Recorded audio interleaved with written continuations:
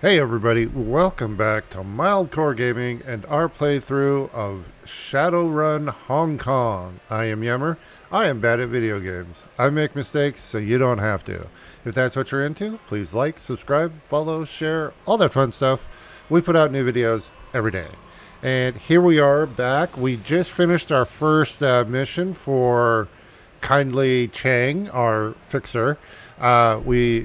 We messed with the feng shui of a mega corporation, and I also got a new drone.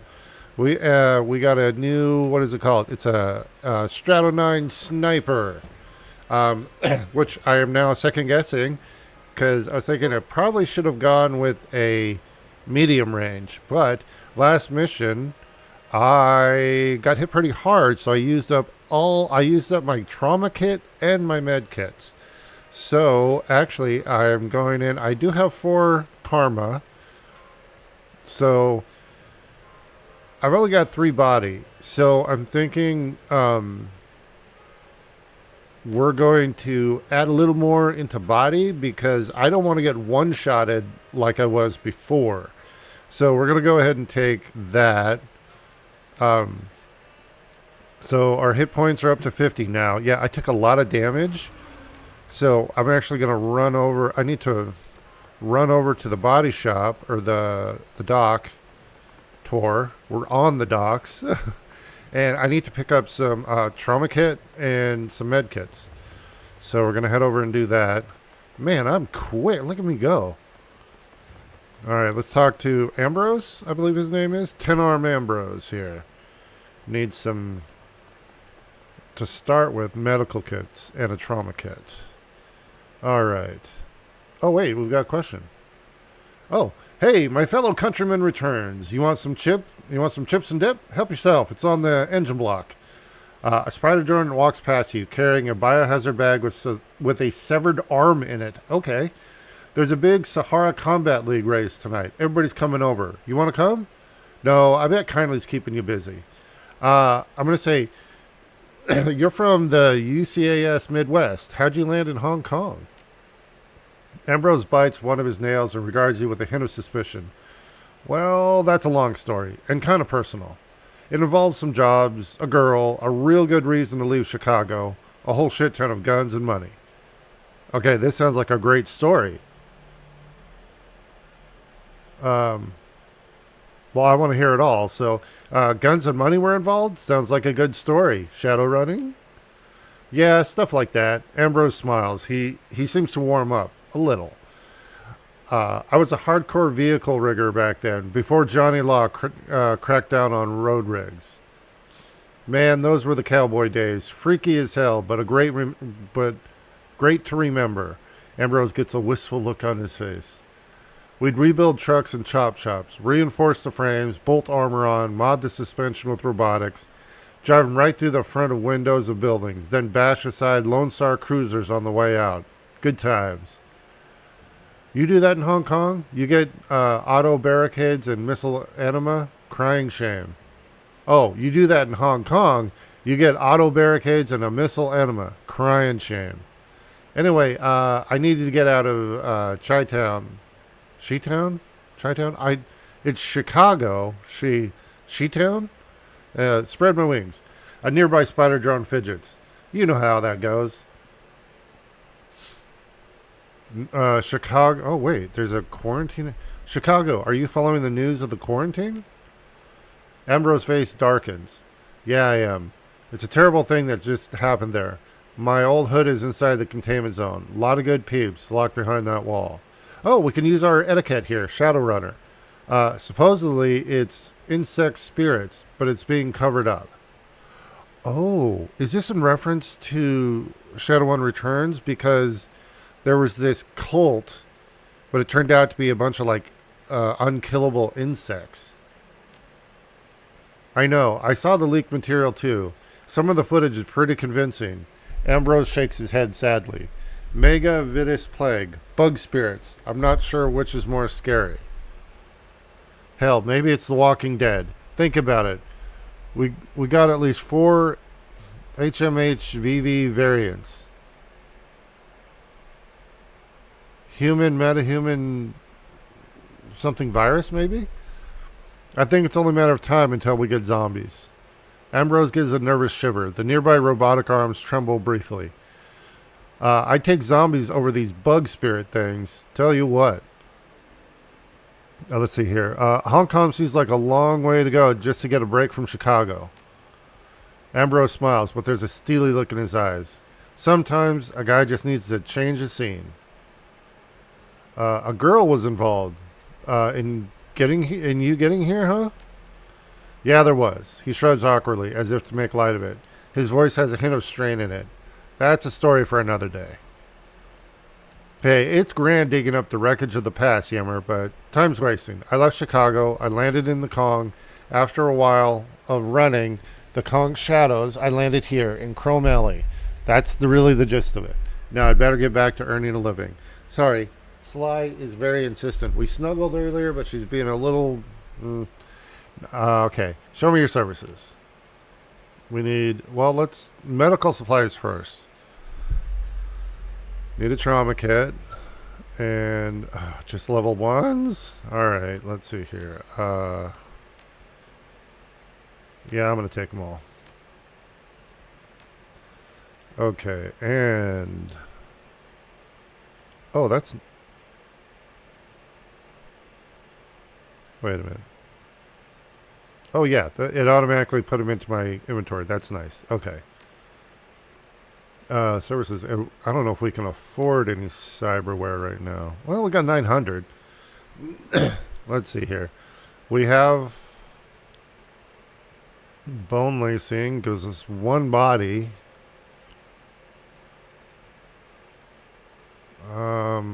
You know what? We'll take that because that gives us... Does that increase our hit points? Oh, well, let's do it. Select a location. Body.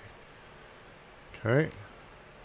Cyberware causes essence loss. This affects the magic rating of your character, as magic is equal to essence rounded down. Magic is very important for spellcasters. The base number of spell slots available to the caster is equal to half of their magic, rounded down. Therefore, losing essence can cause spell slots to be permanently lost. In addition, each point of magic loss increases all spell cooldowns by +1. Casting a spell again while it's cooling causes drain damage to the caster. You cannot have less than 1 essence. Alright, we're not a spellcaster, so that's not an issue for us. Okay, time for me to go. Cheers, talk to you later. Okay, we should have 60 hit points now. There we go. 60 hit points. So we just bumped up our hit points by 20.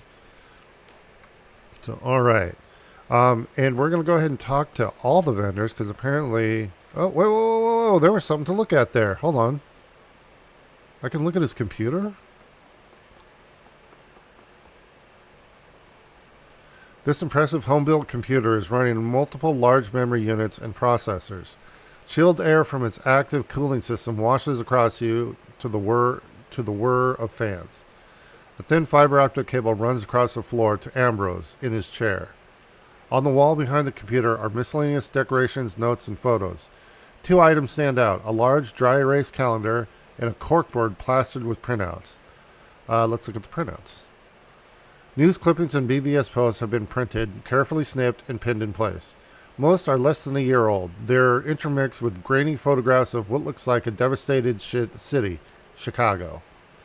The news articles describe an outbreak of a virulent version of the Vitis plague in the city and the subsequent quarantine of a zone containing hundreds of thousands, if not millions, of people. Oh. The newest items are plain text bulletin board postings printed out. The very fact that they're from so crude a site is strange. Very, very few Matrix sites are so plain. Okay, we have Shadowrunner.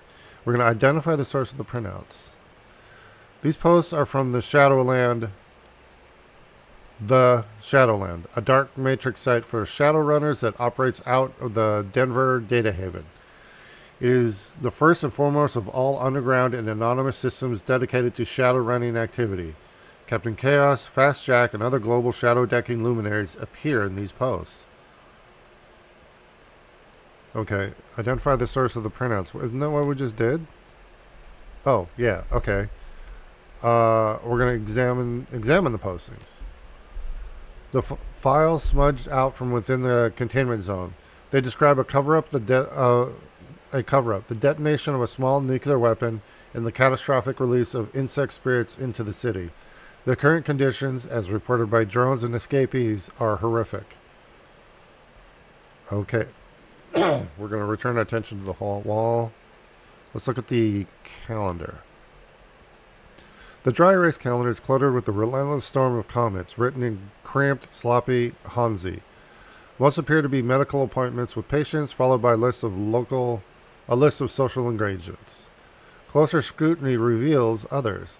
A basic mechanics class on Wednesday nights, basic computer coding Sunday afternoons. Before both of these, inked in red marker, is prepare lesson plan, you stupid idiot. Holidays, big combat auto races, birthdays. Every Sunday until 4 p.m. is simply labeled engine. Only 5 hours a night are allocated to sleep, but large swaths of time are conspicuously labeled hangover. All right. That's cool. We like Ambrose. He's pretty cool. All right. So we're going to go ahead and check in with all the vendors. Wait, who's this? A disheveled man in filthy rags teeters on the sidewalk, wobbling on unsteady legs. His bloodshot eyes dart about desperately, and the acrid sweet odor that wafts off him buzzes unpleasantly in your nostrils. I'm going to say, you okay, man? You have to help me, man. His teeth grind as his grip tightens. His hand feels like a vice. I need your help. Well,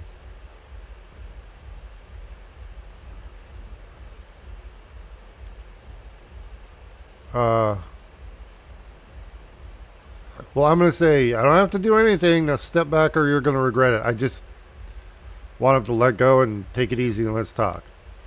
The man's grip tightens further. He pulls you in closer, and you notice that his tattered clothing bears the designer logos. It'll be worth your while. Just talk to handsomely for me.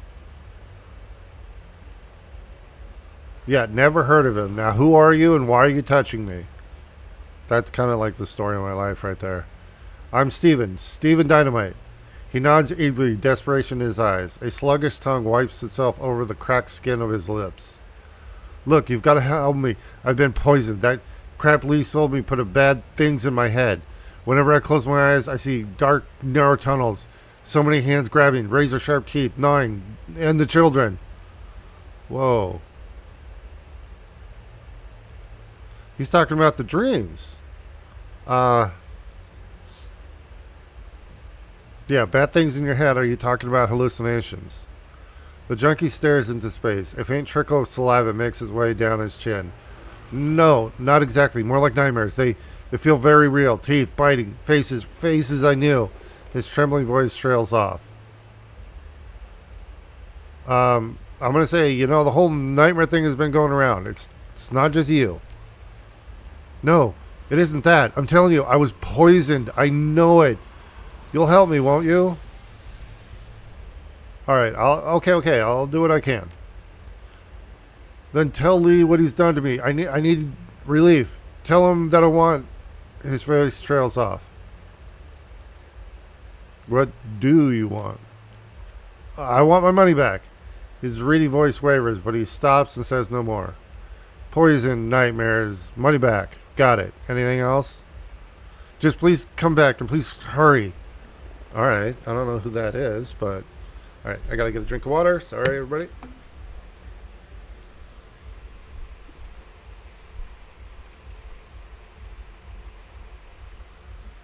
Okay. I don't even know who that is that we're supposed to talk to. The young troll bouncer manning the door is in the midst of patting down a prospective patron with enough force to dislocate a shoulder or a hip, while other shady-looking patrons walk idly past him into the club. Excuse me. Not now, Sly.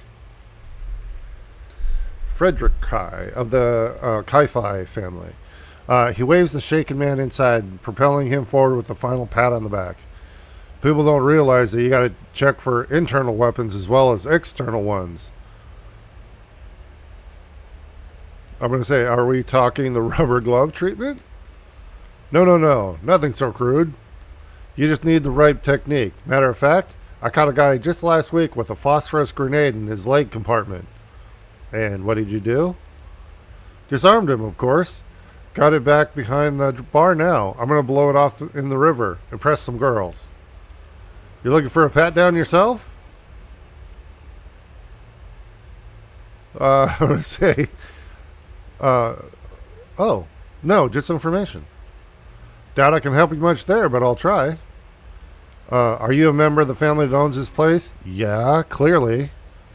Sure am, Frederick Ki-Fi. Some call me Freddy. Most call me, shit, no, please stop, or something along those lines. I'm also the current record holder for the Club 88 pitch and toss, which is to say, I throw deadbeats harder and further than anyone else around these parts. High water mark is that piece of tape over yonder.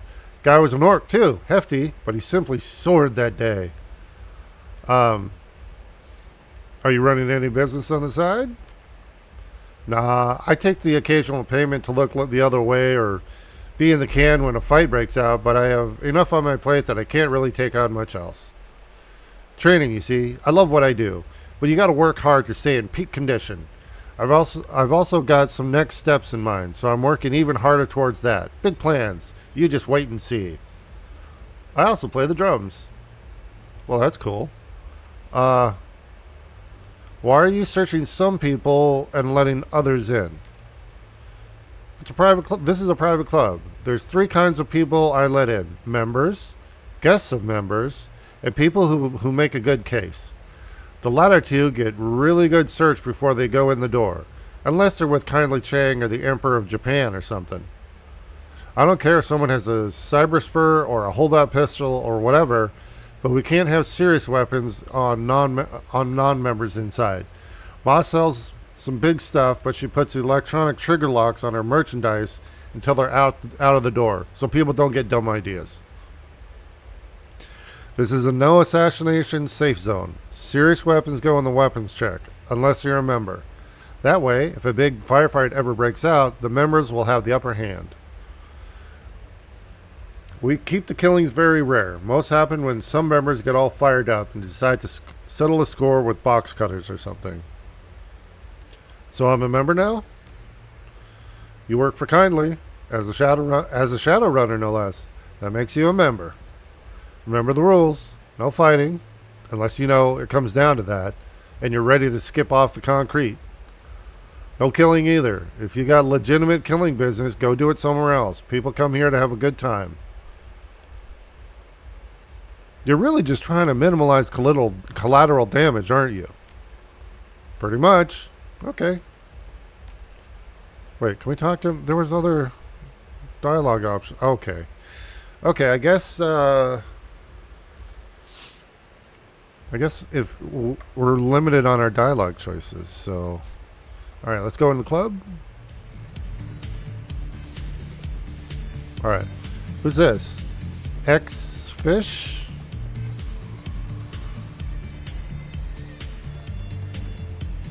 X-Flow. A wiry elven woman leans over the bar, propped up on one elbow.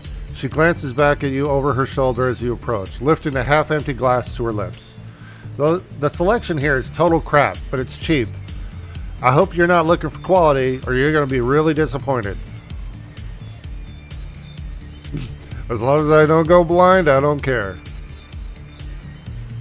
Hey, that's the spirit. With that attitude like that, you won't get disappointed very often. She wraps a knuckle against her glass. I figure as long as it gets you drunk, it's good with me. Okay, speaking of going blind, I'm going to go kind of off on a tangent here. There was a country song a while back, and it's like sitting on the porch, drinking whiskey, miss you so bad, and the lyric is, I'm about to lose my mind. But I heard, miss you so much, drinking whiskey, about to go blind. I thought the song was about him drinking moonshine and going blind. It was very years later that somebody said, no, he's not. Yeah, I was like, yeah, he's drinking moonshine, and if you don't, when they made moonshine, if they didn't do it right, it would make you go blind, because like the way it was prepared. So little tangent there. I don't remember the song, but I know that, and I always thought, you know, Missy's so bad, I'm about to go blind because he's drinking moonshine. But it was like, no, he said he's about to lose his mind. So there you go. Call me X-Flow, by the way. X-Flow regards you calmly, her eyes calculated. After a few seconds, she nods. Maybe we can help each other. I'm going to say, nice to meet you. I'm Yummer. I've got good eyes for people in the business. And believe me, you smell like Shadowrunners and Nuyen. Plus, everybody here has been talking about Kindly's new hired help.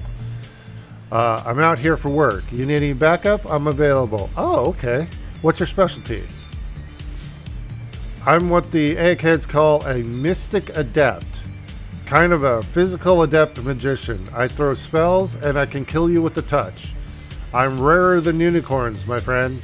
X-Flow lifts her glass, draining the last of it. Cheers. Okay. So this is like our neighbor, the Russian dude. This is another Shadowrunner we can hire if we want to. Okay. Where are you from, anyway? All over, really. Born and raised in Sydney. I'm not even going to try and do an Australian accent here. But ever since I was 15, I've been traveling anywhere there's work. Not a whole lot of opportunities for us street kids whose only skills relate to beating people up. I've lived in Paris, London, Vladivostok, Caracas. Hell, I even spent a year in Johannesburg. But Anzana is full of assholes. Your Cantonese is pretty good. I don't hear an accent. X-Flow taps the base of her neck with 2 fingers. That's because it's chipped. My only concession to cyberware. When you move around as much as I do, linguisofts pay for themselves pretty quickly. They're not perfect, but they get the job done. How'd you get into this life? I grew up on the streets, running with gangs. Turns out, if you get in enough street fights and have magical potential, things just naturally express themselves. Once that happened, I realized I could charge a lot more than the protection rackets I'd been running. Besides, it's not like I know how to do anything else. I've never been to school. I'm sinless. What else am I going to do? Panhandle for change? Shake down stuffer shacks for beer money? No thanks, mate. I'd rather live fast, die hard, and burn out. Alright, got any good runner stories? Running a hand through her hair, X-Flow leans back and she thanks. Yeah, I got a couple. There was this one time I signed on with some mercs in Eastern Europe. They had a job to do near Krasnodarsky Krai, lifting some Azkaban military software. The plan was pretty simple. We'd halo jump from a drone on the Russian side of the border, hike in towards the Azkaban research facility, and blast our way in. The Abkhaz forces were supposed to be Matrix hotshots, but crap in ground combat. Simple, right? The elf shakes her head, eyes rolling. No plan ever survives first contact with the enemy, though. Turns out the Abkhazan army had contracted out base security to Winter Systems. We started getting cut apart before we'd even breached the first cordon. Did you have to bug out? The mercs were in pretty dire straits, financially. It was a do-or-die situation for them, literally. They owed too many debts, and if they couldn't deliver, they'd have been killed. So we pushed in. We were down to five of us by the time we got into the main facility. One of the mercs, Vaclav, was a rigger. We were hunkered down in a vehicle bay while the decker did his business, and Vaclav realized one of the APCs hadn't been properly locked down, and it was still gassed up. Came out of that base with a 30mm cannon blazing away. Our exit was down at the coast. A riverine patrol boat the mercs had on standby. It was some serious fighting, but we managed to get out. A bit full of holes, sure, but we survived. And that's what counts, eh? See you later, Flo. Alright. Expo Lister Glass and salute. See you. You know where to find me if you need me. Okay, so she should show up on our list of Shadowrunners now when we start a mission. Let's talk to Henry. Let's talk to Henry. The Troll Patriarch of Club 88 gently polishes a collection of old wooden belaying pins. These are but a few of the nautical touches that struggle vainly to assert their theme against the club's otherwise glassy neopunk decor. Back again? Not just another ship passing in the night, huh?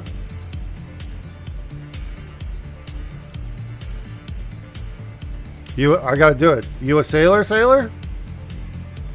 Once was, a long time ago, but now I'm forever at port. Sounds like you miss it. Do I not strike you as the king of island nightlife? I'm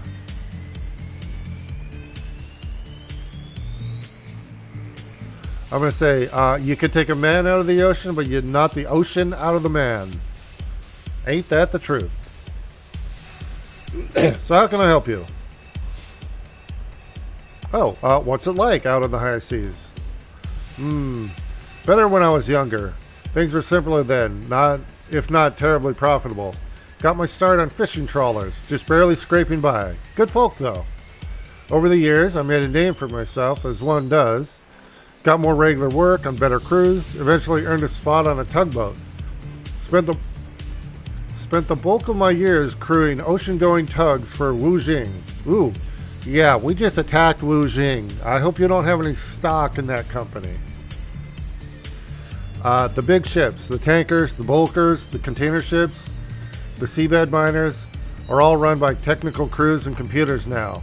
On the smaller merchant boats, there's still a little seafaring left, but not much.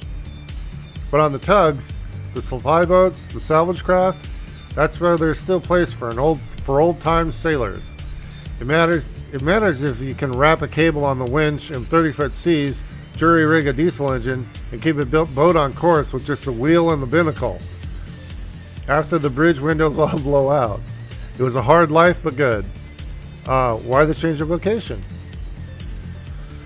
Why does the man give up drinking, or sell his trike, or throw out his porn collection? For a woman, of course. And I had me one hell of a woman, still do. This place was her dream, a business, a home, for us together. Hard to deny the worth of that, no matter how much I miss what I once had. No, sir, no regrets. No regrets at all. I'll leave you be. All right, let's talk to his son over here, Callum. Okay, talk to Callum. The eldest son of the Chi-Fi family appears to be far less inebriated than before, though there is still a drink clutched in his massive hand.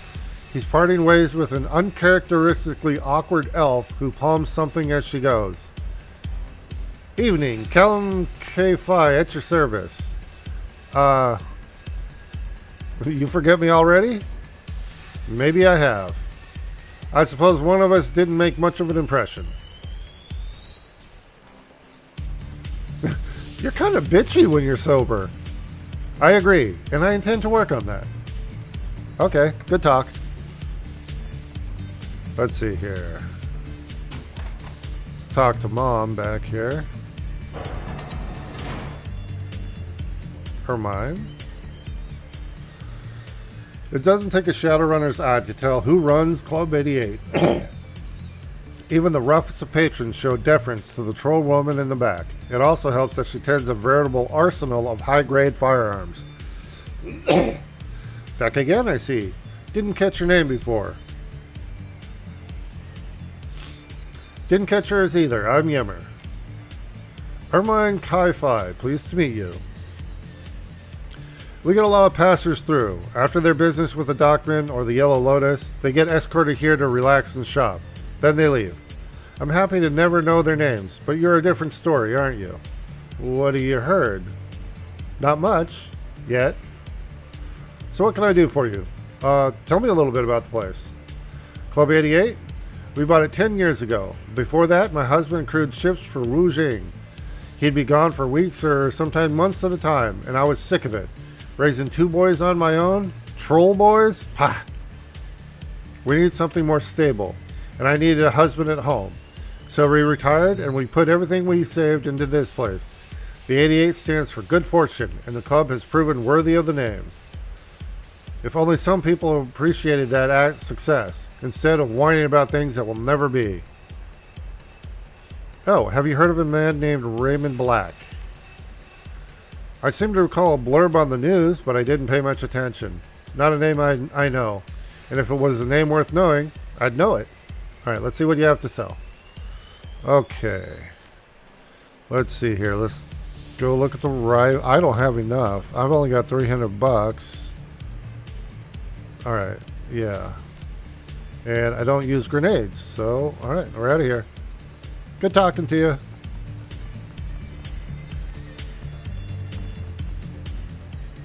Okay, we're talking to them. Who else? Can't talk to him now. Oh, let's talk to... who is this guy? I forgot his name. The Law. Or something Law. Maximum Law. Maximum Law surveys the docks from beneath his meticulously patched tarpaulin. Goggled and belted with electronics, his arms folded, his expression stern, a sweat-drenched little king. His boat rocks gently. As you approach, he looks sharply your way and breaks down into an awkward smile. Hey, Humor! I was hoping you'd come around. You got a minute? What's up? Kindly had Wampa burn your sin. Word is, you're doing work for her. Not normal. Not normal Yellow Lotus stuff. Law shifts from foot to foot. He fidgets with the hardware on his belt. Shadowrunning.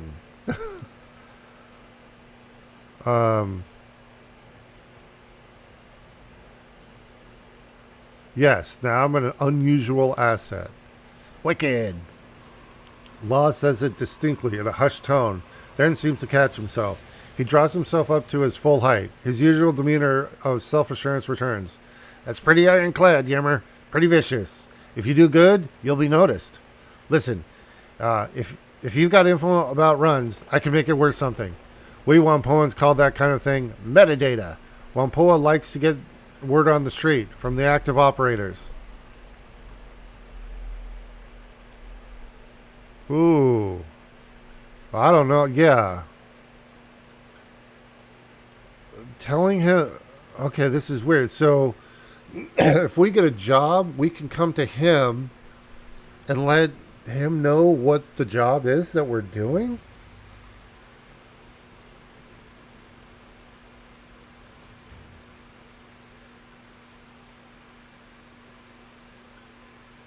Yeah, doesn't Wampoa's service to their clientele include not prying?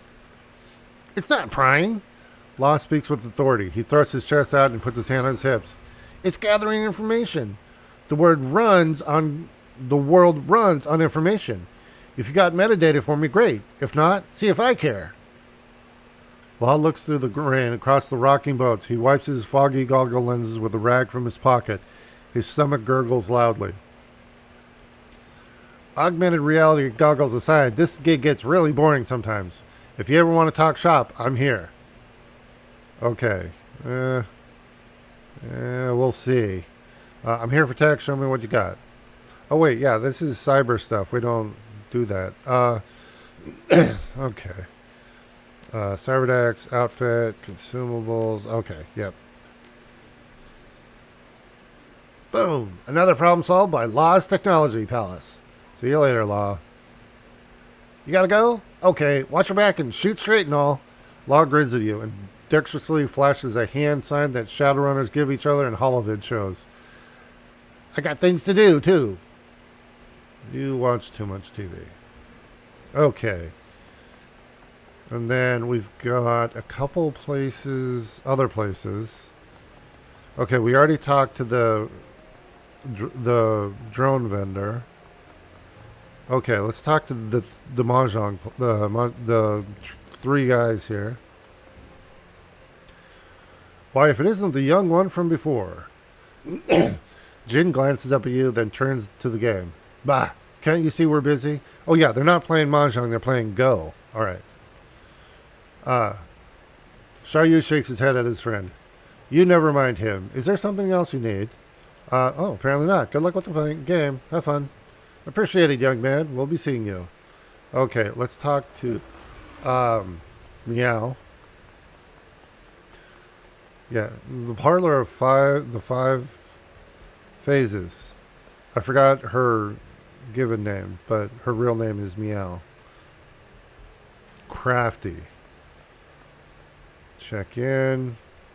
Hey there. Still don't know anything about the dreams, I'm afraid. I'm working on it, though. In the meantime, if you want to buy something, I can hook you up. She's a mage. Yeah, this is all mage stuff. Or shamanistic.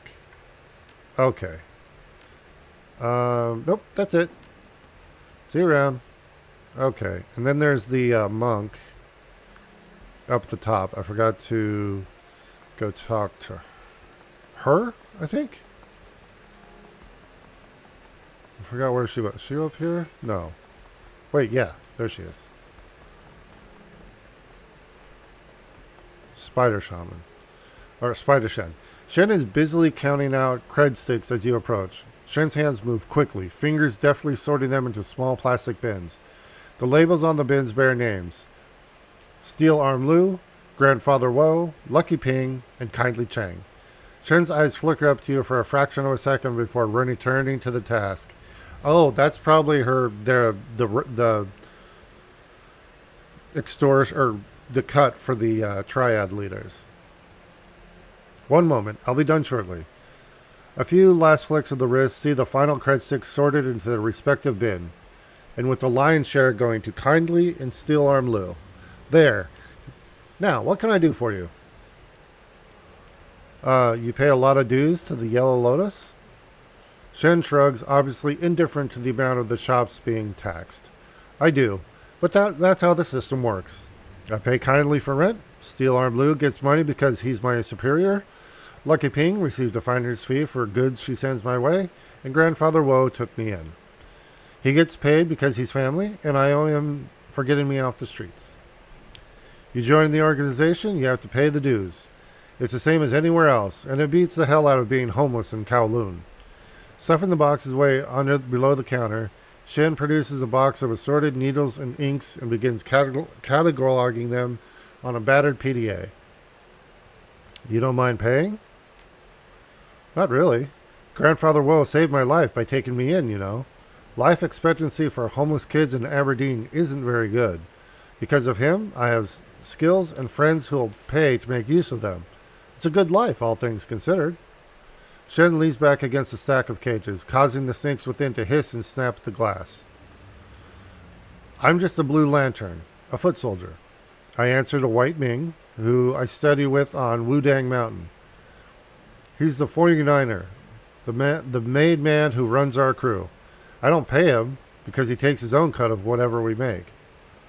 Show me what you have for sale. This is Street Samurai stuff. Again, this is not our thing, but it's nice to check in with everybody. All right, that's all for now, Shen. And I believe that's it. We've talked to... Wait, who's somebody right here? Somebody right outside our boat. Two men in dirty synth leather jackets look up from their conversation at your approach. They both look haggard. Their shoulders slump with exhaustion, and neither appears to have shaved this morning. It's a... Oh, Heoi Smuggler. What do you want, man? We're talking here. I'm new in town. Figured it'd pay to make all the connections I can. A grim chuckle rumbles out of him. You chose the wrong day, stranger. We're moving further downstream, and we're doing it today. There's something wrong in this place. Too many bad dreams. I know what you mean. The man blinks. His expression shifts from guarded to curious. Did you dream it too? The long corridor and the thing with the ivory crown? Yep. He licks his lips, nodding. Lots of people in town dreamed it, or something like it. From the folks I've talked to, there were a bunch of different versions. Some people turned away from the corridor, went down alleyways, that kind of thing. Oh, yeah. Yeah, we heard that too. I've never even set foot in the walled city before, stranger. So tell me, why the hell am I dreaming about it all of a sudden? I don't even know what the damn thing looks like on the inside. Let's see here. I'm going to say, I think that there's something strange going on, something magical, and the walled city is where it's coming from. He grunts. It's a curse. Nothing else it could be. Everybody knows that place is haunted, a living hell full of evil spirits and poisoned ki. If you're not careful, you'll wind up trapped inside with the rest of the human garbage. His companion cuts in. You catch a healthy whiff of alcohol on his breath. That isn't going to happen to us. No way. Only the lowest of the low wind up in the walled city. So like he said, we're going further downstream. As soon as our things are packed, we're out of here. Damn right. This place is a dump anyway. Let's try our luck in Macau. To hell with this place. Alright, best of luck to you guys. We could say the same to you. You're staying here in Haoi after all. Of the three of us, you're the one who's most likely to need it. Alright, good talk. Let's talk with our crew and then get the next mission running. Oh, why is... Oh no, this... Well, this is our room. Okay, actually here, let me make sure I've got my gear I just bought. Yes, okay. They're all level 1s, but better than nothing. Alright. Duncan? Duncan? You enter Wu's cabin to find him moving through some sort of stretching routine. His muscles ripple as he flows quietly from one pose to the next. You look different, Bubba. Better, I hope. Sort of. It's like I flipped forward a few chapters instead of turning a page. I mean, you look like you, just not the you I knew.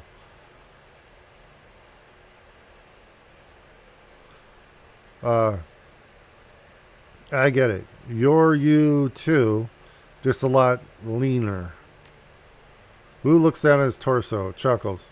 Yeah, I remember how Lockjaw used to make fun of my gut. He used to call me Dunkin' Donut. He smiles, his teeth are perfect. I guess I got tired of that whole running out of energy walking upstairs thing. Plus, I needed to slim down and get into the academy. And once I got off my ass and started exercising, really exercising, I found out I loved it. It's the focus, I guess. I don't have to think about anything. I don't have to talk to anyone. All I have to do is concentrate on my form and count my reps. And no matter what happens after that, I've started my day by accomplishing something. Oh, that's a good way to look at it. So what about you? He gives you once over. How are you doing? Let's see here. Wow, a lot of options. I'm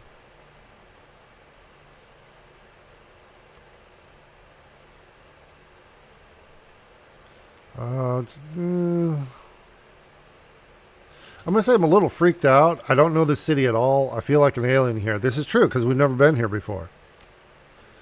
Same here. I may look like I belong here, but I feel like a complete outsider. Regardless, you're doing good at running this crew, Bubba, but I still don't completely understand. He picks up an ammo box and begins using it like a dumbbell. What do you get out of being a Shadowrunner? Oh, let's see here.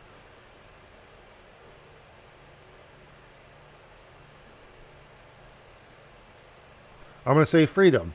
I'm not a cog in the corporate machine. Sure you're not, he chuckles to himself. Come on, Bubba, think. Of course you're a cog. Everyone's a cog. Whether you're working for them, consuming their crap, getting brainwashed by news media that they control, voting for the people that they put in front of you, or being policed by people that they own. You're a cog. And you're the lowest kind of cog. Wow. A Shadowrunner, a disposable asset, sinless. Slithering through the cracks of society, doing jobs that are too dirty for the cops to do themselves. You don't even appear on a corporate balance sheet.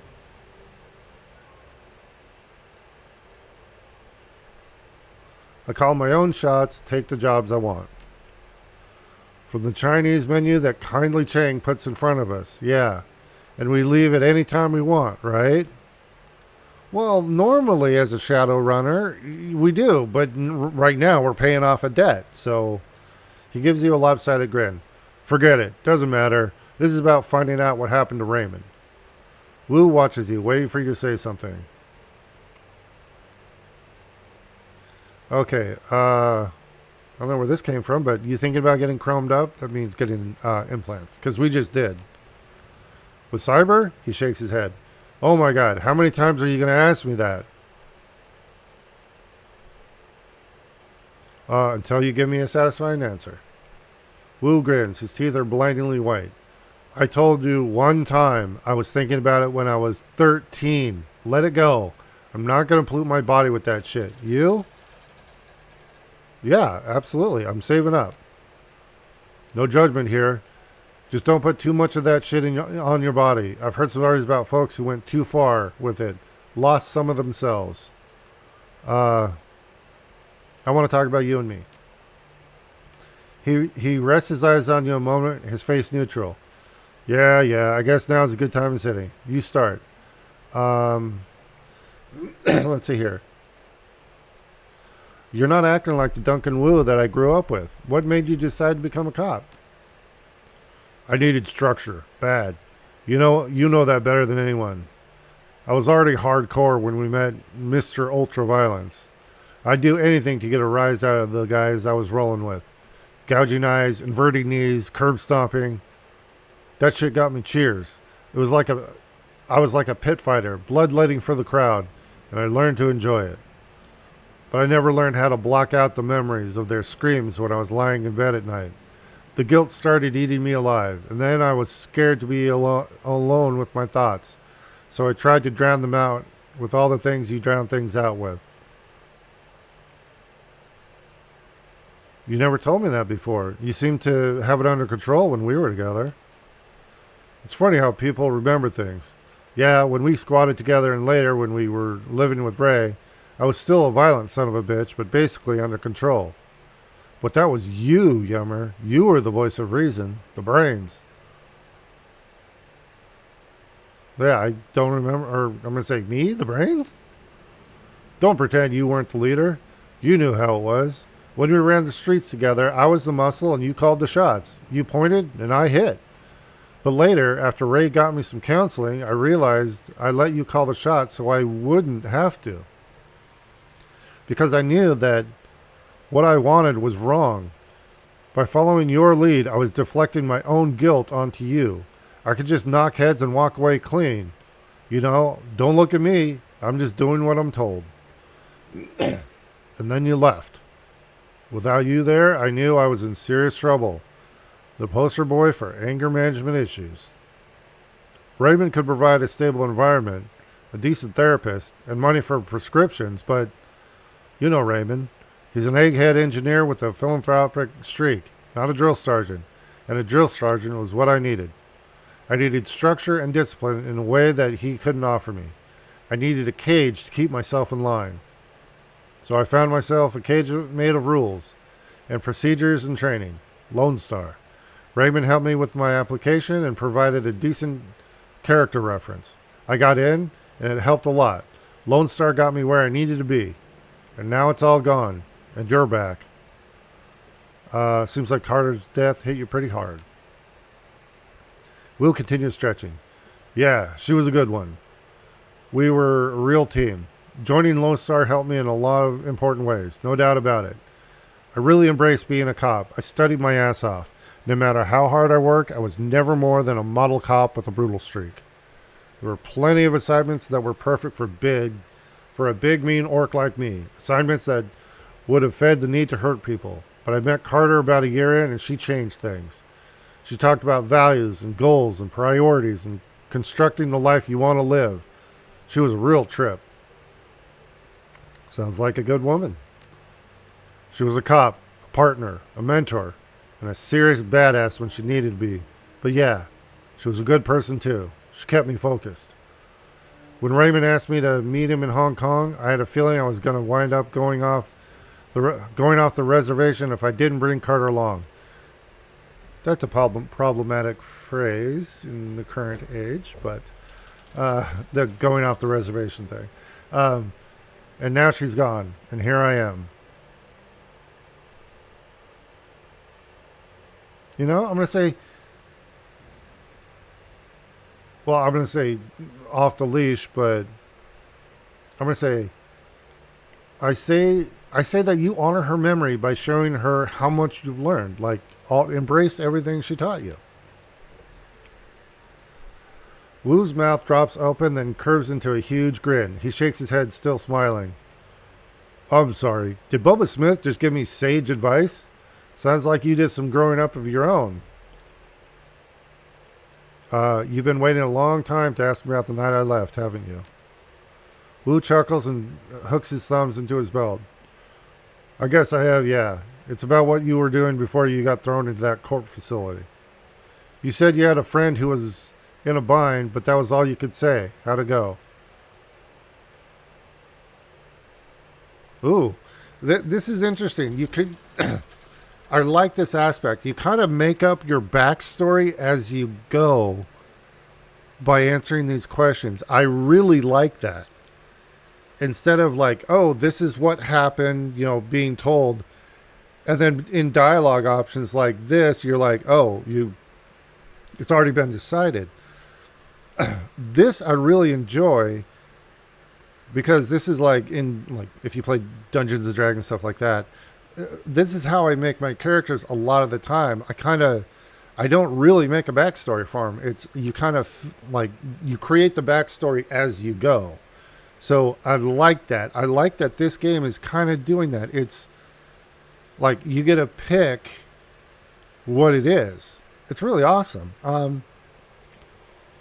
Okay, it wasn't a cakewalk. I'm going to add a little spice here.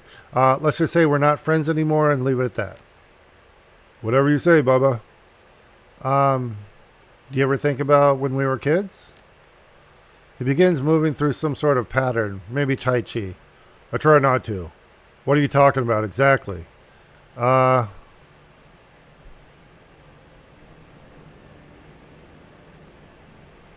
Well, okay, so I think... So if I remember correctly, it was we were kids, we were living together, and then we had a gang, and then we moved in with Raymond. So I'm going to say the squat in the Barrens on Leary Way. That least of all. We're not exactly talking about an idyllic youth here, Bubba. Still, it was better than being on the streets. Sleeping in dumpsters, running from ghouls, fighting over scraps.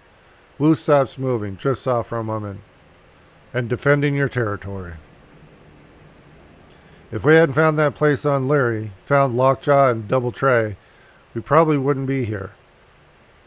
Why were you thinking about back then? Okay,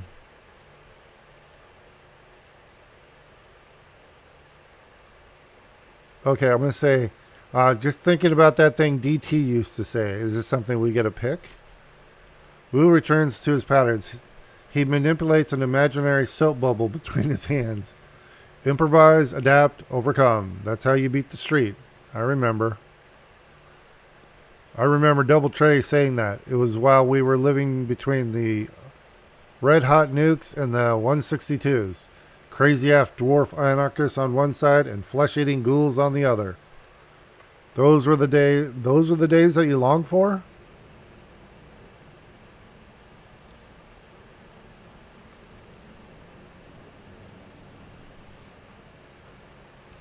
I'm going to say, it was you and me, Duncan. Those other guys were important, but it was always about you and me. His raspy baritone fills the space between you, bridges it. Survive and watch each other's backs. Yeah, I know. What do you think about the last run? So I guess we're vandals for hire now, renting ourselves out to tip people's tables and scrawl graffiti on their walls. I don't know, Bubba. It feels like Bush League Barons ganger crap to me. The kind of stuff that we outgrew when we were 8. I'm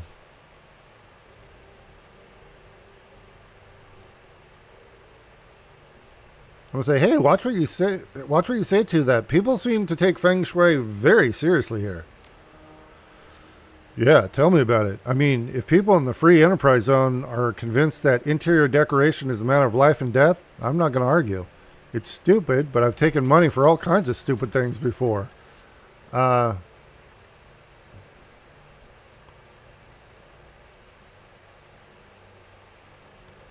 Let's see here. A certain smash and grab on a bakery in the market pavilion comes to mind. Bad intel. Nobody told me that the owner let hoop snakes loose in the place after hours. I mean, who does that? Paranormal snakes in a muffin shop? I bet it barely made out of there alive. Anyway, enough about that. Anything else? Nope, that's good. Oh, wait. Later would be good. Don't get me wrong, catching up is nice, but I'm not used to being as social as this. That's one of the reasons why it was so nice working under Carter. We both appreciated long silences.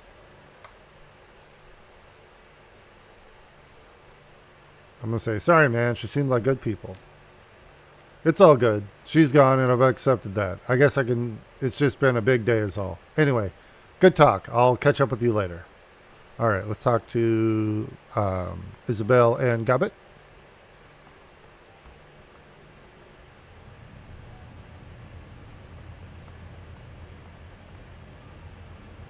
Isabel is jacking into the octopus. Her body sits inert, her breathing shallow. As you approach, an image blossoms into the largest of the octopus's view screens. Hello down there. It's good to see you again. She smiles down on you from the monitor, her outlines scintillating with blue-white light. She looks peaceful, at ease. I'm going to say, nice avatar. That's a good look on you. Isn't it? I spent months customizing this avatar. She feels more real to me than my own skin. You feel really at home in the Matrix, don't you? You look happy in there. I suppose that I am. It's a comfort thing. As long as I'm jacked in, I can be whoever I want to be. Whatever I want to be. Out there in meat space, I usually feel uncomfortable in my own skin. The avatar offers you a lopsided smile. I'd probably just live in here if I could. I've heard about Deckers who tried it. It never turned out well. Dehydration is a bad way to go. I know, and of course I was joking. But, truth be told, I do spend most of my time out there wishing I were back in here. If you were a Decker, you'd feel the same. It's hard to live in a cage of meat when you know how sweet it feels to leave your body behind. She pauses for a moment considering, then her avatar shimmers forward, filling the screen. A slight frown crosses her face. You know, Yemmer, I've been thinking about the question you asked me a little while back, the one about the walled city. The avatar fidgets. The one I dodged.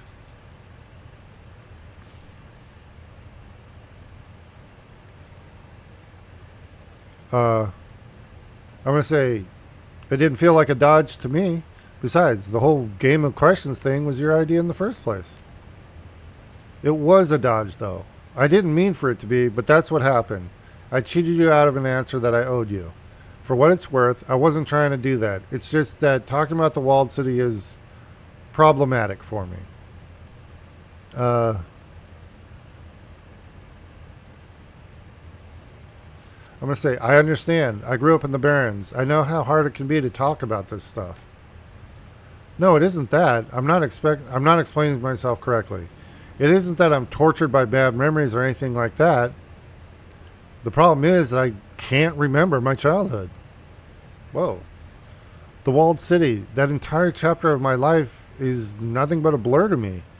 I can give you general information about life on the inside, but the specifics of my own experiences are gone. Huh. Gone? What do you mean gone? Do you have amnesia or something? Something like that. The avatar fills the screen. There were a variety of factors in play. The upshot of all this is that there are things that I can tell you about, but only a few, and only in bold strokes. Don't expect any personal stories. I couldn't share them even if I wanted to. So, if that's okay with you, if you'll be satisfied with just trivia and urban legends, then we can talk. Just say the word. Otherwise, well, at least you know why. Here, how did you lose your childhood memories? The Isabel avatar frowns. I'd rather not go into it. It's personal. Suffice it to say, I've never missed them. At least not until now.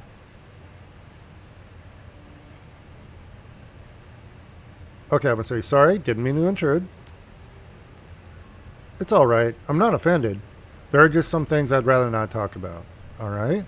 Um, give me what you can about the walled city. At this point, anything would help. All right. The avatar licks her lips and nods. I can do that.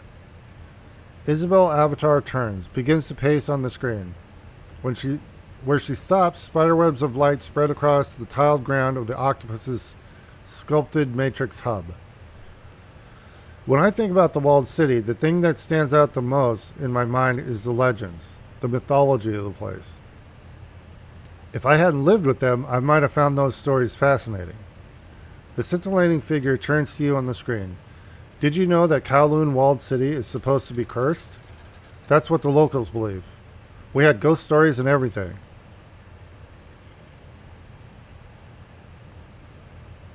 Um, yeah, of course he had ghost stories. Every place has ghost stories. Spirits are real, Isabel. Not the ones that we talked about. Our stories didn't concern city spirits or spirits of man or any other supernatural phenomena. We had our own homegrown legends about demons from another place, imaginary monsters that haunted the walled city, the Yama Kings. Oh, I'm not an academic, so I can't do that. Let's see here. Tell me whatever you can about these things. It'd probably be easiest to think of them like urban legends, our own little pantheon of monsters and morality tales to frighten ourselves with at night. The stories are still clear in my mind, even after everything that happened. Everyone in the walled city believed them. You can get out of the walled city if you make a deal with Fu Mang. Cut the hearts from the 44 people closest to you and bring them to him. He will reward you with riches. Don't go under that arch, or Kuan Ya will catch you. The avatar grabs at the air, its hands leaving glowing trails as they move. She'll rip out your teeth, tie your tongue in a knot, and make you her slave for eternity. We had Shin Chang, our own homegrown judge of souls. People would let themselves be flayed alive in hopes that he'd reawaken them in a better life. And we had Lam Vi, the Ebony Queen, who'd teach you to hide so well that you'd slowly mutate into a cockroach. The avatar cocks its head at smirking, a dismissive gesture. It's all bullshit, of course, but everybody in the walled city believed it.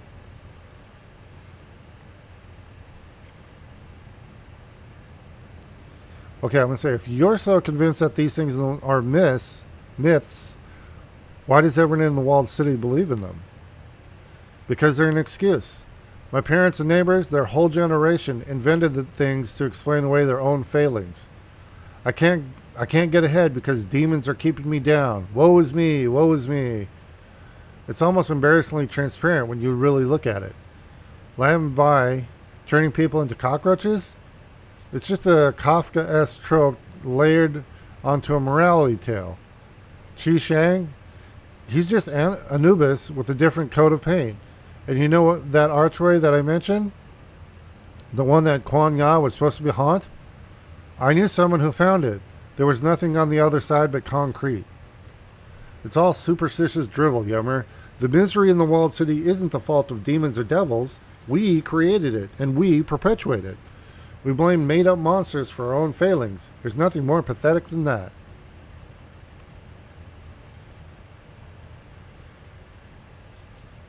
What about the shared dreams? How do you explain those away? I don't know. Mass psychosis or maybe something magical is going on. But it isn't them. They aren't real. They can't be. Anyway, that's enough for now, huh?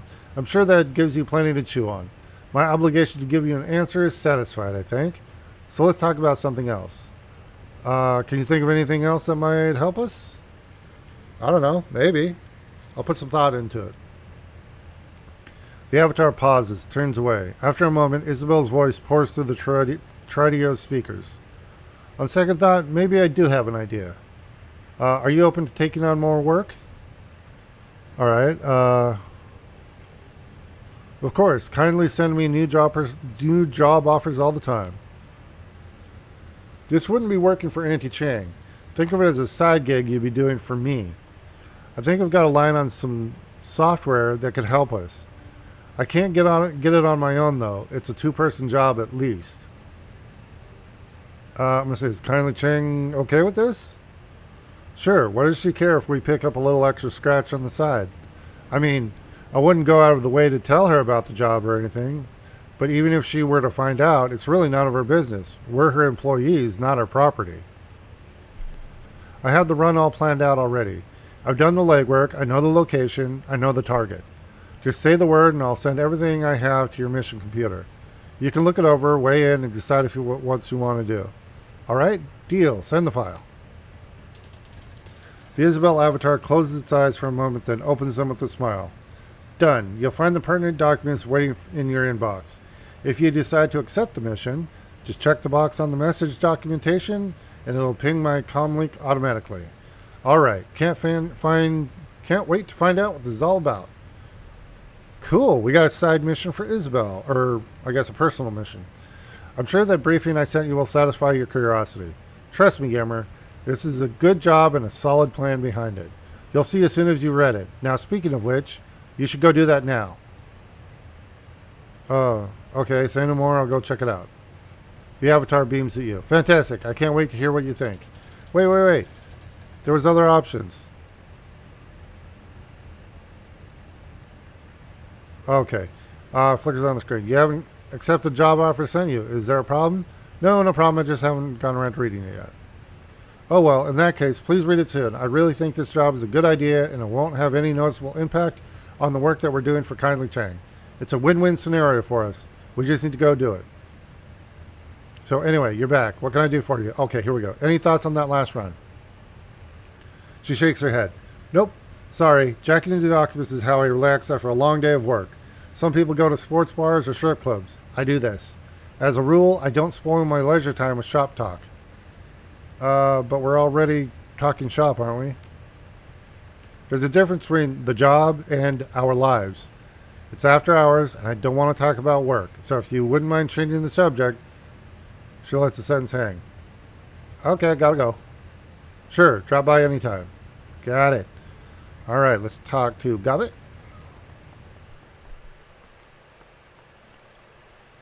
Gobbit looks up from a dented tin of oysters at the sound of your approach. Her rats, Madness and Folly, scurry from her hips to her shoulders. Two sets of beady eyes, red eyes fix themselves on you. Hey, Seattle. Oyster? She spears a gray lump of seafood with a fingernail and stings it to you. It smells like low tide at a municipal pier. Sure, why not?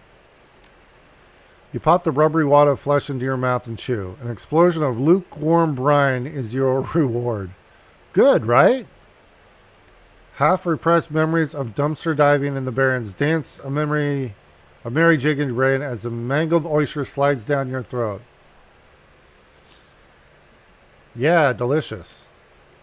I wouldn't go that far, but it's seafood and it isn't made of soy, and that makes it good in my book.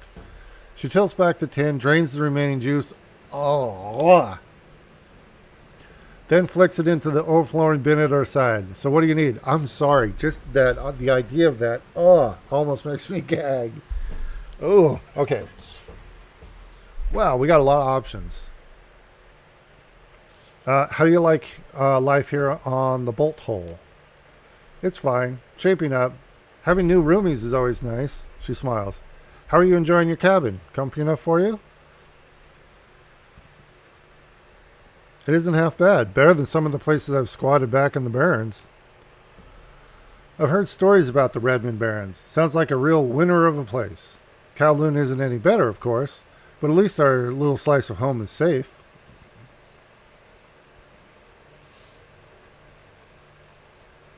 Okay, that's true. Having a mob boss on your... it's handy having a mob boss on your side.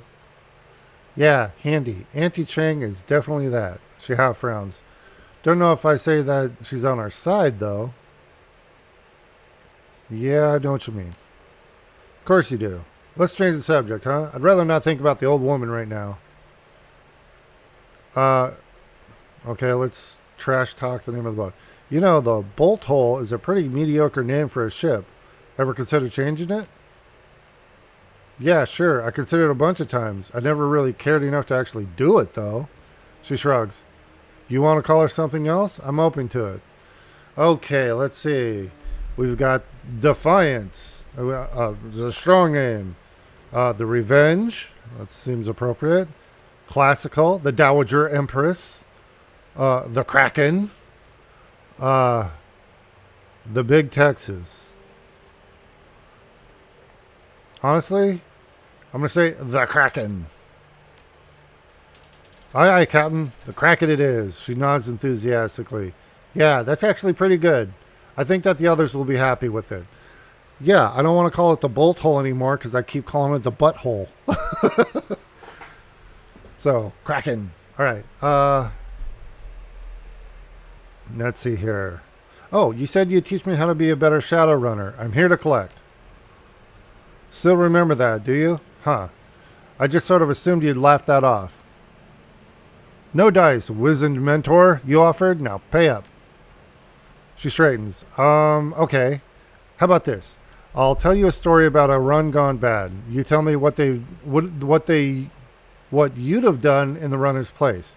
And then we'll compare notes on your answer. How's that sound? Actually, yeah, that sounds really good. She sweeps a tangled rope of hair out of her eyes and looks back over one pointed ear. After moments of silent contemplation, she bites her lip and nods. Okay, so this is a story from early in my career. I was part of a team here in HK, but I did some occasional moonlighting for another group based out of Macau. I was a busy kid. Early in your career? So you were what, like 12 years old? Her eyes narrow in mock indignation. You say that like I couldn't have been. When I was 12, I could have destroyed you. And also, I was 16. Practically an adult in orc years. We grew up fast. Anyway, the job was a hit on this tower. Sort of a tri-D multiplex / apartment complex. I'm sure that they've got them in Seattle too. You know the kind. 7 huge screens, monster concession stand, coffin apartments on top like barnacles on a whale. Let's see here. I'm going to say, I lived in one for a while. Every time they showed an action movie, the walls would shake. She nods. Yeah, that'll happen. Our client wanted us to break into one of the apartments. The story was that an ex of hers, a guy named Boggs, lived there. She'd been cooped up with him until about a week prior. Then things went sour in a big way. She wanted us to get back some things that Boggs kept while he kicked her out. Scare the shit out of him, bloody him up a little, make it look like a robbery. You know the drill. It was a standard smash and grab then. Yeah, it was pretty bush league gig, but the pay was decent enough, not the sort of thing you'd turn down. So anyways, Sibilance, that was our group leader, had a plan. We knew that we had to go in quiet because the Metroplex had a panic system wired directly to the HKPF. If we'd gone in shooting, let's see here. If we'd gone in shooting, we'd have been drowning in cops within 10 minutes. Sib thought that we could maybe take advantage of the apartment's terrible soundproofing and kick in Boggs' door when the movie got loud. We'd camp out near his doorway, wait for the ceiling to start raining plaster, then smash our way in with his neighbors none the wiser. Okay. Oh, we don't have academic. So it doesn't sound like a bad plan. Well, it had the virtue of being simple. I'll give it that. But still, they didn't stop things from going the way they did. So we waited in the hall, just like Sibilance's plans. We had a guy on the elevator, another at the stairs. I was waiting by the floor's communal kitchen. Sib took up position by the door. She had those cyber legs that she dumped a ton of million into. Hydraulic jacks, strength enhancements, the works.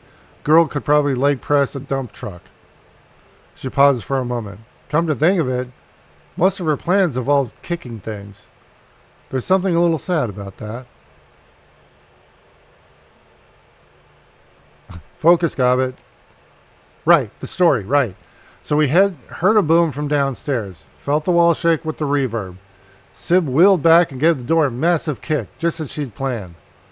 From where I was standing, I couldn't really see what happened next. I could hear a massive crack as her boot slammed into Duraplast. The door flew off its hinges. Exploded off might be a more accurate phrase. A second later, we heard an ungodly crash. There was a moment of silence, then Sib let out this little gasp. The apartment was in shambles. It looked like a hurricane had hit it. Everything was trashed, everything but the door, which was miraculously still in one place. Remember that this was a coffin apartment. It wasn't much wider than the door was to begin with, and Boggs, well, what was left of him was under the door too. Well, you got the rough him up part right. Yeah, unfortunately, he wound up a lot rougher than it was supposed to be. Her nose crinkles in discomfort. The door really did a number on him. Ribs sticking out of his skin, that kind of thing. It was a bloody mess. So yeah, Boggs was dead. The stuff that we'd been sent into the apartment to recover had been smashed to bits. Then the building alarm went off. So that's the situation. Our payday was smashed. My temporary teammates are all standing around with stupid looks on their faces. The cops are coming. I'm standing by the kitchen. She plants on her hips, smiling. What would you have done in my place? Okay, let's see here. So what should we have done?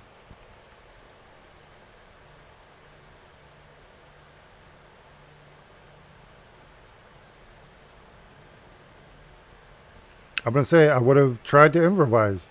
Was there anything in the kitchen that you could use to resolve the situation? Good thinking. As it happens, there was, and I knew just what to do with it. The thought popped in my head and I just went with it. She taps her temple with a smile. That's a lesson to remember, Seattle. The first answer that you come with is almost always the best one you're going to have, so just roll with it. Don't second guess yourself. Don't hesitate. Just act, and you'll live a lot longer that way. Got it. Now, when I think crowded theater, I think place where you can't shout fire because it'll cause a panic. But then I thought, cops don't charge into burning buildings. They help people get out of them. And as it happened, I had the means to create real, genuine fire sitting across from me. A pair of industrial ovens. I'm going to say, you set the building on fire? I encouraged it to burn. Opened the gas vents wide, set the range on a timer, and motored back into the hallway. The others had started arguing amongst themselves. I told them to snap out of it and follow me down into the lobby. We had to clear the hallway before an errant spark took the floor out. Unfortunately, the rest of the group wouldn't listen. Sim and the rest of them were too busy arguing about the relative merits of her "let's kick things really hard and see what happens" tactical system to want anything to do with me. I shouted back at them that the kitchen was going to explode and continued down the hallway. Just like I'd planned, I got out of that place in one piece. So did every single one of the people in that multiplex. My fire plan worked beautifully. If the rest of the team had listened to me, they might have gotten out of the building too. Kind of a bummer that they didn't, but at least the run turned out well for me. Oh no. The rest of the team didn't listen, so they got burned. How? Well, I couldn't collect any pay because the run had been a disaster, but after the explosion, I got to ride in the front of a fire truck, and they gave me cookies and a blanket. I wound up dating one of those firemen a few weeks later. All things considered, it could have gone a lot worse. So she got cookies and a date out of it. All right. Gobble claps her hands together and rubs them, a satisfied look on her face. So, Seattle? The laughter disappears from her voice, and her expression goes serious. It's like somebody flipped a switch. Suddenly, the look in her eyes is shrewd, calculating. Tell me, what was the moral of this story? What lesson was I trying to convey?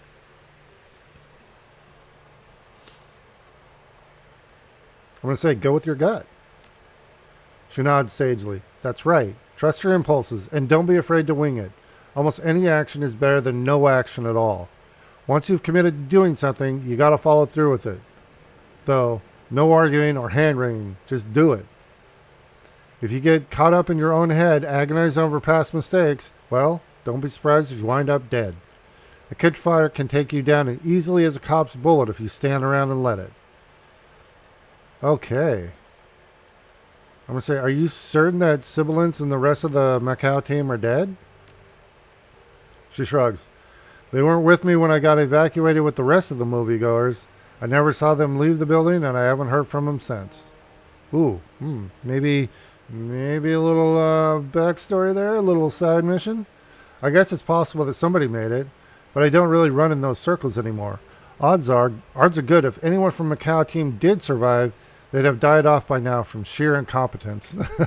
Shadowrunning is an unforgiving business. You don't get to make too many mistakes. All right? Did any of that stuff in the story actually happen, or did you just make it up for my benefit? Seattle, I'm hurt. It went all the way down exactly like I did. She pauses. Well, except for a couple of embellishments here and there, but they make a better story. Artistic license and all that. Gobbett leans back and stifles a yawn. Madness and folly dart up to her left shoulder and lock their beady eyes on you. Hate to break it to you, kiddo, but I'm beat. It's been a long day. Lesson's out for now. We'll pick up next time. I'm going to say, all right, Gobbett, I'll catch you next time. Yeah, sounds good. I'll have your next lesson ready and waiting too. She makes a brushing motion with her fingers. Scurry along now. Your mentor needs rest. Hold on. I want to ask her about the last run. Look, Seattle, we've had a lovely chat and all, but I'm really ready for some me time. Come back later if you want. For now, give me some space. Okay, I guess we can't. All right, back downstairs. Now, I gotta check the computer. I wonder, can we go on another run, or do we have to rest in between each mission? All right. New messages. Whoa, a lot of them. Okay. A video about those dreams. Oh, it's Gobbett. Gobbett's face winks onto the screen. Her rats are perched precariously on her head, and she holds a laser pointer clutched between her thumb and forefinger. Oh, hey, Seattle. I hope I didn't catch you at a bad time. She flicks the laser pointer, and her rat's head swivel to the right and follow the motion. Why did I just say that? This is a recording. It doesn't matter if it's a bad time. Well, anyway, I was thinking about that talk we had. You know, the dream talk about the nightmares and stuff. Another flick of the pointer. The rat's head's turned left. Their nose is twitching. I've got a friend here in town. She runs the parlor of Five Faces. It's sort of our local magic shop in Talismonger. Name's Crafty. Oh, yeah, we met her. Flick, the rat's heads turn upward and stare at the ceiling. Anyway, she's smart, really smart. Her mom was sort of a local authority on all things magical, and the apple doesn't fall from the tree. If you wanted to ask anyone in town about those dreams, she'd be the right one to choose. She taps a button on the laser pointer with her dark thumb, and the little red dot on the tip goes dark. The rats immediately tackle one another, rolling off her head and falling out of sight.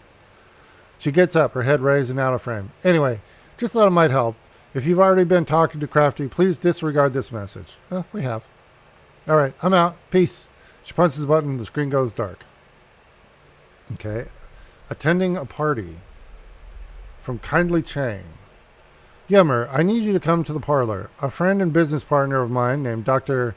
Shen Gang has need of your services. Something about attending a fancy party in Repulse Bay. He was unwilling to give me the details. I think he wants to size them up himself. Okay. Raymond Black's history from Isabel. All right. Duncan asked me to do some digging on my own into Raymond's history. I guess he doesn't trust Kindly Chang to give him the full story. I can't say I blame him, since she'd hide things from us if it was in her best interest to do so. So I've been poking around various corners of the Matrix, trying to dig up what I can. Most sinners leave a data trail the size of an aircraft carrier in their wake. Working backward in time, Raymond starts out that way, but it slowly tapers away into nothingness. Sure, I can find some basic records in Seattle, power, utilities, couple of public discussion sites he signed up for, but the further back I get, the less I find. And the craziest part is this. Prior to 2032, I can't find anything at all. And that shouldn't be possible. It's like Raymond didn't exist before then. I don't know. I'm going to keep digging, but it'll take me a while. I'll let you know when I get some news worth sharing. Isabel. Interesting. Opportunity. Preface bypass. Yo, come see me if you have a chance. I have a trade opportunity. Maximum law. Oh. Okay. Done is what happens when I rain the fire. Ultrathon Visigoth, Judge of Titan. Job offer from Isabel. Okay.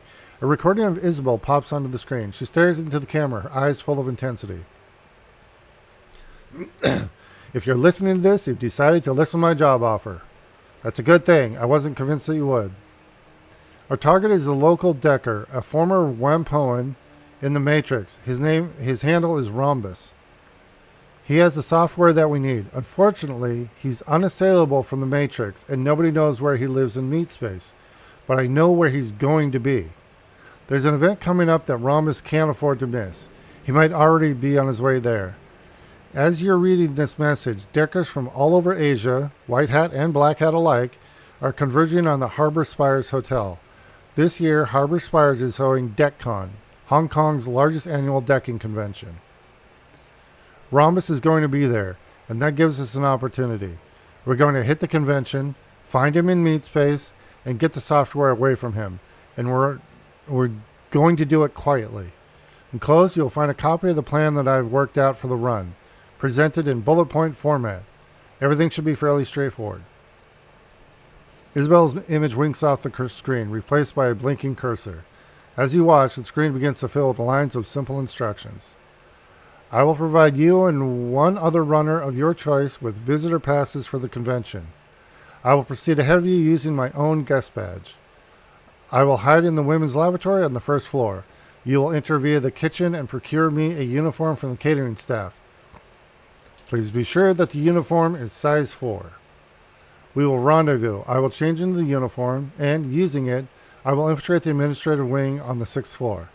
You will proceed to the convention hall and await further instructions. Using the admin computer, I will identify Rhombus via his guest registration form. Once I have this, I will alert you via comlink. I will upgrade your badge to VIP status, granting you access to the VIP wing of the hotel. You will tell Rhombus that he has been granted VIP status and offer to escort him to a complimentary hotel room. You will escort him to a room that I designate and hold him there. I will jack out of the Matrix and make my way from the admin wing to your room. We will intimidate Rhombus, beat the tar out of him until he gives us the software. We tie and gag Rhombus and stuff him into a storage closet. We will not be gentle. It's okay if he starts crying. Actually, please prioritize this. I want to see tears. Software in tow, we will make our escape. The glowing screen text fades and Isabel winks back on the screen. See? It's a simple plan, just like I said. We should be able to get through it without firing a shot. So, will you do it? Will you help me get the software I need? Okay, we're going to go back. All right. We are going to do it, but let's check the BBS. Oh, we could claim pay data for that. 270, all right. And then I think, do we have? We don't have any pay data. Okay, BBS keywords. Police shootout in Victoria Harbor. I know a lot of you are interested in the 50K Nguyen the HKPF is promising in connection with the terrorist cell they're hunting, but I've been digging around for some better information. I think I've got stuff of value. Turns out they had a handler here in Hong Kong by the name of Raymond Black. The HKPF tried to take him into custody the day before, but were forced to kill him in a shootout.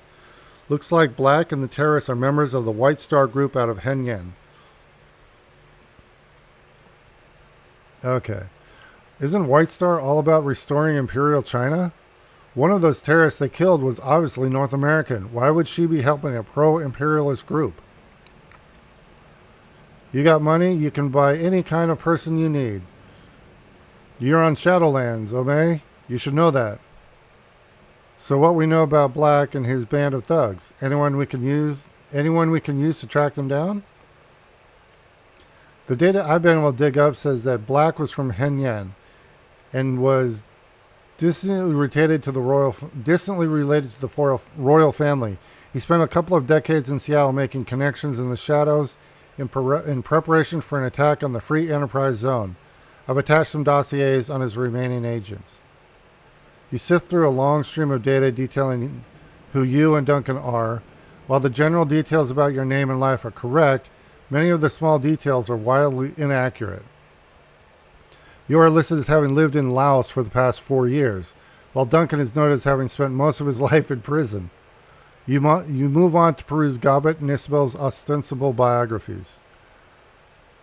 The dossier lists Gobbet's real name as Yuchun Guai and her place of birth as Jian Shanxi. According to the content, she is 23 years old and served with the Baihao corporate military until conviction for insubordination. I can do it.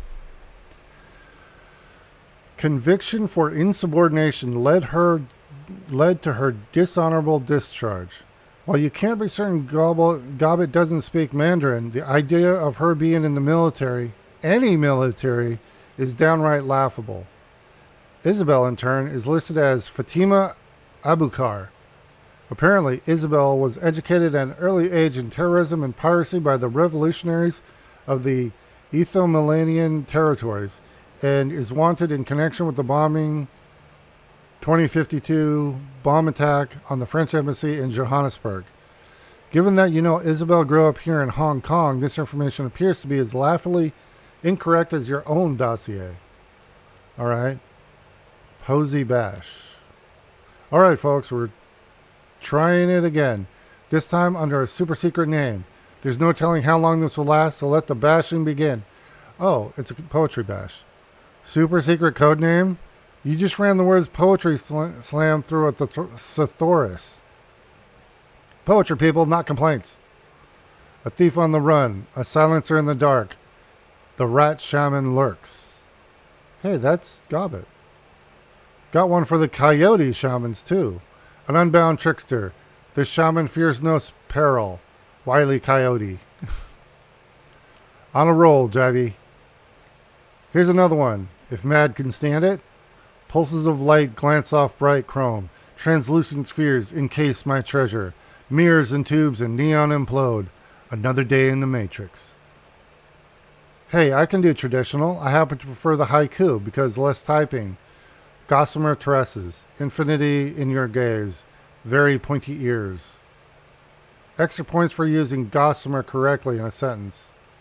I like elves. Jybert is still the master of the haiku. In fact, oh graveyard creeper, ashen skin, spindly fingers, and claws freak me out. All right, Shakespeare's. This is strike two. This thread is getting locked, and you aren't doing this again. Got me? This board is for deckers who want to talk shop. There are plenty of other forums that you can use for your stupid amateur poetry. I'd suggest that you go find one. All right. Top shelf sublet available immediately. Like the title says, good location, cheap rent. Service offers only, please. What do you mean by top shelf? As in a fancy corp condo? How'd you manage that? Nah, man, it's literally the top shelf of the converted convenience closet. Nah, man, it's literally the top shelf of the converted maintenance closet I live in. You're joking. No joke. It's cheap and the location's good. Right near Temple Street Night Market. And it has super fast access, just in case you need to get in and out of the Matrix quick. I'm not the sort to ask questions. There's just about enough space to stretch out your legs lying down. And there's a ceiling hook for your gear. What do you say? I don't know. I need a place, but still. A shelf and a shared closet. Screw that. I've got a sweet pad to rent that you can have all to yourself. It's not Victoria Peak or anything, but it's a bargain. Where's it at? Kowloon Walled City. It's one of the new construction units on the outer edge. I'll throw in a second ceiling hook. Deal? Okay, message me and we'll work out the nitty gritty. Seriously? The walled city isn't that bad. My apartment is huge and it even has windows. I'll beat Harbor Rat's rent. In fact, just tell me what you want to pay. Hello? Okay, looking for Decker? Looking for an experienced Decker for a discreet milk run on a supply house for purveyors of recreational substances. Potential for longer term arrangement. We're a team that's been together for years, running your basic heist and the occasional transport gig. We've got a reliable fixer and a long list of happy clients. Requirement, you must have a good sense of humor. Give me some Nuyen 888. Hey, are you willing to give a newbie a shot? I've been in and out of the Matrix since I was in school. I've raised some creds doing odd jobs, so I've got a hot new cyber deck that I'm itching to try on a real run. I don't know, man. We'd really like to find a long-term decker, and you kind of don't know shit. You said so yourself. Sorry. Aw, come on. You said it was a milk run. How else would a Shadowrunner start if not with an easy gig? I'm being upfront with you. Doesn't that count for something? Fine. I got a test for you. You hacked this guy, Captain Scone, and changed his password to erotic massage. I'm on it. Thanks. Done. Am I in or what? Say yes. Say yes. What the fuck? Amazon, may I introduce you to our rigger, Captain Scone. You'll make a fine addition to our team. Thank you. You won't regret this. You gotta stop letting people hack me. Oh, you gotta stop letting people hack me, Gimme, or you're gonna be looking for a new rigger next. You know that you love me. All right. Okay, going back. Okay, so hold on. We're going to take the job, but we need to go, apparently, go meet Kylie Chang's friend. So let's head over there real quick to the parlor.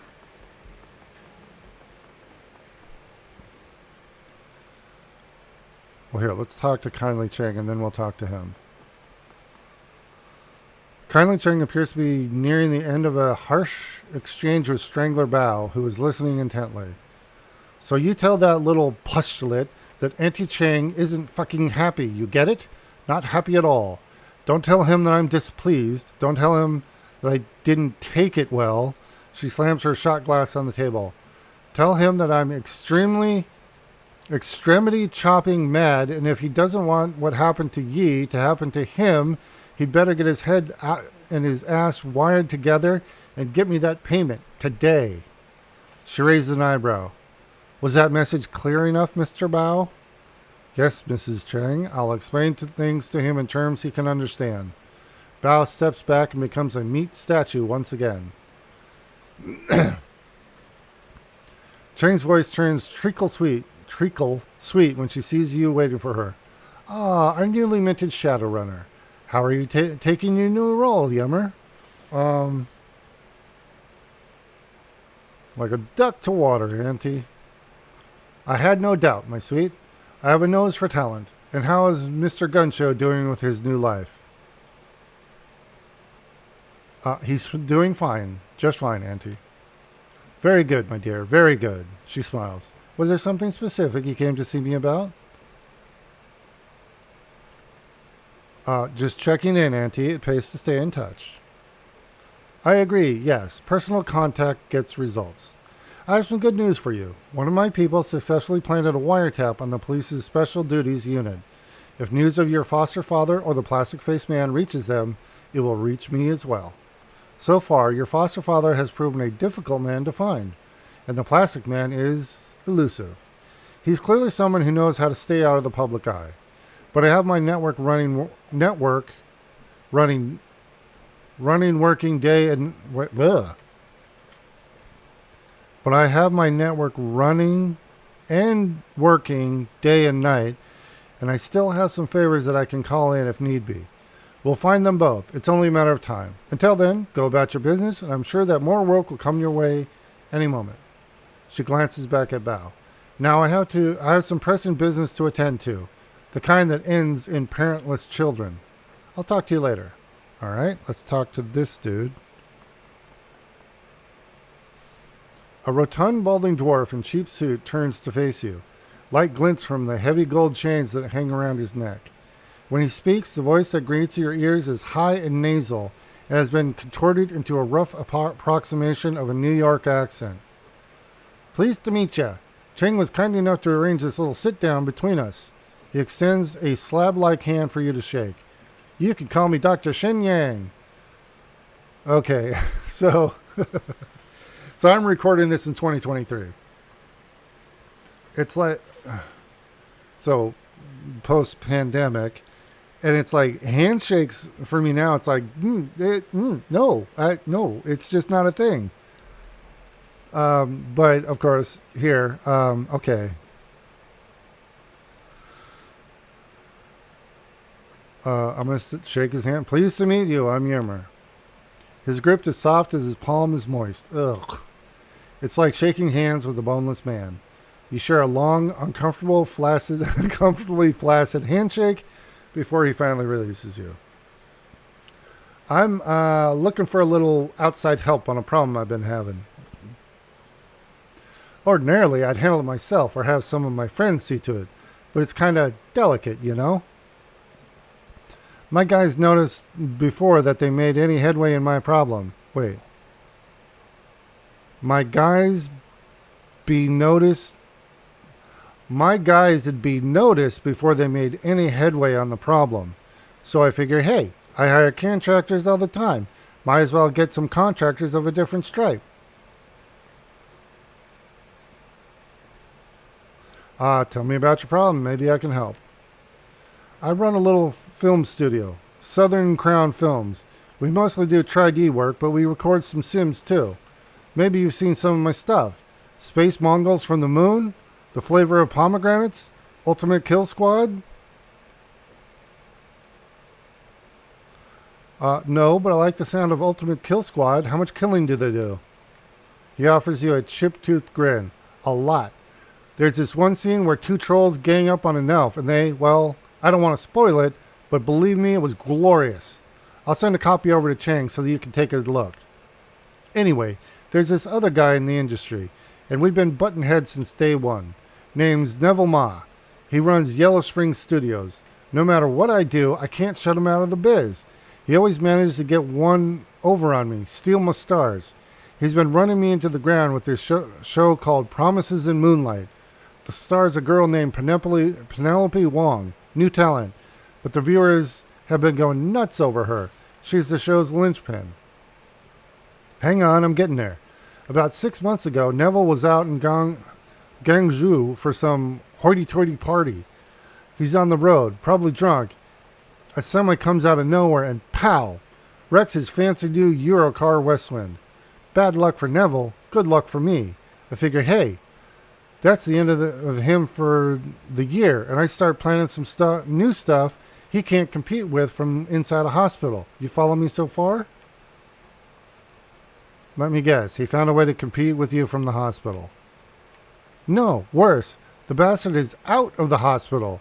He's back in the game bringing out season 2 of Promises of Moonlight. I need that show off the air one way or the other, and that, my friend, is where you come in. Already out of the hospital? That's strange. Tell me about it. He should have been in that hospital for at least 3 months, and in physical therapy a lot longer. Only took him a week to get out. Couldn't freaking believe it. That kind of medical care costs top dollar. He's got a lot of money, but not that much. Recovery time like that means one of two things is going on. Neville could have found himself a silent partner.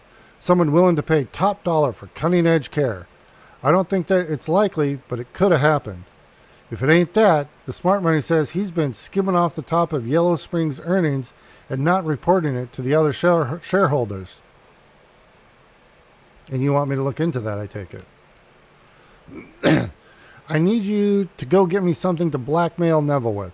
Find out how he could afford to get out of the hospital so fast. He works out of his penthouse most days, so search his computer, closet, sock drawer, whatever. There's got to be something incriminating in there. Where's the penthouse? Neville lives in the Repulse Bay. It's this real swanky joint on the south end of Hong Kong Island. By the bay with the same name. I haven't been able to get anybody in to poke around his apartment because the security's too tight. Lucky for you, though, Neville's throwing a party on the mezzanine level with all the shops and a restaurant and balcony and such. He's celebrating the second season launch of his show, and everybody's going to be there. Going to make a real snarl for the building security. You might also want to hit up the party if you can bluff your way in. Everyone close to Neville will be there, and most of them will be 3 sheets to the wind by the time you get there. Some discreet questioning might get me the dirt I need. Just remember, if you go to the party, don't use your real name. Go with Argyle. Should be safe enough. There's nobody in the biz out here with that name, so nobody will ask any questions about how your work's going. Okay.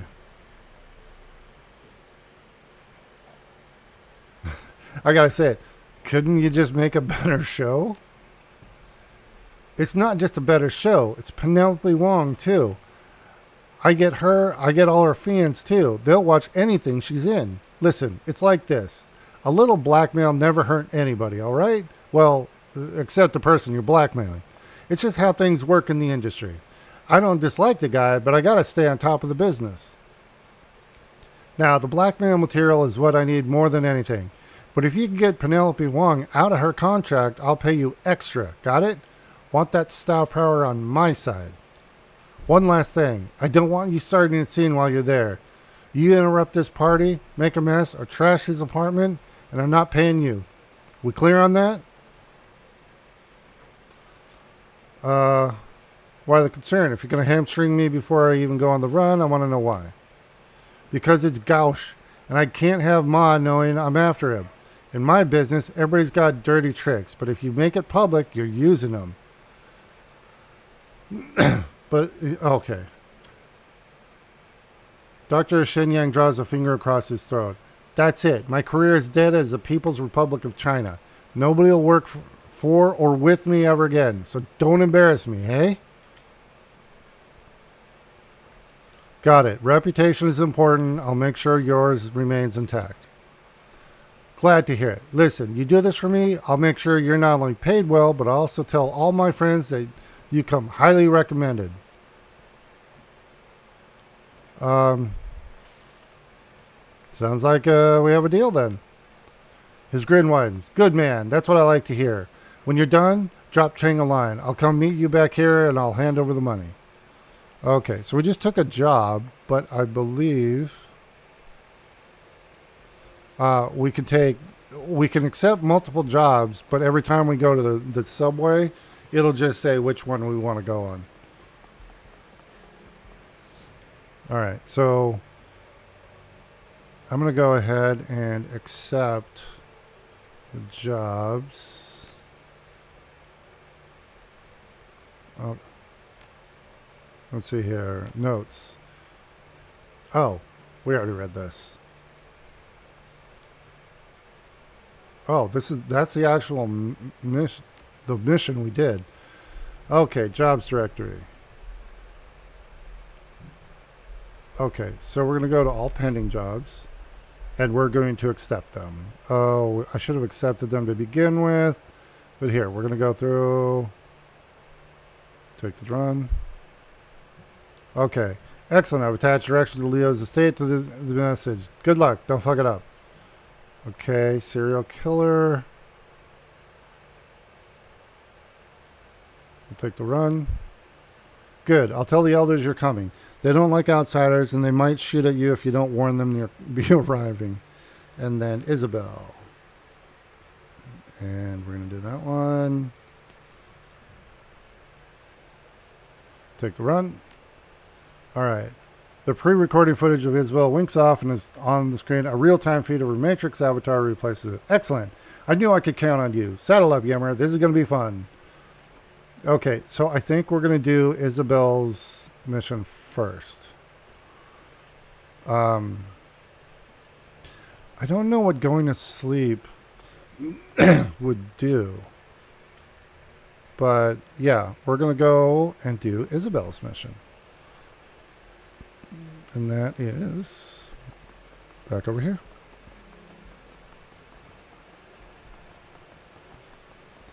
So the yellow highlighted one is the main story mission. So I like to clear out the side missions first. So we'll do that one last. All right, head down here. Yeah, and okay, yeah, it lists them all. So we're going to go to DECCON.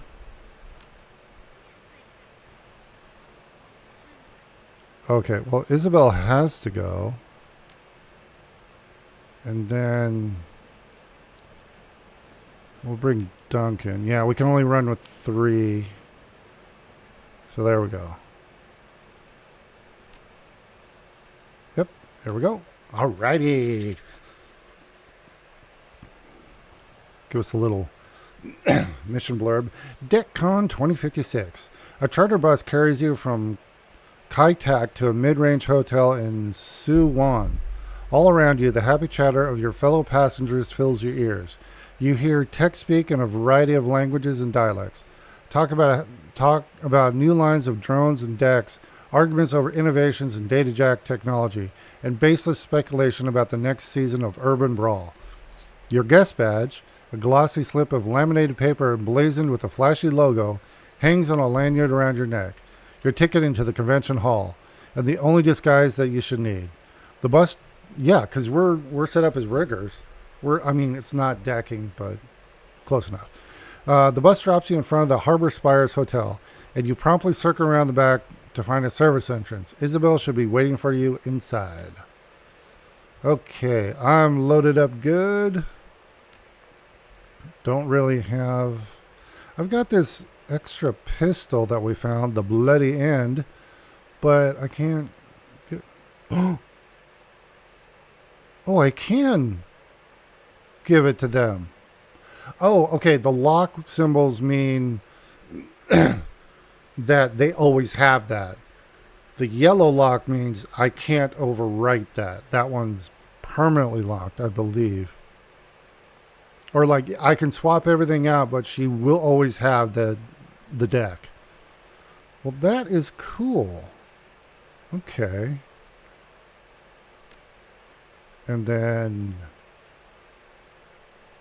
Okay, I gotta stock up on trauma kits and everything, because I want everybody going in fully loaded. Alright, I'm full up. There, okay. Alright, here we go.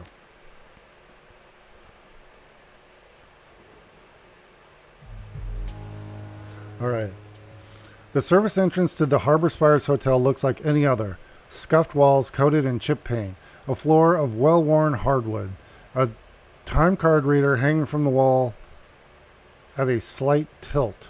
Nothing about the dingy utilitarian confines of the room that you're in hints at the elegance of the fine decor of the hotel beyond. Reminds me of that dump we squatted in back in Bear Creek. The motel with the raccoon problem. Little bastards kept me up half the night every night. I swear that one of them was eyeballing me. Your earpiece crackles to life. Isabel calling from the women's lavatory. Yummer! A burst of static fills your ear, obliterating Isabel's voice. A second later, she cuts back in. You in position? I am sorry. My throat. I gotta get a little drink of water here.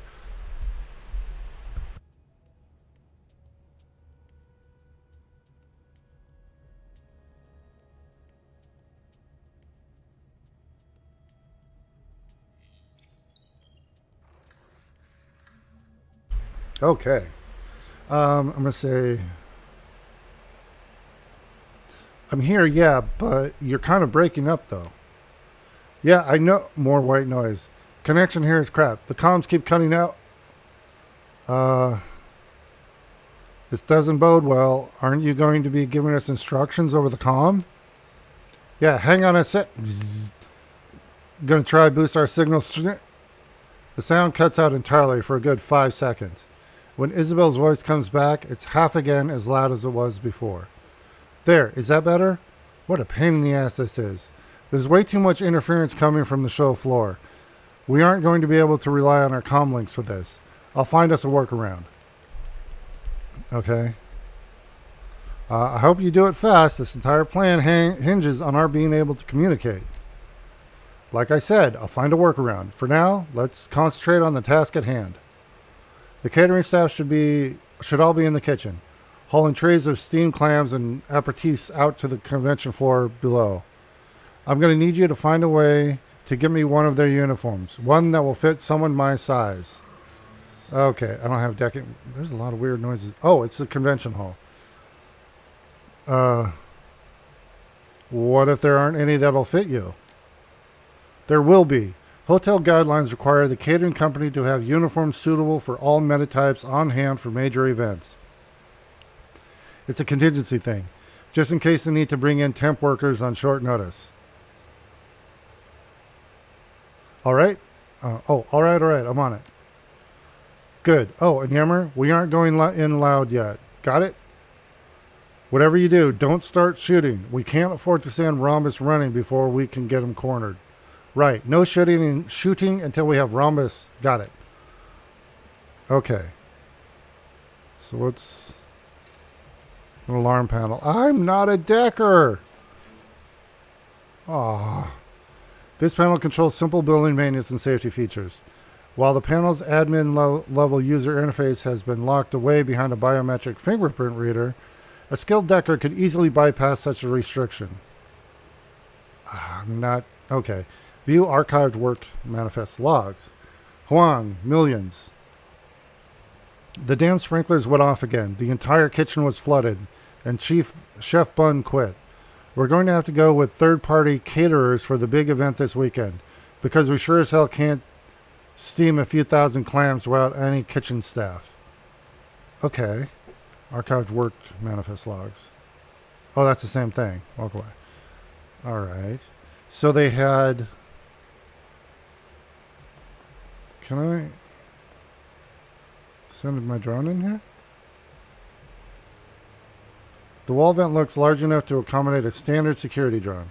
Sure, we'll send our drone in. We have to activate him. Okay, dip.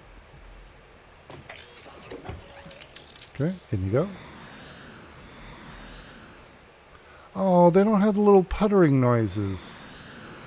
They used to go... Now they actually have like jet engine noise. Oh, there we go. Come on.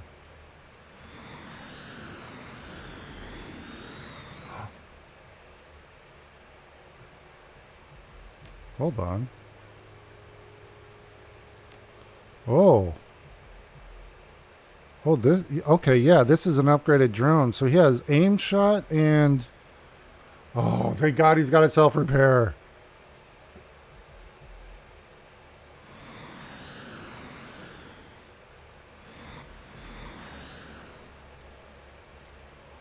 Okay.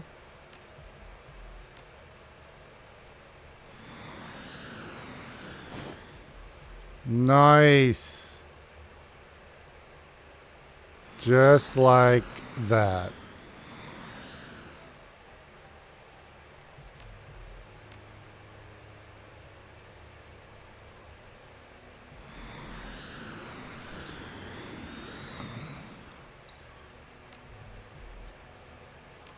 Okay, should be able to exit out. Very cool. All right, we have to get to there. Hi, everybody. Don't mind us. The Harbor Spire's Kitchens is a whirlwind of activity. Attractive 20-somethings in white catering uniforms dash in and out of the room, their arms laden with heaping trays of steaming shellfish. One man stands still amongst the chaos, the eye of the storm. His white coat is at least half again wider than those of his subordinates, and his collar starched as stiff as a board. The floor manager notices you, and his eyes narrow.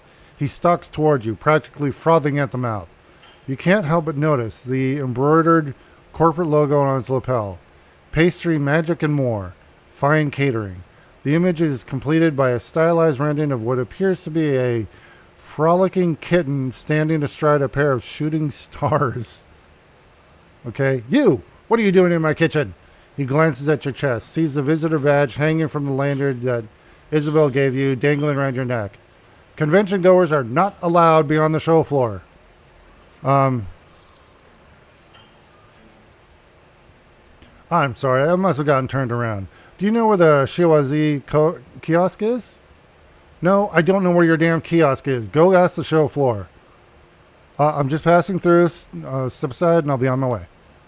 He gestures impatiently. Good, go. Get out of our hair and go back to the show floor where you belong. Okay. Take it easy. Uh-oh. I need to go over here, though. Oh, is this a show floor? Oh, good. Okay. This is where I needed to go. Okay. I know we're supposed to go over there, but I kind of want to look around. Yeah, I'm going to look around a little bit. Hee. This is cool. Okay, that door's locked. Yeah, we definitely don't want to go shooting this place up.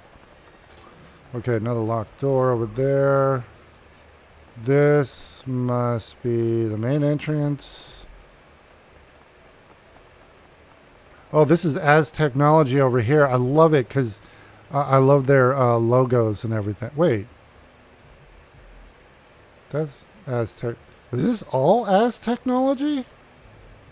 Because it's on the hotel wall over there. And that's Aztechnology. Huh. Okay. Hold on. We need to go this way. Oh, this door's... Oh, this is the men's room. We can go in here. Anything in here? Oh, hi. Who's this? A sketchy-looking man in a long, shabby coat stands in the middle of the bathroom floor, teetering on his feet. He blinks at you through red-rimmed eyes, crusted over with sleep. Hey there, are you, he checks his screen of his PDA, the Imperator? Because if you are, I got your stuff. Sure, that's me. Great, dude. He lifts an overstuffed plastic shopping bag. Here, you want to see the whole stock? Or do you just want to buy the items we discuss? Let me see your full stock. Oh, he's a drug dealer. Let's see here. Hyper, Bliss, no. Toko. That's a new one.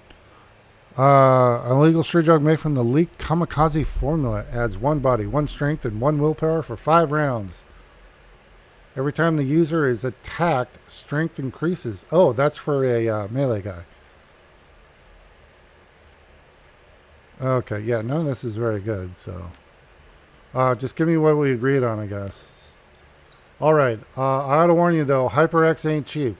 He extends his bag and opens it wide. Down at the bottom, buried under a mountain of loose pills, is a shiny plastic bottle. It's the bottle. You're going to have to fish it out if you want it. And be careful. I think there are a few loose needles in there. Sure, I'll take a look. Why not? Oh. Is this... No, these are different. Let's see here. Couple HyperX's. Okay, so they've just added the Hyper and the HyperX. Increased accuracy by 5%, movement by 2 for 5 rounds. Nah, we don't need it. Alright. Walk away.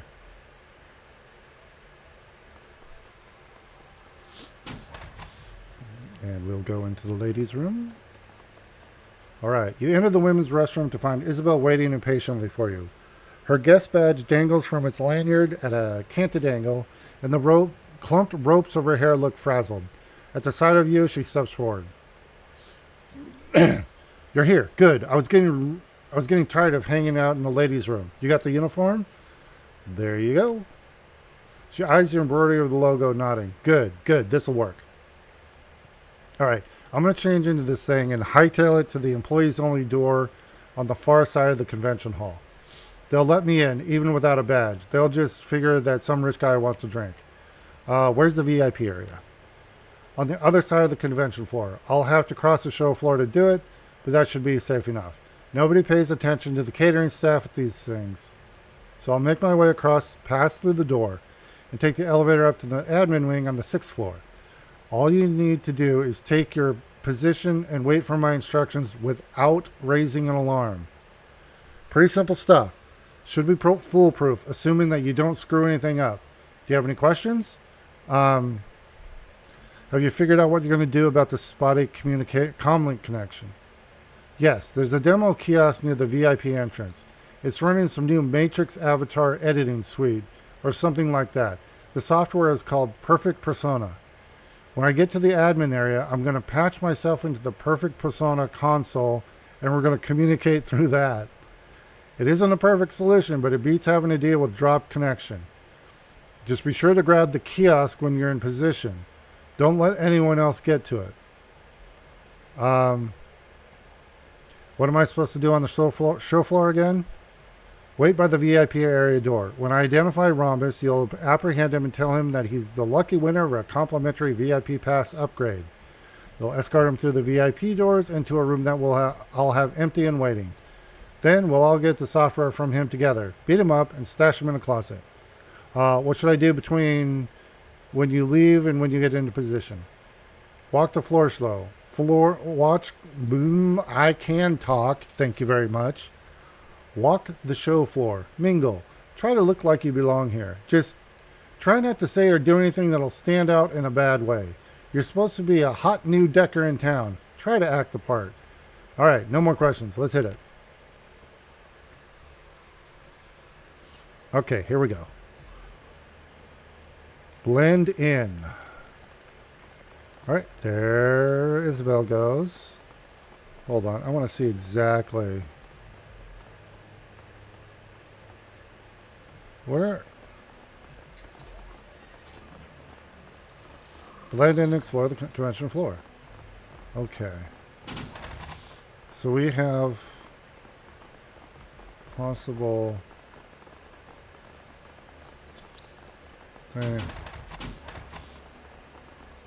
Oh, okay, here we go. We can talk to people. Let's talk. Oh, wait. Something to look at. A working model of Fuji's new Cyber 7 Slim. A retooled Cyber 7 with a thinner form factor and a burnished aluminum case. Mr. Lin, let's talk to you. The orc behind the counter looks up from his sales sheets. He wearily recites what sounds like a rehearsed welcome. Welcome to Mr. Lin Big Time Data Shack. Special show prices for this event only. He waves a hand over the booth. Feel free to browse. Sure. Oh, shit. We can buy stuff here.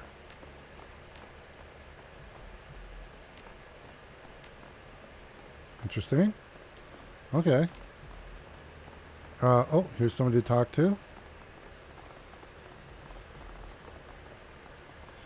These deckers look different from many of the others on the show floor. As you approach, you can see the quiet confidence in their postures and the steel in their eyes. Unlike their peers, these are professionals, Shadowrunners. The most vocal of these three, a female orc with an obvious samurai, addresses you. Maybe you could help settle this. My colleagues and I have a difference of opinion on the relative merits of mid-range cyber decks. Would you agree that the Fuji Virtua X is the best mid-range deck in its class? You always do this, Harridan. You word your questions to lead strangers into giving the answers that you prefer. Now, the committee consensus is that the Virtua X is just overpriced rehash of the Cyber 6 in a nicer looking case. Oh, shut up, Bierce. Her voice is surprisingly deep and brassy. You're doing the same thing. Besides, everyone knows that Fuji is going down the tubes. Villiers is pulling assets out of the company and transferring them to its other holdings as fast as he can get away with it. So if Fuji is collapsing in on itself and Fairlight doesn't do mid-range machines, then Allegiance is obviously primed to. The orc size. Nova Hot here is Allegiance's #1 superfan, in case you couldn't tell. Nova Hot. Wait, these are the people that talk on the Shadowland BBS. Never mind the fact that their only current product, the Alpha, is woefully lackluster next to the competition. We've been going around on this for hours, so what do you think? Which deck is going to be best in class at the mid-range price point in 57? Oh man, I've only got one answer. See, normally I put a bunch into charisma, but I haven't. I don't do a lot of research about store-bought decks. I prefer to build my own. They stare at you. A moment passes. Finally, Bierce begins to snicker. That's funny. You're a DIYer, huh? So you're telling me that you can cobble together a better deck than Fucci, or hell, an allegiance by yourself?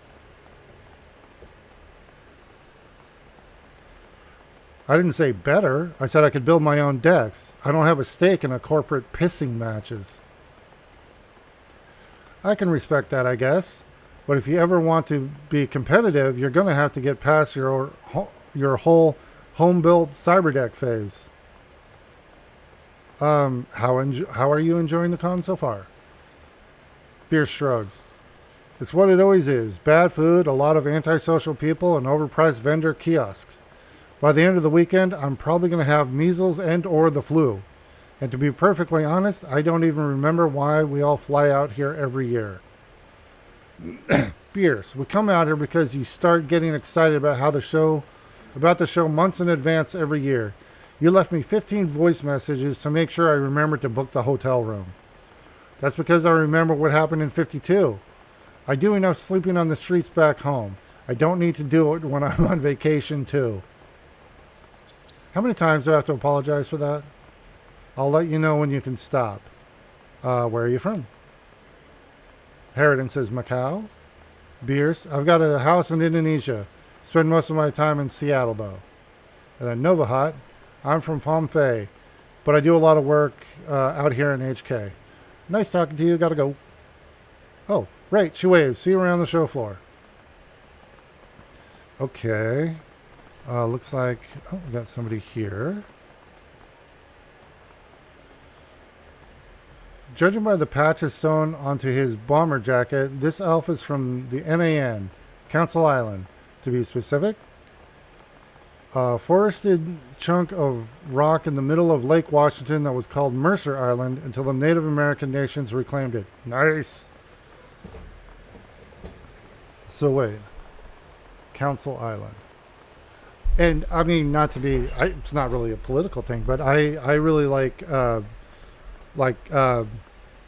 Denali in Alaska. It used to be called for a while it was called Mount McKinley, but we finally changed it back to the correct name of Denali.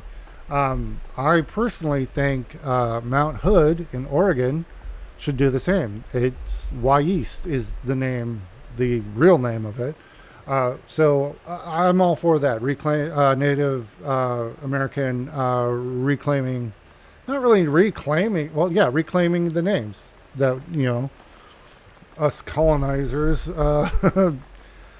we came in and changed them. And it's like, why? They already had names. Let's just go with those. So I'm all for that. He doesn't look Amerindian, though. If anything, he looks Chinese in descent, though his mask makes it hard to tell for sure. He turns to face you at your approach. His features are mostly hidden, but you see that he's sporting a high steel collar and spiky hair. His cheeks are high-boned and hollow. He eyes you nervously. Hey, you want something from me? What's up? Just wanted to get to know my fellow congoers. You from Council Island? Yeah, what gave me away? He makes a point of showing off his jacket. The tribal insignias look strangely out of place here on the DECCON floor. You from Seattle? Redmond Barrens, actually. No, Drek. Wow, that place is fragging intense, chummer. The Seattle shadow slang sounds incredibly awkward when delivered in Cantonese, but he doesn't need to know. Yeah, I've noticed that. Chummer, Drek, things like that. Those were in Shadowrun Returns, and that's Seattle. And in Dragonfall, which is set in Germany, it wasn't there. And okay. Council Island is Nan territory, and you don't look Amerindian. What's your deal? I'm not Amerindian. I do live on Council Island, though. My dad is a diplomat from Tir Naog. We live on the island. Actually, they treat us like kings there. But you look Chinese. Tir Naog is in Ireland, isn't it? He nods slowly. This might come as a shock to you, but there are Asian people in Ireland. I mean, we do exist there. Oh, yeah. Okay, that's fair point. Fair point. As it happens, my father is related by marriage to a minor member of the Connaught family. That's one of the Tuatha De Danann.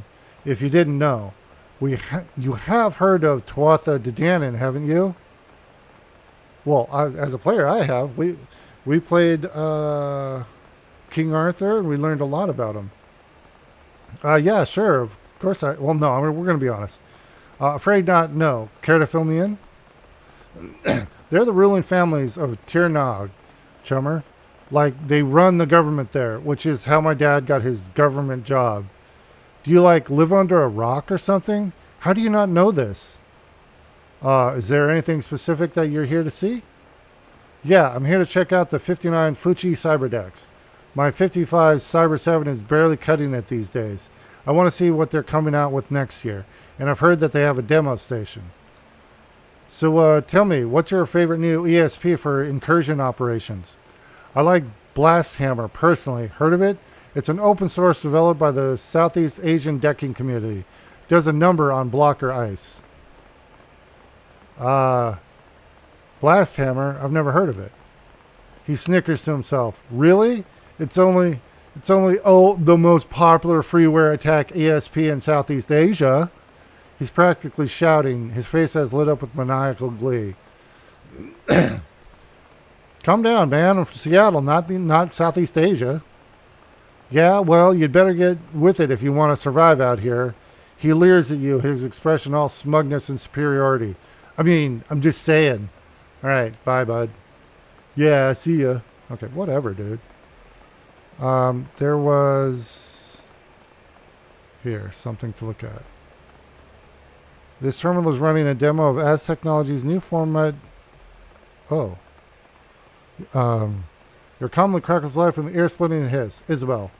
Okay, I've jacked into the admin computer. Imitative, but I can work with it. Are you in position yet? Nope, not yet. Yeah, to the waiting position near the VIP area. Your ears filled with a shrilly electronic whine. And use the kiosk. Remember, perfect persona. Use a perfect persona kiosk to talk to you. Copy that. While you're getting there, I'll start working on getting you VIP access and locating Isabel, can you hear me? There's no response. Is there anything else you want to see on the show floor? We should probably check it out now before we get the ball rolling. He shrugs. Your call. Yeah, we're going to look around a little bit more. Wait, why did it put us back over there? All right, here there's this guy. The man standing at the As Technology demo station looks strangely out of place at a Decker convention.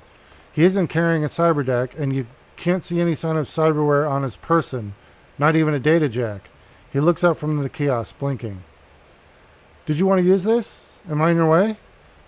He sounds preoccupied. He shifts his body, and his movements are unnaturally smooth and graceful. As he moves, you can see that the kiosk screen is flickering. Apparently, the demo software has glitched out.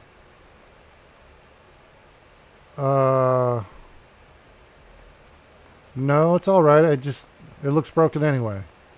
He glances down at the screen. Oh, yeah, I guess it's not supposed to do that. I wasn't really paying attention.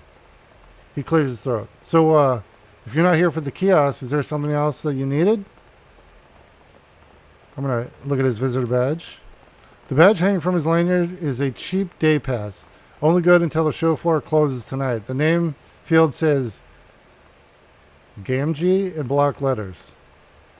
You aren't a Decker, are you? His demeanor changes, goes from tired to suspicious. Why do you say that?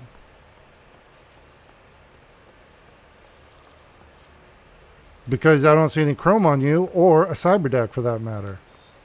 He sighs. Yeah, I guess that's probably kind of a giveaway, isn't it? You're right. I'm not a Decker, but I'm enjoying the show, so if you don't mind.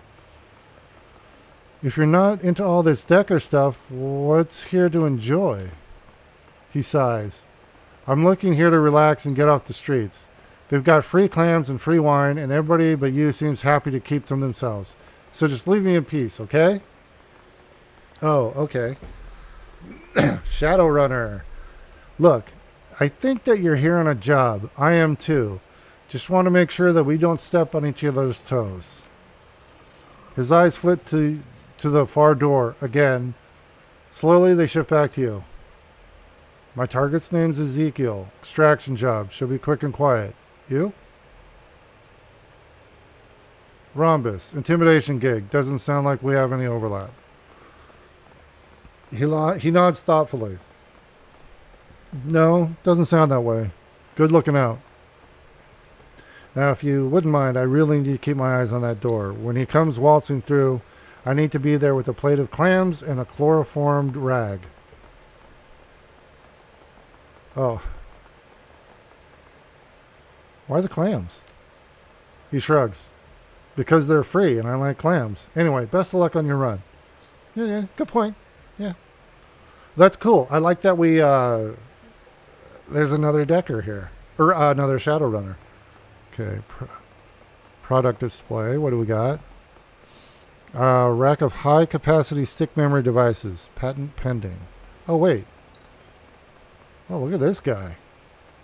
A pot-bellied troll with 2 days' worth of mangy stubble smiles and turns to face you. The chrome of his data jack shimmers wetly in the light, but his cyberdeck is conspicuously absent. His name's Headspace. All right. Hey, what's going on? His badge hangs low on his lanyard. You catch a glimpse of his decking handle. Headspace. Strange as someone at a DECCON without a cyberdeck, says the guy without a cyberdeck. He snickers. I could say the same about you. Where's your deck? Yeah, okay, yeah, thank you. Excuse me. I'm going to say I left it in my hotel room. Bad place for you to do it. This entire show is a pissing contest. In case you didn't know, walking around without a deck is like, well, use your imagination. So where's your deck? You didn't give us an answer. He taps his head with a smile. Right up here. I've got the next generation of decking technology. The cranial cyber deck? No way. It's the apex of modern decking technology. Miniaturized, compact, easy to sneak into most sensitive of locations. I don't need to lug a great big external deck around with me anymore. It's a night and day difference between this and my old Fairlight Excalibur, friend. Night and day. Well, I mean, why'd you get a deck installed your head? Because he just said it's amazing. Why wouldn't I? It's compact, it's versatile, it's fast and powerful. With this suite, baby, I can deck wherever I go, whenever I want, without having to lug around something the size of an electronic keyboard around with me. It's the best of all worlds, I'm telling you. You've got to get one for yourself. Isabel's voice crackles over your comlink. This guy is an idiot. Cranial cyberdecks are a terrible idea for more reasons than I can count. Deckers swap out their gear every couple of months. You want someone monkeying around in your brain that often? I'll make it easy for you. You don't. The troll continues, blissfully unaware of Isabel's interruption. So have I sold you on the head deck of your own yet? Come on, you know that I have.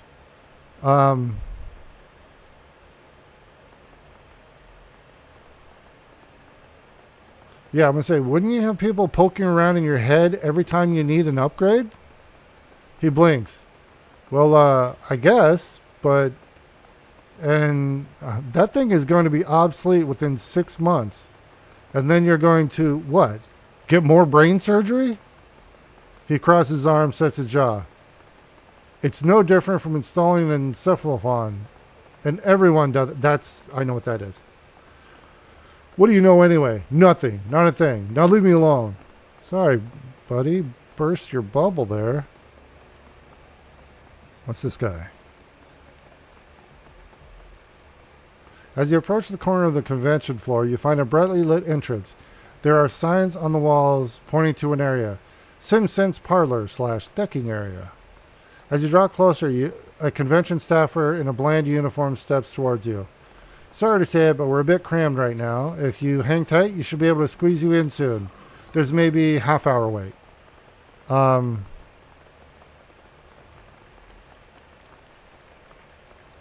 Please, places like this never run full capacity. You're keeping a few VIP slots in the back, right? Oh, we're full up. I don't know how else to say it. You need to wait in line like everyone else. Stay cool and we'll get you in as soon as possible. Oh, man. I don't want to try and intimidate him. I'm going to say the show organizers are going to be livid when they hear what you made me wait. He rolls his eyes. Yeah, sure. Of course they will. All right. Tell me who you are and I'll see if you're on our names list. Oh, we could do Shadowrunner. A deniable asset. One that's on your boss's payroll and who doesn't have time for your shit. His eyes widen in surprise. Oh, I'm so sorry. I didn't realize who I was dealing with. Here, go on through. I think I might just take a lap around the con floor. Take as much time as you need. Oh, okay. We can go in here, but I can pickpocket these guys? Oh my gosh. I just made 117. Oh, because they're all decked in. $6. Come on. 23. What do you got? 58. That's better. All right. Made a little change there. Okay, I think that's it. All right, let's go ahead and get to the kiosk up here. There we go. We got a personal persona. The perfect persona kiosk flickers to life at your approach. The debug menu pops onto the screen along with the text prompt in all caps. Yammer, enter the following key code into the kiosk. Yeah, okay, we'll just enter that.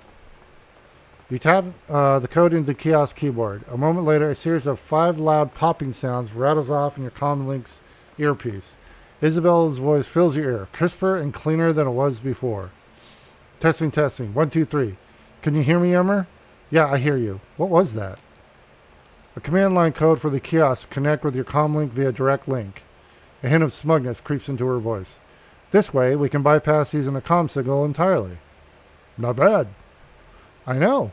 As long as you remain within a couple feet of the kiosk, we shouldn't have any problems. Wander too far outside of that range, and we're going to get static again. Alright, so basically I can't move from this spot. That's what I said, right? Now that we're all linked up, give me a second and I'll locate Rhombus. You hear the sound of rattling keystrokes, coupled with Isabel muttering under her breath. The line falls silent. The silence stretches. 10 seconds. 20. Then you hear Isabel explode. What the hell? He already has one? How the fuck does Rhombus merit a VIP pass when I don't? Oh, shit. Wait, he's already in the VIP area? She rails into your earpiece, fuming. I'm twice the decker that he is, and everybody knows it. What makes him a VIP when I'm not? Okay, a lot of personal stuff going on here. We're not going to point it out. Calm down, Isabel. At least we know where he is. She takes a moment to calm herself. You can almost feel the heat of her anger radiating through your earpiece. All right. I know which room he's staying in now. Another strained silence. I'll just need a few minutes to get your VIP upgrade. The line goes dead. That wasn't good. What do you think we should... A series of clicks interrupts in your ear, cutting Duncan's sentence short. Your PDA begins blinking. You're receiving a video chat request. Okay. Oh, shit. Isabel got caught. Isabel blossoms onto the screen, along with a pair of towering security guards. The line that connected her to the admin terminal hangs loose from its socket. I'm going to ask you again, what the hell are you doing in here? Take your time and make sure you're telling me the truth. I'll know if you don't. Isabel stammers helplessly. Oh, wow, she looks different. Well, I was just looking for the person who ordered this coffee. What? You were looking for him in the Matrix? And besides, you don't have any coffee, so try again. She continues to sputter. Her eyes dart toward the screen, fixing on you. You can see the desperation on her face. Well, I need to,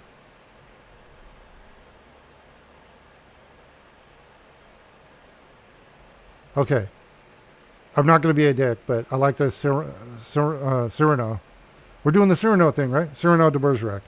Great story, great movie. Great version by Steve Martin, made in like early 90s, 80s, called Roxanne. Go see it. We're going to say, all right, Isabel, listen up. Say what I say and you'll be fine. Say, okay, only if you understand. Okay? Last chance. Start talking sense or spend the night with the HKPF. I'm going to say, I'm sorry, I'm nervous. I've never been in trouble before. I'm sorry, I'm just nervous. The words sound rehearsed, but they're tinged with enough genuine panic to be plausible. I've never been in trouble before. Our guard glances at his counterpart.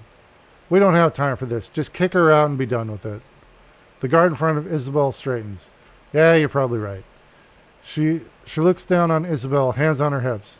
I'm going to let you go with the warning this time, but only this once. If I catch you anywhere near this room again, I'm turning you over to the police. Got it? But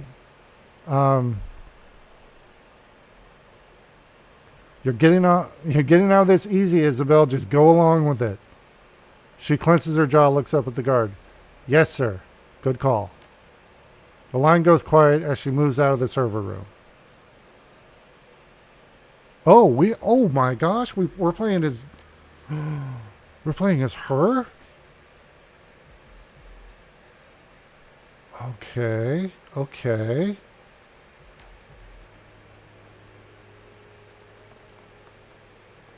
Interesting. What a damn nightmare this is turning out to be. I'm sorry, Yemmer, but I couldn't get your VIP access. You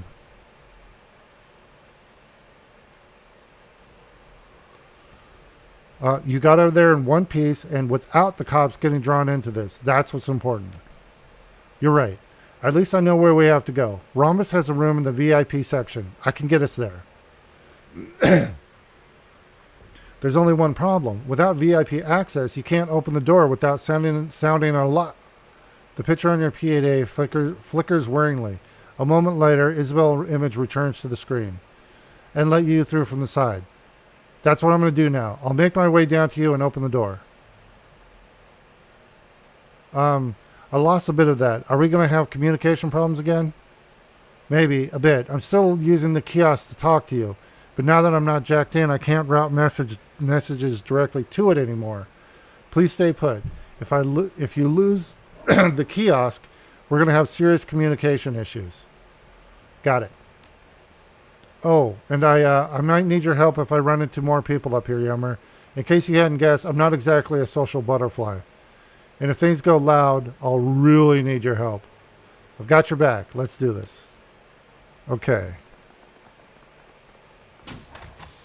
Okay, I am out of the server room. Okay, I'm not actually sure how to get out of here, though. Okay, there's that. Hey, we're not in the server room. Alright, Isabel takes a quick glance at the terminal. I'll be damned. It's logged into an admin inbox, and somebody left it unlocked. I can't open the door for you from here, but we can read the messages if you want. Yep, do it. Isabel turns the camera on in her PDA to face the screen of the terminal. Amber text on a stark black background swims into focus. Admin computer, maintenance 1 goes to the machine, admin 2, leave it unplugged. It came back. Damage control. Okay. Open the first message. To admin. Look, I'm going to come right out and say it. The security guys were right. There's something horribly wrong with the noodle extruder. I ran a diagnostic on it this afternoon. I was halfway through recalibrating the broth nozzles when the damn thing started humming. And sure enough, it started churning out steaming hot juxing noodles, just dumping them into the palms of my hand. You don't even want to see the blisters I'm sporting right now. Now here's the freaky thing. The dough hopper was empty. I unloaded it myself prior to beginning the diagnostic. I want to repeat that. It was producing dough out of thin air. That machine is haunted. You want my advice? You'll get rid of it now before the show. Isabel blinks, nonplussed. Huh. I didn't know what I was expecting this message to be, but that wasn't it. You want me to keep going? Yeah.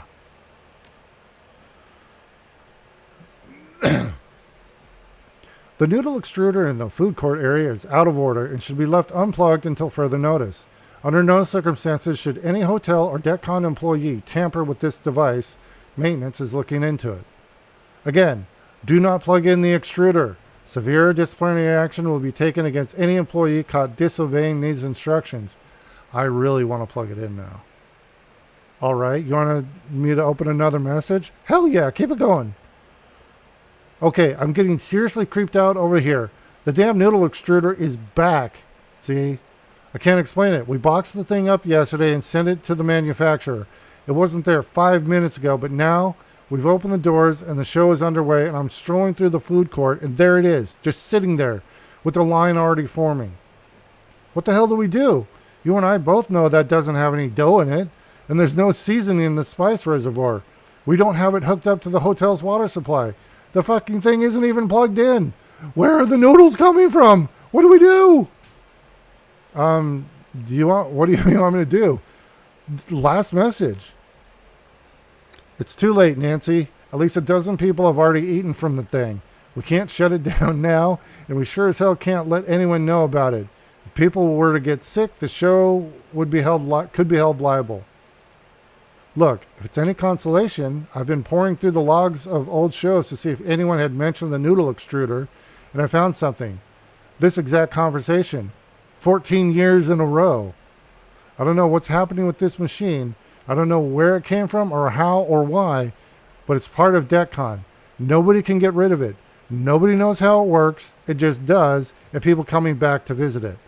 I think this is a blessing in disguise.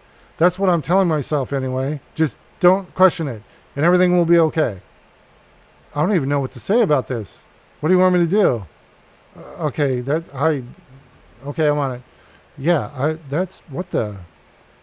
really want to know about the noodle extruder now. I want to know more. Okay, what do we got here? Info about the conference room schedule. Tells you about a high-level exec conference room 3 on the bottom floor. Okay. Oh, wait. Is this...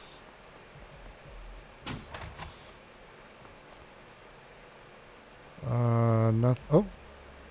Pilfer... What? Advanced med kit. Oh. Hold on, let's manage. Oh, it's only her. Yeah, so... Done. Okay, another med kit. That's good. All right, so I think... Yep, that's it. Is this the elevator? Ah!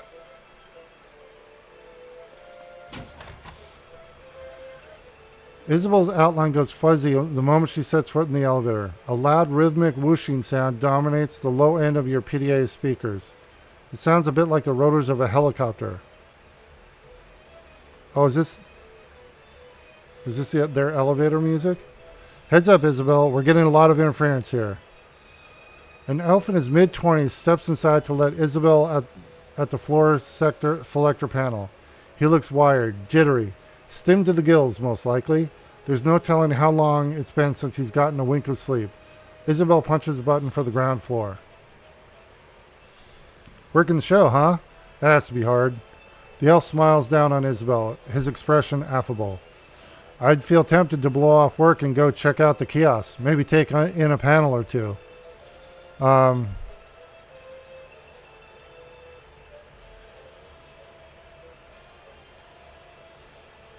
going to say, who says that I haven't? She starts in, repeating her words with forced sincerity. Who says that I... She falls silent. You can see her staring at the man's VIP badge. Oh my God, it's Rhombus. She's in the elevator with Rhombus.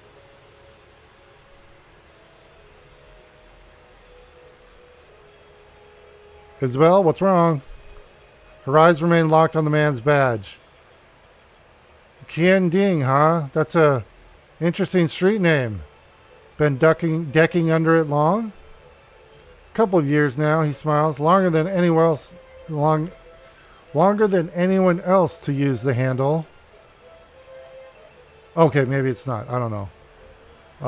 I don't know what you're doing, but be careful. If she heard you, she doesn't acknowledge it. I know who you are. You're the one who shut down the Kowloon City power grid 6 months ago. He clears his throat. Yeah, that was me. Let's just keep that between ourselves, though, all right? That little stunt screwed over a lot of local deckers. Her voice is soft, but you can detect a definite undertone of hostility. I think this is Rhombus. A couple of them soaked up nasty hits of dump shock because of it. You wrecked the grid while they were jacked into their home machines. My team was in a bind. They needed a power outage right then and there, or they were cooked. So I gave them one. It was the best solution to a bad situation. Let's leave it at that. An icy silence descends on the elevator car. A few seconds later, Isabel pierces it. There was this Decker. She lived out in Haoi, called herself Spinster. She was a good person. Now she's in the ground. She never came back out of the coma that your stunt put her into. Another long pause. Slowly, Ding extends his hand toward the emergency brake.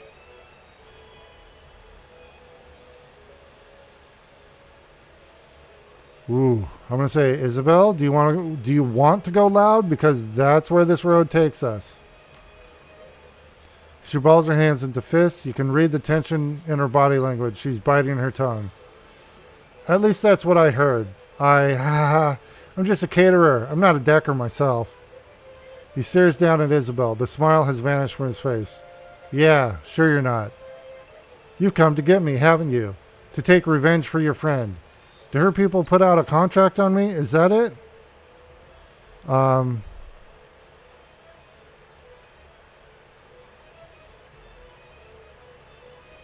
Okay, tell him I was just pulling your leg. There was no spinster. You didn't kill anybody. I was just pulling your leg. There was no spin. Abruptly, the connection cuts to static. Ooh. Please, Isabel, don't be doing anything stupid right now. The static pops and hisses for 10 seconds, 20. Finally, the picture warbles back into view. Kind Ding is in mid-sentence, practically frothing with rage. Did what? I did what I had to do. If you were in my position, you would have done the same if you'd have gotten them killed. He shouted. The sound of it reverberates in the cramped confines of the elevator car. There was no third way out of that scenario. Isabel starts to respond. The anger is clear in her tone. I would not have... Isabel, stop. Listen to me. She stops. Sure. What? You're crazy and an insane person. When I get out of this elevator, I'm going to the hotel security office. We don't have biotech.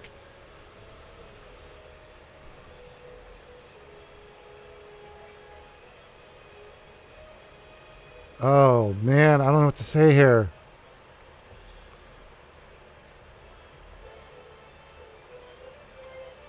Well, she's mad, so she's not going to sound like she means it. I'm going to say, tell him to chill out. Get a grip, pal. You're losing your cool over nothing. Calm down. Get a grip. You're losing your... Shit. Static, then nothing. The silence draws out as the seconds pass. The only image on the PDA is a chaotic landscape of wavering blotches of color. What the You hear a distant sound over the cacophony of the convention floor. It came from somewhere in the building, far away. Not from your PDA speaker. You'd recognize it anywhere. Sound of a pistol discharging. That isn't good. Oh, shit, she killed him? The static on your PDA resolves itself into a discrete image once again. The elevator is a bloodbath. Kind Ding's headless corpse lies crumpled on the floor, and Isabel's catering uniform is covered in blood. What the hell? He got more upset and took a swing at me. I shot him.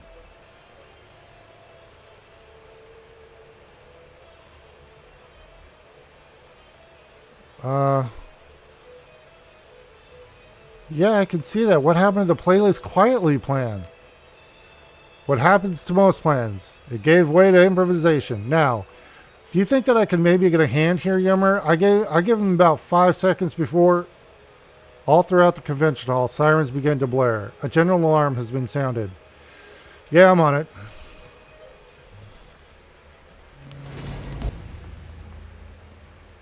Wait, what? Whoa. Okay. So we have to get over to Isabel. Or wait.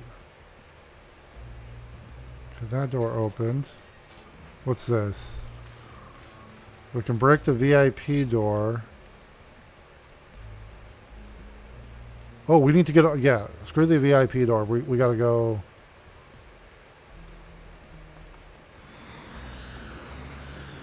Okay.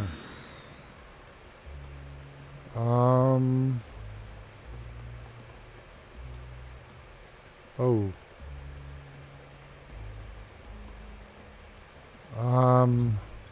We're just gonna go Overwatch for now.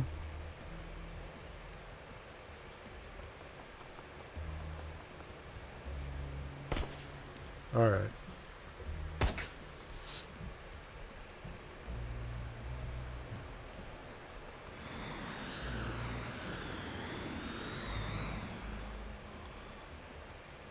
$38 and $32. Damn it.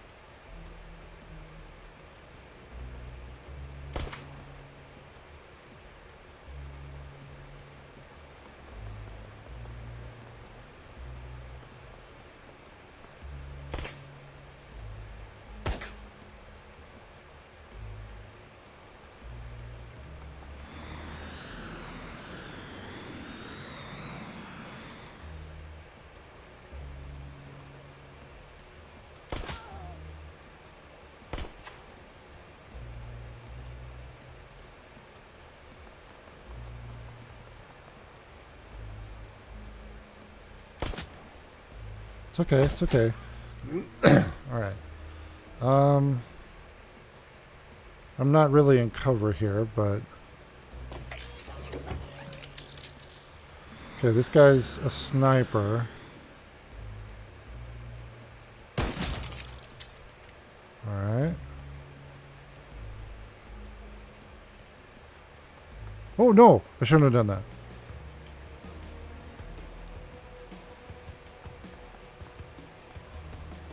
Take a shot. Oh, no! Oh, God, no. That was bad, bad, bad. Oh, I can't believe I did that.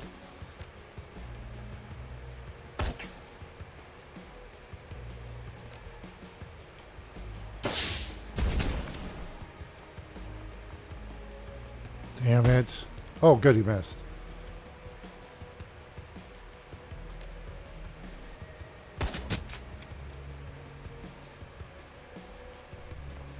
There we go. Okay, aim shot.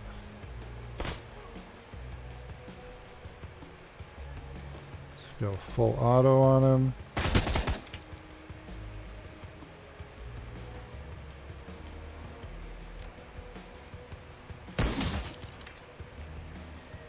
Oh yeah, I'm liking the sniper drum. Alright. Oh, I see more.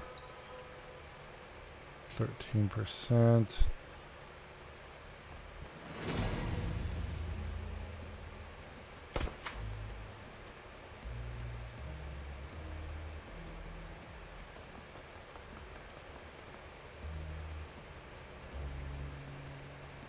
This is why I like this drone.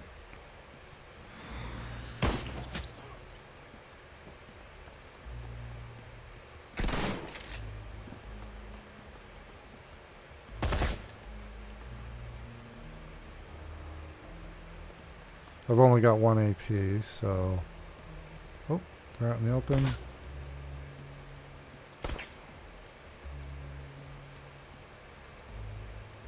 Take an aim shot at this guy. Let's get a phosphorus shot. Cool. Oh no, I don't have a line of sight on him. Should be able to just go here. There we go.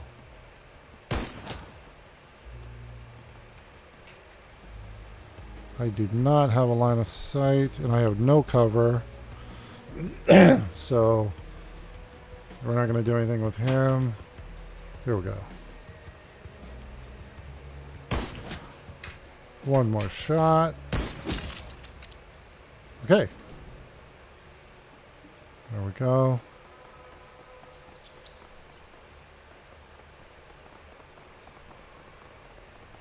Wait, what's this? Oh, that's the VIP door. Okay. You know what? We're going to open that just in case we need to get out of here.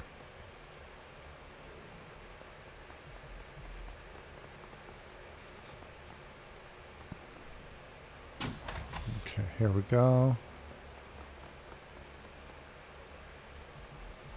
All right. Okay, go to Ramis's suite.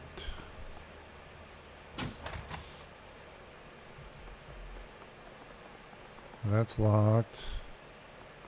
202. Can we get into the... No.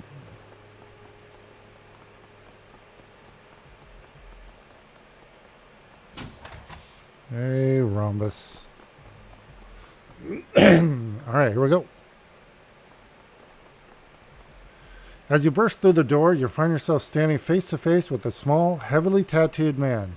Geometric shapes of all descriptions trace their way from his temples down to his cheeks and neck to his shoulders. His eyes continue the motif. Each of his irises is a slanted rectangle. Rhombus looks at Isabel and sighs. If he's surprised to see her, he doesn't show it. You finally want him back, huh? The memories that we locked away? Oh, whoa, what? I always knew that you would one day, but you got so hostile after the procedure, I didn't think you'd come around this soon. Isabel glowers at him, her cheeks darkening. Oh, get bent, Rhombus. I got hostile with you because you got hostile with me. Like hell I did. I tried to give you some advice as a friend.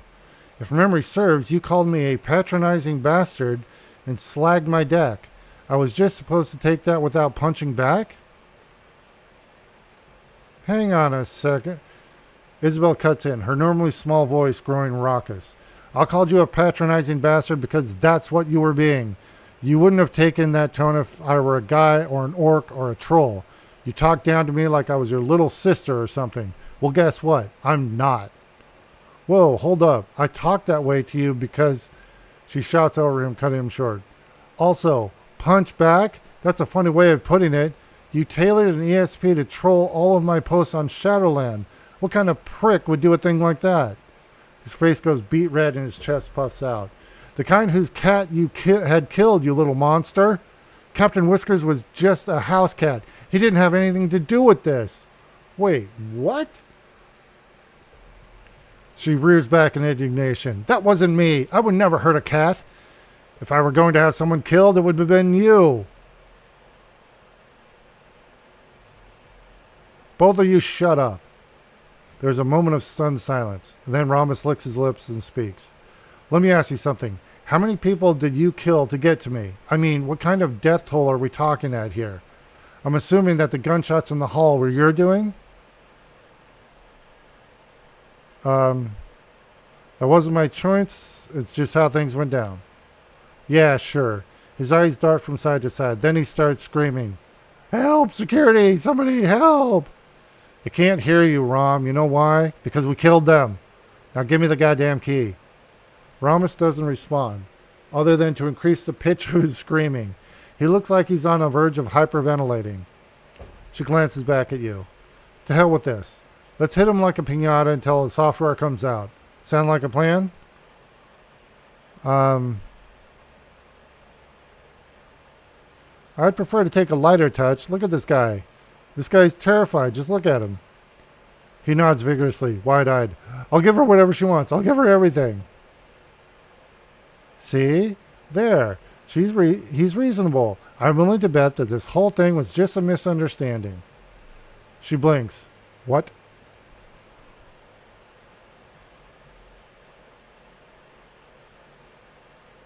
I don't have the time to work out your personal problems. Rhombus, please give Isabel the software so we can be on our way.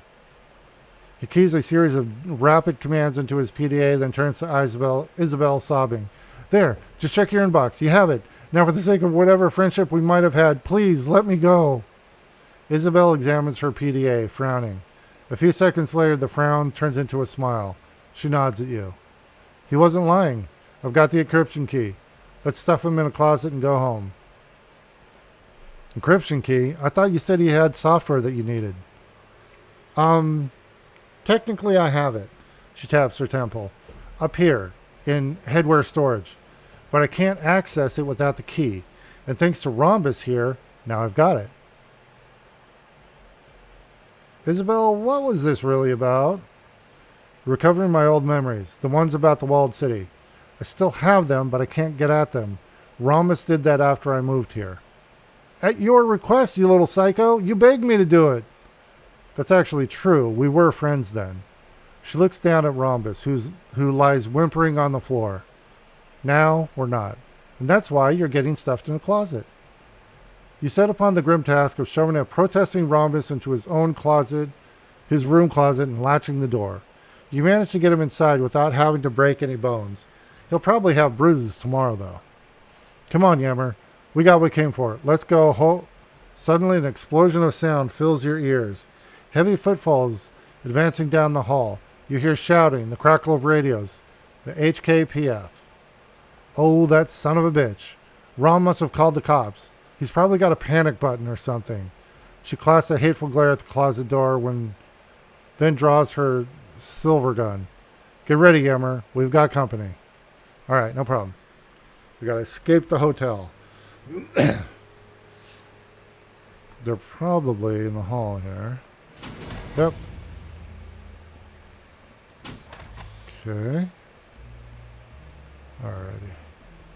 Let's, I'm going to move up as much as, oh my god, they're right there. Okay. No angle there. Can you just get in the hall, I think will work. Oh, I can't throw a grenade. It takes two. Here. Shoot. Yep, I know it. I'm going to get lit up here. Oh, they're a shaman. Oh, literally lit up.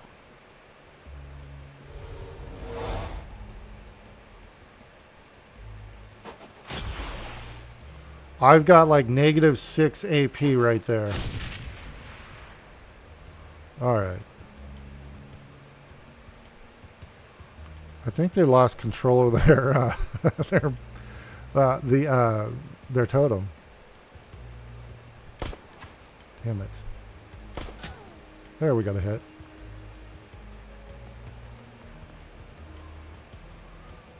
$88.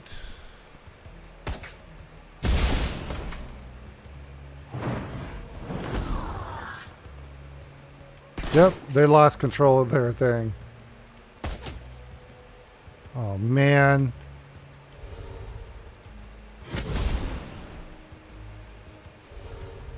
I'm just sitting here taking the hits. Oh. Oh, yeah, see you, buddy. Damn it.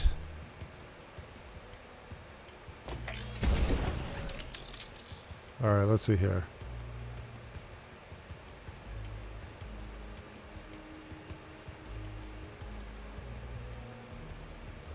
Well, let's use this up. They're out in the open. Dang, that was a good hit. Alright. Hold on. Alright, I gotta use, I'll use one of these guys.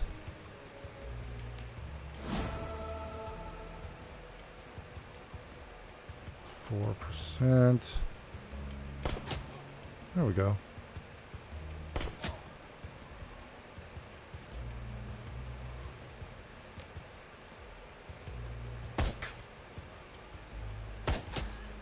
All right. What is he doing?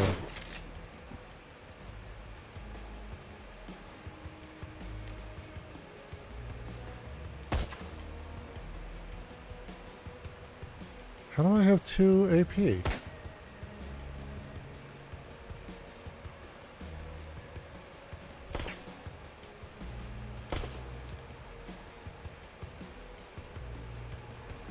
full auto on him. Come on.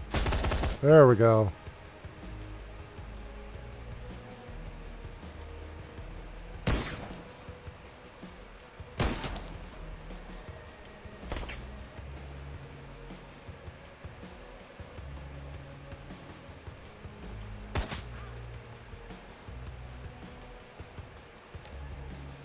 Oh, that is not even worth it.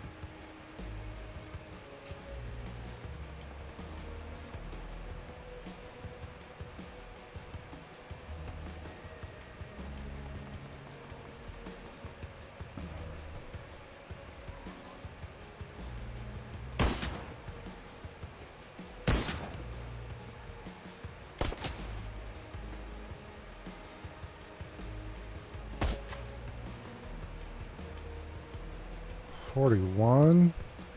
I'll give it a try. No. All right.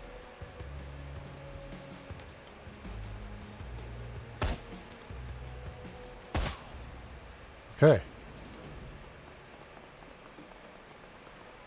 Is the little demon guy in here? Nope. I loved it. They summoned that demon. He popped up. They lost control. He ran away. Fired a bunch at him and went, I'm out.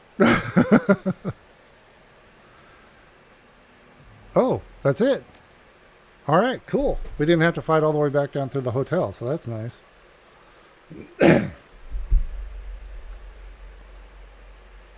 Hey, oi. The bus trip back to Kaitak is quieter than the ride in was. Your fellow passengers sit crumpled in their seats, barely moving, barely speaking. Their DECCON 2056 t-shirts hang loose on their frames. Their once cherished guest badges have been crumpled into their pockets. You've seen more lively groups on their way to the morgue. Isabel looks up at you, her eyes full of the same post-con fatigue that you see in everyone else's. She gives you a small smile and taps her temple with a fingernail. You've got what you came for. The show is over. Time to go home. All right. So we completed a little side mission for Isabel, and she can unlock her memories now. That's cool. Ooh, we got 8 karma. I don't think we got any. Yeah, we probably didn't get paid for that. Well, let's see here. 8 karma should get us some stuff. Nope, not wisdom. Okay. Drone API +1. Yeah, we like that. Okay, so my APIs now have 3. My drones have 3 API now. That's good. Okay, 2 karma. Hold on, let's see. What's our charisma at? Ooh. It's at 2. Okay, I would have to. I'm probably going to put some into karma to get at least 1 more etiquette. And that would put us at karma 4, which might give us some dialogue options. But I think that's the most I'll put into it. Yeah, that'll take 7. So yeah, we'll hold off there. Okay.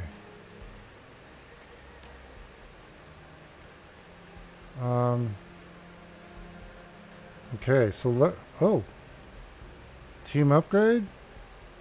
Yeah, alright. So Gobbet can get Rat Totem. Gobbet's Rat Totem invocation does 99 damage to any hostile spirit. Spiritualist, or Steel Spirit. Gobbet's Rat Totem invocation can steal control of spirits that have been summoned by enemy shamans. Oh, we'll take that. We'll yank an enemy one. Let's see here. For Isabel, we've got Steady Shot. Gains a pistol ability that increases accuracy by 30 and critical chance by a small amount. Or Augment ability mark target. Integrated tactical computer marks a weak point on opponent's armor. Isabel marks target now ability reduces the target's armor by 1. We're going to give her actually increase the aim. So we'll go with that. And then Duncan either gets, let's see, Mercy Kill. Duncan gets an assault rifle ability that has a 99% chance to hit an enemy who has less than 25 hit point remaining. Or Subdue. Duncan's Subdue ability has its cooldown reduced. We're going to go with the lethal Force. Okay, and then our Rigger. Shotgun. Raptor's drone gains an auto shotgun attachment. Or a rotary saw.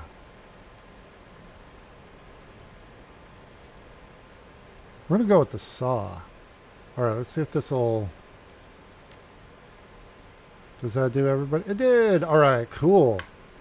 I wonder if it does that for every mission. Hold on a sec. I need to see what gear. Okay, I used one of my healing kits. So I'm actually gonna go... I need to replace that real quick. Oh.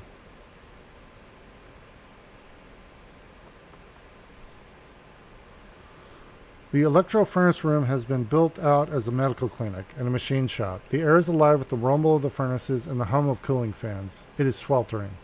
The front area is more like a homey coffee house than a clinic lobby. Comfortable old furniture, used digipads, coloring books. The wall opposite the boilers is cluttered with a mixture of photos and prints, local artists' work, images of military vehicles, off-road racing, Rube Goldberg machines, personal photos, old-time Chicago gangsters, the Desert Wars Motorized Combat Division. Let's see, glance around the clinic space. The work area looks more like a machine shop than a medical theater. A roboticized operating table and a hydraulic lift supporting a partially disassembled V8 engine occupy spaces of equal importance against the north and south walls.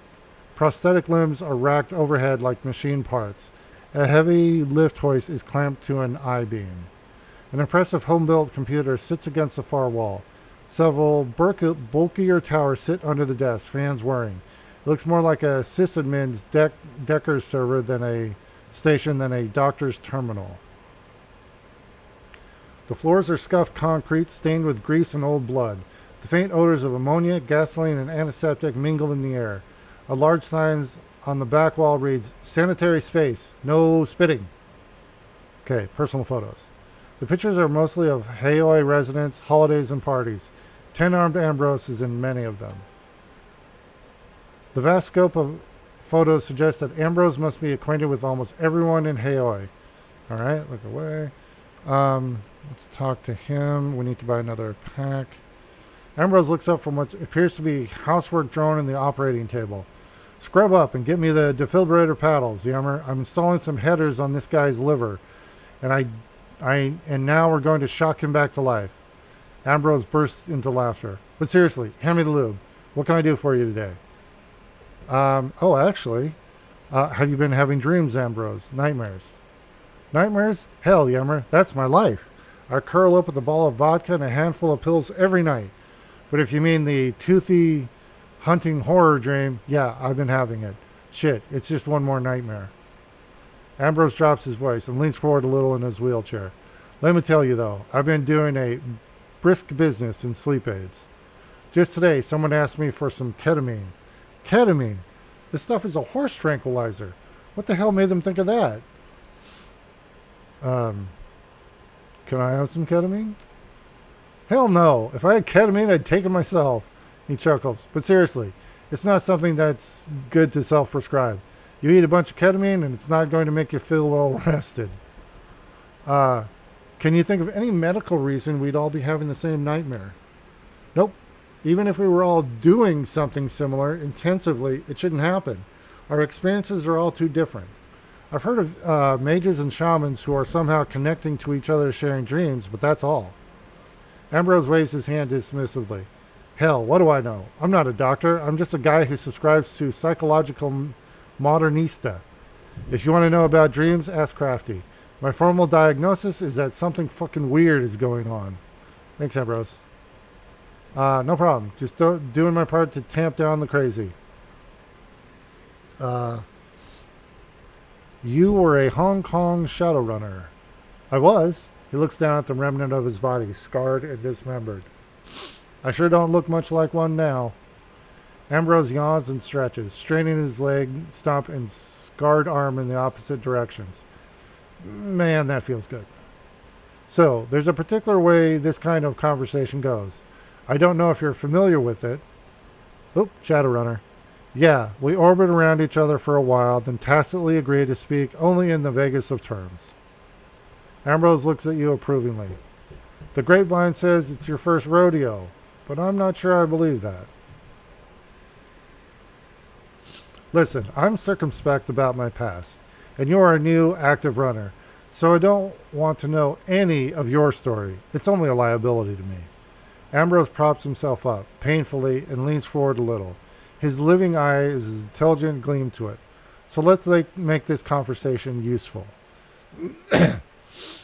I'll cut the BS and give you some down low on Hong Kong from an expat runner perspective. In return, you don't dig for my jobs list. Deal? Deal. Rock solid. Hong Kong's a good lily pad for a derby crasher like yourself, Yemmer. The shadows are deep, the money flows, it's friendly to foreigners, and there's no real government. The whole place is run by corporations and syndicates. However, as fresh meat off the boat, you've got to decide who you want to be. Foreign runners follow 3 career paths in the Kong. They assimilate, they burn their bridges and get out fast, or they die. If you're a short timer, you can be as violent and splashy as you want. But a Waldo arm swings over his shoulder and points emphatically at you with his claw. If you're in it for the long haul, learn the local arts. Discretion, restraint, respect. Get that long-term face and don't embarrass people. The Hong Kong shadows grind through expendable runners who are loaded up with bad face and then dumped in Victoria Harbor. So whatever you do, watch your back.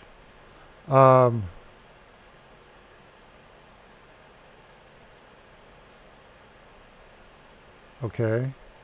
Anything I can do to mitigate the risk? Just keep your head on a swivel. If you're only planning to be here for a couple of months and then vanish, cash in big. But if you want a life here, you've got to play by the rules. The other thing to remember is that Hong Kong is a really complex place. It's one of the great global cities with enclaves of every major megacorp. It's a syndicate town. It's a refugee magnet. And it's a Guangdong. At some level, anything goes here, but Ambrose takes a deep breath and continues with a tone of low appreciation. When in doubt, assume that old Hong Kong tradition rules. I say that as a loudmouth bastard. Be polite. Be modest. Honor favors. Maintain face. Give respect. And always treat people's time as valuable. You seem pretty into this, Ambrose. Hong Kong fascinates me. I used to hate it here. Now I love it. Ambrose takes a big breath and sighs, contentedly. I found a nice little piece. If you survive, maybe you can too. And you sure do seem like a survivor. People know who I am, but only in the network. Kindly runs this neighborhood like a separate country. You paddle a boat across the canal, and no one's ever heard of me, and never Ambrose suddenly stops himself as he realizes what he's saying. He finishes lamely. Anyway, it's private.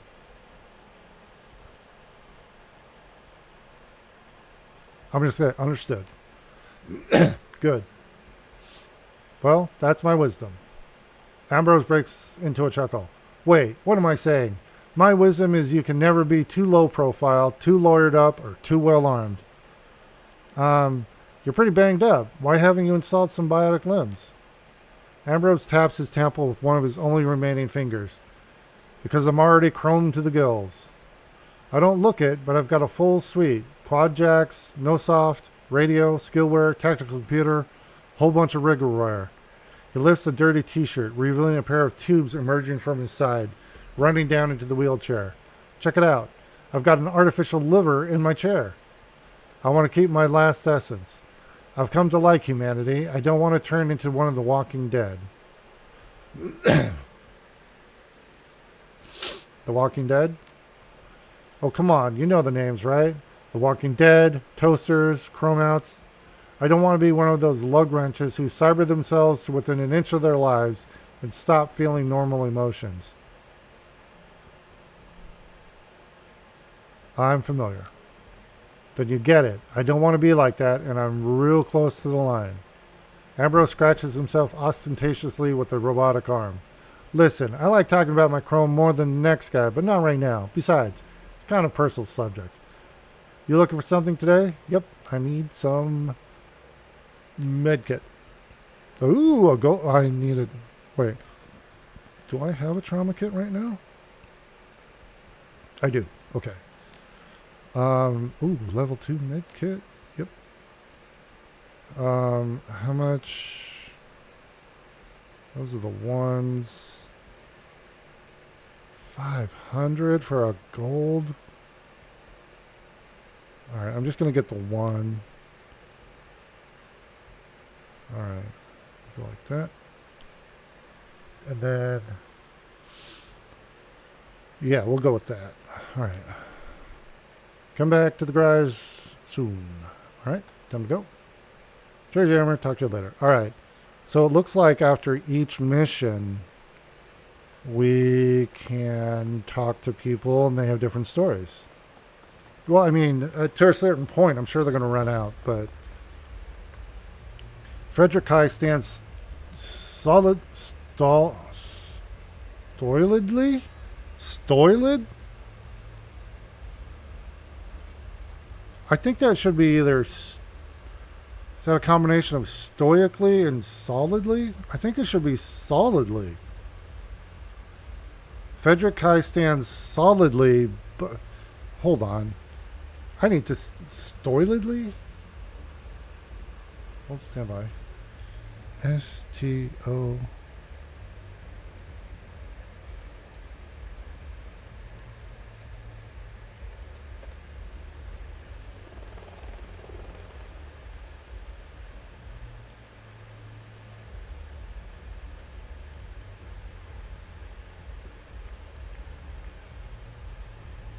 Oh, stoilidly.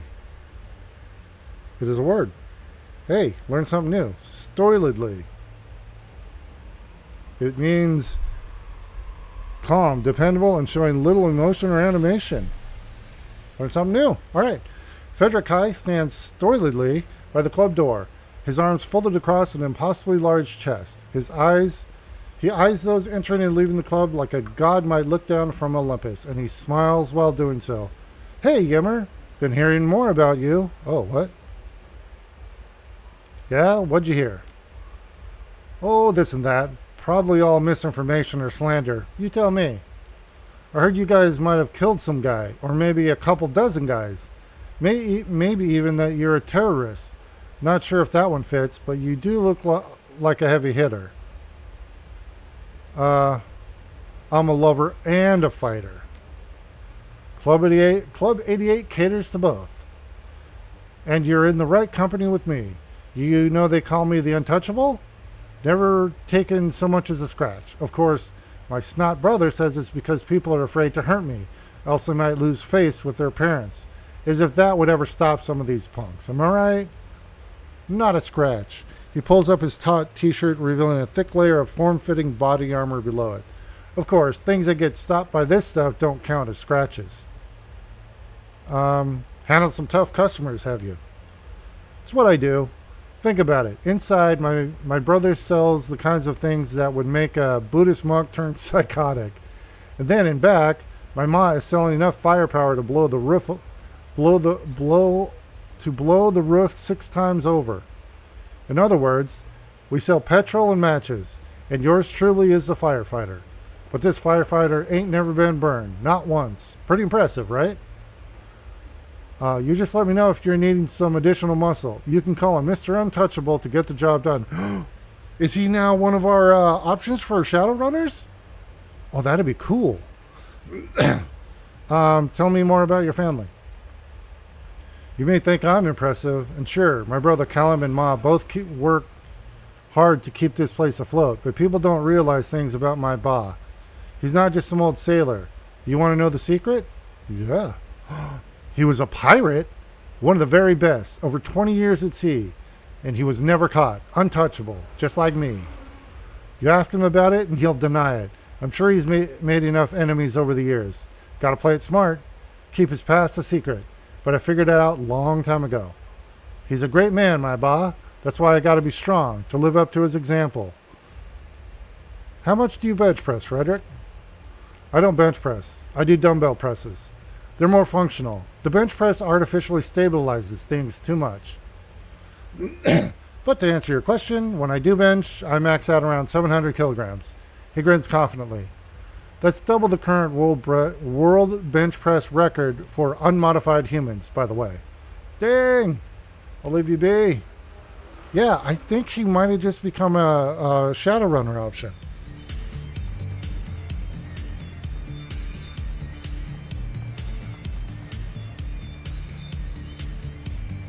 Okay, let's talk to Henry. Henry Kai-Fi putters about the back of the club like a great hulking ghost. Despite his size, he goes largely unnoticed by the club's clientele. It is as if they all have a blind spot in which he is happy to reside. Why do you insist on chatting like this? Am I bothering you? I can leave. No, it's just unusual. Most people leave me be. They don't know me, except maybe by name. They certainly don't know what I do here, so they have no cause to speak with me. Some of us prefer the anonymity. Well, I don't know that I prefer it. But I've gotten used to being the forgotten one in this place. Ermine and Callum are the faces of our business. Freddie is the face of our law, so to speak. I'm no good unless I'm out on the water. Got any good stories for your days at sea? Stories? An old sailor always has stories. In my early years working the fishing boats, I swear it seemed like every day we caught something in our nets stranger than the day before. Sometimes it was cargo, either lost or thrown overboard by panicking smugglers. Sometimes it was bits of ships wrecked by those super typhoons they say the geomancers caused. We'd haul up the occasional body, figure some of them were refugees, either from the mainland or after the Civil War, or the Philippines after that whole mess. Human trafficking, pirates, lots of bodies in these waters. But more and more we'd pull up bizarre sea creatures. Not sure if they were mutants or some kind of awakened critters. The small ones we always threw back as soon as we caught them. If you don't know what something is, best to assume it sprays acid or lays eggs in your brain. The big ones. He shakes his head in belief. A lot of times we had to cut loose the net. Nets cost a fortune. But when the whole boat shudders and you see 3-meter spines or tentacles or something breaking the surface, you know it's not worth saving the net. Those were good times though. Simpler times. They got more complicated as I got older. And as the seas got ever more fished out, it's even more complicated now that I'm stuck on dry land. I guess the skills of a sailor don't really translate to club ownership. No, they don't. I want to be a good provider, but I just don't know how to contribute anymore. Oh, I think about my own father. He was a fisherman, long before me. For 40 years, he went out early in the morning and returned late at night. He put food on the table in a very literal sense. He did that without complaint every week until the day he died. That's providing. That's being a good husband and father, as far as I'm concerned. My father wouldn't have lasted a day in this life of mine. The world's just moved on from what he knew and what I knew. I miss those simpler times. Okay, good talk. Who is this?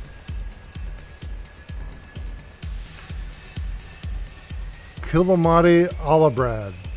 The most immediately noticeable thing about this orc is his immaculately maintained red mohawk and the beard he's busily nursing. He fixes you with a mischievous grin as you approach, touching 2 fingers to her brow and salute. Hey there, Chief. What's cracking? Not a whole lot. I'm Yimmer. Nice to meet you. Kilomati Alabrand, freelance shaman. He wiggles his eyebrows and gives you an exaggeratedly conspiratorial wink. Your kind of freelance, if you know what I mean. The Shadowrunner type. How do you know I'm a Shadowrunner? Are you kidding me? Everybody around here knows about you. I guess they don't get a lot of foreigners to move in and immediately start cozying up to the local Yellow Lotus straw sandal. The rest of us have to show up here and hope somebody needs a hired gun. What kind of shaman are you, Kill? The kind with a shotgun and a penchant for bad luck. He lets out a roaring laugh and slaps a hand against his leg. I kill myself. Seriously, though. Coyote guides me. I don't have a totem. What's Coyote like? He's happy-go-lucky, willing to take life as it comes. You gotta ride the waves, and the universe will take care of you, you know? Can't fight what's fated to be, but you can bend the rules if you're smart. Coyote likes shamans that are like that. Like me. Like most shamans, I felt his call when I was a teenager. I've been running with the local gang, trying to scrape together enough money not to starve. One day, we're having a dust-up with the Black Hammers. And I just felt this force. It welled up in me, and the next thing I knew, their knives just bounced off my skin. Things being what they are, I decided making some real money was in order. I ditched the gang and started hiring myself out to whoever offered the most nuyen. It's all I've ever done, but I'm good at it. You're not likely to find many better, in fact. Your accent sounds North American. Sure is. Born and raised in Federal Way, Seattle Metroplex. Not as bad as the Redmond Barrens, but still a total hellhole. Kinda miss the big gray Northwest, but I guess being swamped by monsoons here in the Fez is pretty similar. Less acid in the rain, though. Why'd you leave? Things were getting pretty heavy for me. There was a big blowout with the Universal Brotherhood. Oh, I remember that. That was the bug spirits. And a lot of bad magic going on. I decided it'd be better to lay low here until things calm down. I think it might be here longer than I expected, though. Cash isn't coming in as fast as I'd like. What do you think of Hawaii? Frankly, I hate it. The walled city gives me the creeps, big time. Something is seriously wrong with that place, and I don't mean that it's a slum kind of way. Watch your step if you have to go in there. Good advice. I've had enough of it let's go with what kind of wrong is it then? There's something off with the walled city's aura. Something in the astral just is sick there. But I can't tell what. It's like that all that misery and pain is just building on itself. Every misery empowers all the other miseries there. I'd say you couldn't pay me to go in there, but you probably could. I'm a sucker for a payday. Talk to you later, Kalamati. Keep safe, okay? You know where to find me. Alright, so that's another Shadowrunner. Let's talk to Callum. Look at the score. I'd like to know a little more about you. Me? Why would you want to know about me? I'm nothing. I sling poison to the dregs of Hawaii. It's not like I ever wanted anything more than this, right? I can see it in your face. You can probably see it all over mine. What good would an education serve someone like me? Why would I ever consider making something of myself? To go places? Sure, I can fill out a suit like nobody's business, but people see a troll in an Armani like they see an organ grinder's monkey. No, this is a place for me. This is where I belong. How many shots does it take to lay out someone your size? I'll let you know if it ever happens. Alright, leave you be. Yeah, because he's a drug dealer and we don't use those. Well, I'm not going to spend money on them. Alright, hey. Why can't I select you? Ermine, why can't I select? There. Ermine haggles with a dwarf over the price of a customized shotgun, sealing the deal with the offer of a size-appropriate bandolier. The dwarf leaves happy, and Ermine slots another black market cred stick into her stash. Welcome back, Emmer. How can I help you? Business good? Business is booming, as always. People like easy solutions, and they will pay good money for them. Guns are one way, booze and drugs another. That is why we sell what we sell. My son Callum doesn't understand this. He thinks he would be happier as some corporate drone. But I've been there, and I can say for certain that it's just a longer path to where we are now. It all ends with drinking or sometimes killing. At least we're direct about it. I want to know, wait, what's the problem with Callum? There's no problem, so long as he remembers his place is here. There are too many ideas in that boy's head. Too much ambition. And ambition like that never leads to a good end. Oh, I don't know, man. He should be happy with what we've built for him. He's the eldest and so very smart. One day he will take control of the club and all its business. But he feels trapped here. He wants to be free. The irony is that his idea of freedom is to work for a corporation. I know from experience there is nothing further from the truth. They don't call you wage slaves without a good reason, but here we have true freedom. We make our own way. I wish he realized this. I try to make him understand, but it seems to only drive him further away. I worry that if I try too hard, I will lose him to his ambitions. Well, yeah, kids kind of rebel against their parents. That's a natural thing. So how'd you end up selling guns out of here?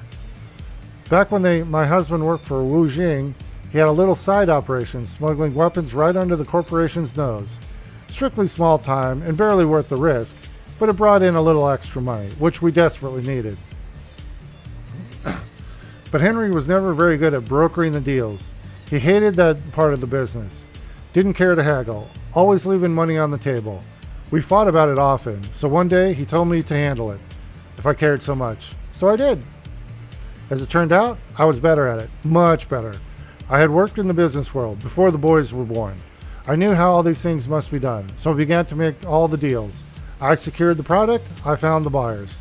In time, we didn't even need Henry to babysit the shipments. Our influence had grown so strong, and now we run everything safely from dry land. All right, let's see what we got. Can we afford? I don't think we can afford. All right, wait. Those are submachine guns.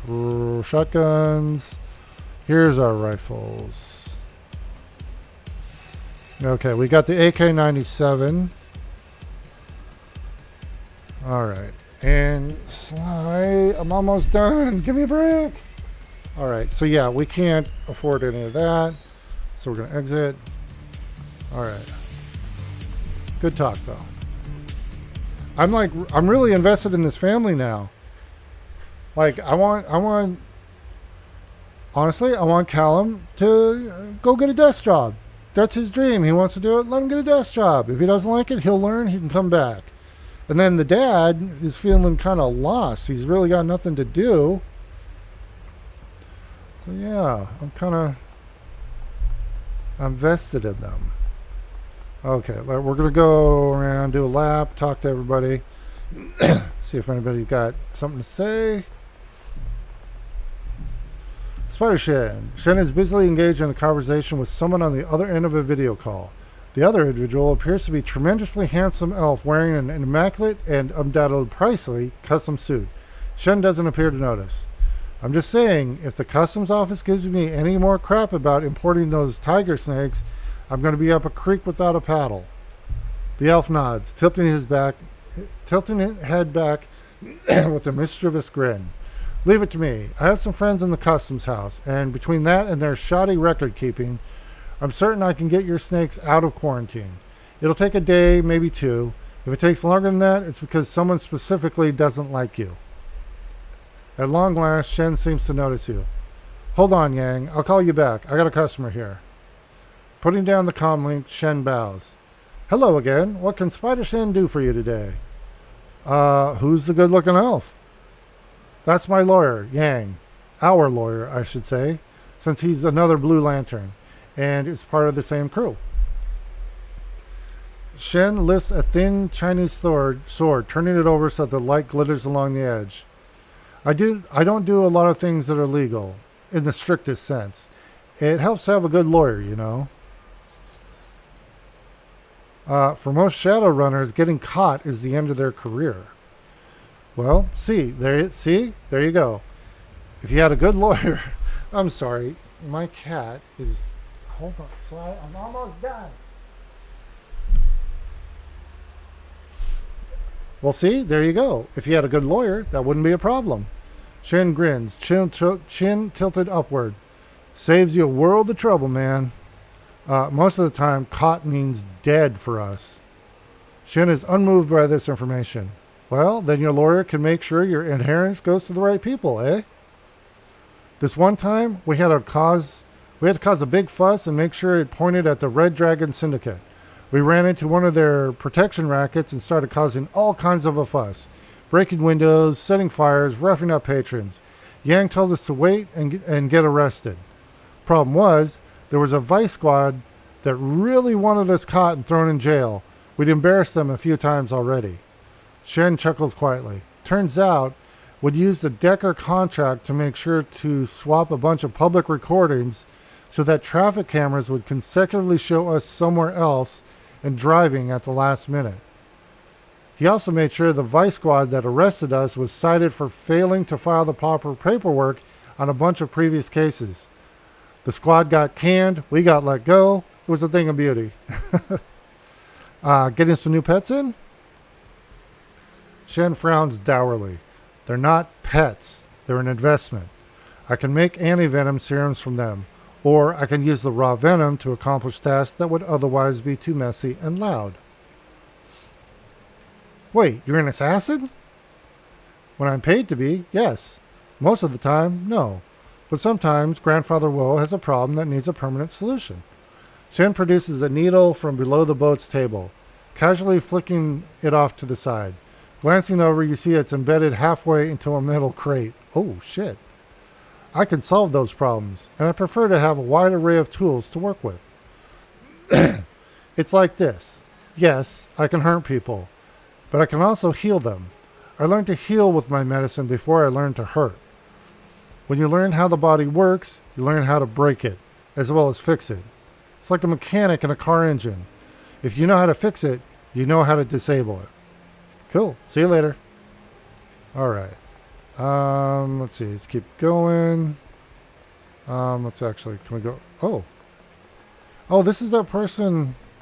Or no, this is a different person maybe. Glaring orc. A diminutive female orc regards you with sharp, challenging look. The fierceness of her expression contrasts starkly with her sweet, rounded face and neat bob. She flexes her cyber fists. She fires off a rapid-fire reproach in thick Filipino accent. Why are you standing like that? Didn't anybody teach you manners? She plants her fist on her leather-clad hips and juts her chin out at you. Sorry. She blinks and her jaw unclenches. It's all right. I can tell you're a newcomer. Just feel a little protective of my part of town. The orc looks you up and down. Finally, with a gruff nod, she introduces herself. I'm Rosario Ignacio, or, to the members of my community, Cherry Pink. I specialize in transport missions and nanny services, and I occasionally Shadowrun for walking around Monday. I can also fry up a mean batch of lumpia, but you can't have any unless I like you. All right, seems fair. Let's see here. You said that you make great lumpia. What is that exactly? Filipino spring rolls, crispy and delicious and full of pork, or whatever pork flavor substitute is on sale. It's important to be frugal. It has suddenly become very important to me that you like me. The corner of her mouth twitches upward. She gives you a sidelong glance. But you must earn it. Everybody wants to be my friend because everybody wants lumpia. Only a handful deserve it. Okay, Cherry Pink seems like an odd choice for a street name. She glowers at you. It's a bona fide Filipino nickname. Unless you want a mouthful of fists, you'll show it respect. Absolutely. You said you're a nanny? She nods enthusiastically. Look around you.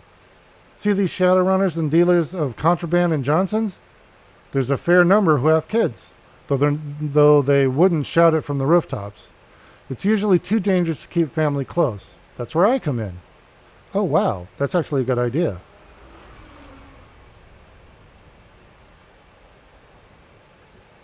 Shadow nannies are a great idea. No more bringing my baby into combat situations. The orc raises her chin proudly. I've shuttled kids in and out of war zones. I've gone into hiding with little ones for months on end while their parents had to lie low.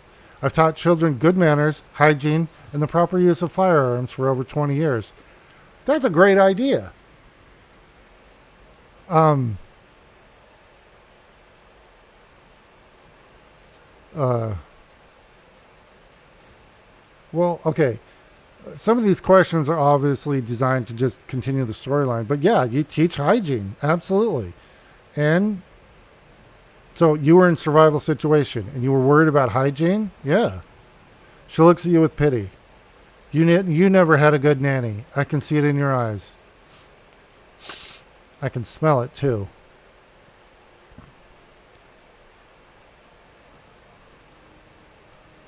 Uh, there must be something wrong with your nose. I smell as fresh as a pine forest. She smirks. I usually nanny children, but you're a prime candidate for some remedial lessons in cleanliness. No offense. Do the lessons come with lumpia? Sign me up. She shakes her head and mutters something about Shadowrunners nowadays. I just want to make I just want to make friendly conversation, and people only ever want lumpia. It's shameful. No, you cannot have lumpia. You may only desire it from afar. Okay. Let's see. What happened in the Philippines that you can't go back?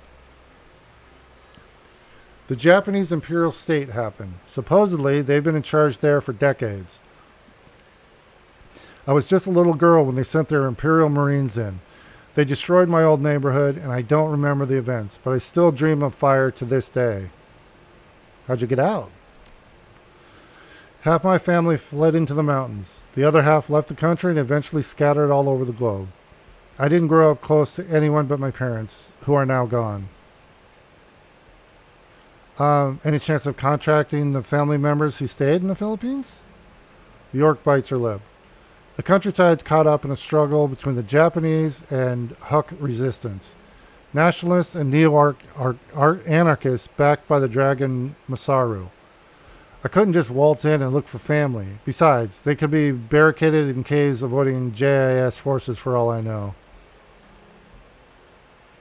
You seem pretty resigned about the fate of your homeland. She snorts and lifts her chin up high. Filipinos are a resilient people. I think the Huk will triumph eventually. And if I've got a Filipino community around me, I'm good. Thanks for talking about it anyway. Not many people care enough to bother. You didn't run too far. Why not leave Hong Kong? I couldn't go back to Manila because of those JIS scumbags, but there's always been a large community of Filipinos in the shadows. I sought them out. Okay, how'd you get your cyberware? There's always been a large community of Filipinos in the shadows. I reached out, and they all pitched in to set me up as a Shadowrunner. Now, whenever I land a good gig, I give most of my earnings away, giving back to the community. Do you ever have regrets about leaving your old life behind? She looks away suddenly, her eyes moistening. I'm not sentimental about my old post, if that's what you mean. Leork takes a big breath and continues. But on Sundays, my only day off, I used to go and sit with the other nannies and housekeepers. We'd bring pieces of cardboard so we could sit on the ground and in the shade under the bridges. We'd gossip, eat lumpia and rice cake. Nothing special. But I don't belong to that world anymore. I couldn't risk word getting back to my old employer. I miss my old friends, though. Okay, let's talk about something else. How did you go from babysitting to running the shadows? Her cheeks flush. Well, I used to take care of children of a Wuxing bigwig up in the peak. Turned out she was siphoning corporate funds to support both a gambling addiction and an extravagant lifestyle. She got sloppy, and I stumbled across some pretty damning documents as I was tidying the house. I couldn't unsee them much as I wished it, and I started to fear for my life. She was growing desperate, erratic, so I ran. All right, talk about something else. Okay, bye. Be on your way then. Okay, that might be another Shadowrunner we can hire. Okay, law. Maximum law. Yo, Yimmer, welcome back to the palace. You got anything interesting to tell me today? He looks at the heap of his wearable computers, PDAs, and chip decks on his nearby workbench. Because I got nothing but fixing hair curlers and debugging old ladies' PDAs. I swear I'm going to die of boredom. Okay, tell me about Wampoa. We're pretty much the best, yo. What do you want to know? Law folds his arm impatiently if he's irritated by your request, but he can't quite stifle a proud grin.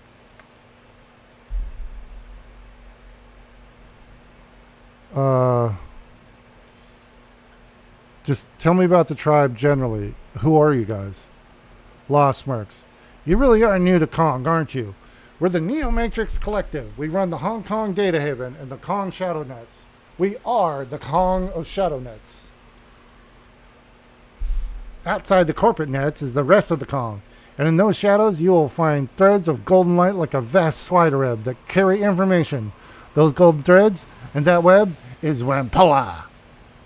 Law gives a curt, virile nod.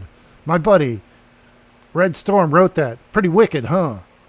Anyway, we're bleeding edge on the path to the singularity. We're doing things no one else is doing anywhere, except maybe Denver or Tokyo. Our homeland is the Matrix, and we're building a society of truth and expertise and information. Okay, you seem very outspoken, less modest than many Hong Kongers. Is that tribal? I'm more outspoken, yo. I don't need the meat space rituals. Modesty is inefficient. He shrugs dismissively. Is that a Wopan thing? For those of us who are most dialed, maybe. We're post-cultural. Law sweeps his hand around, gesturing at the surroundings. I hardly see any of this meat space. Our meat space's headquarters is a big 20th century ship that's totally awesome. Whatever, it's just meat space. Rampoa is bleeding edge on the path to becoming the singularity. And in the singularity, there's going to be nothing but straight up truth. Law punches his fist down at the ground, striking a majestic pose like a Trideo barbarian. Boom! Truth! Okay, and what's a Wampoan doing on Kindly's turf? Are you Lazen? What am I doing here? He seems shocked at the question. I'm an ambassador, a broker. I broker Wampoa's services to Hawaii. Emissaries like me are all over the Kong, tying it together in an invisible network. So you work with Kindly doing tech for the Yellow Lotus? Well, I do some work directly with Kindly, but my focus is more on the street level. We're all part of a big machine, each piece playing its critical role. As is so with any highly evolved machine. Exactly. That's why nobody messes with Wampoa. Boom! Does Wampoa provide any technical services for the Hong Kong's poor? Sure we do. We run pirate networks. Our services are way more than most ordinary people want, though. You can get prepaid bandwidth with a corporate carrier for fractions of Nuyen, but you're selling your soul. They monitor it. If you want to operate unmonitored by corporate algorithms, you got to fly through the Wampoan's network. It's the only place to be. Wampoans are coders and deckers for criminals. Is that right? We do tech for anyone in the Kong, outside the corporate umbrellas. Anyone can use our networks, if they pass our vetting and can pay for what we bring. Law speaks without a shred of irony. It's mostly the extra-legal element that needs our skills. I understand someone's killing your elders? His face goes grim. A red light blinks on the VR goggles. A lens whirls quietly, focusing in on you. He grinds his teeth audibly, radiating nervousness and intensity. Yeah, shit's crazy. Full-on medieval. I can't talk about it. It's a tribal matter. Controlled information, right? We're going to solve it. That's all outsiders need to do. I'm going to say, actually, I've been contracted to help the elders stop the murders. Wow, really? We're pulling in outsiders? He shakes his head in disbelief. Well, I should have seen that coming. Well, what the hell are you doing here? Go to the garden and help stop that shit. Then come back and tell me what's going on. Everybody's guessing. The elders are being quiet. And the rumor hub is going crazy. Outsiders don't really understand us. Maybe you can, if you're really smart. We're in a whole different world than most people. Like, I'm seeing 3 streaming videos and live network stats on my goggles right now. Time's wasting, Yemmer. Law kicks one of the bins at his feet. The sea of electronic parts within it rattle loudly. You gonna buy something? Let me see. Metadata. Yo, tell me what you got. The network runs on information. Oh. So can we just tell him about the missions afterwards? We wrecked the feng shui at Wu Jing's tower, subtly but effectively. Huh? What? La waves his finger around his ear as if to signal, are you crazy? All that geomancy feng shui ancient sorcerer stuff? It's a bunch of drivel. It's all... His voice rises in mockery. Ooh, we proactively boosted our quarterly outcomes by mindfully onlining our beige cushions into a little circle and mooning each other. Spare me, yo.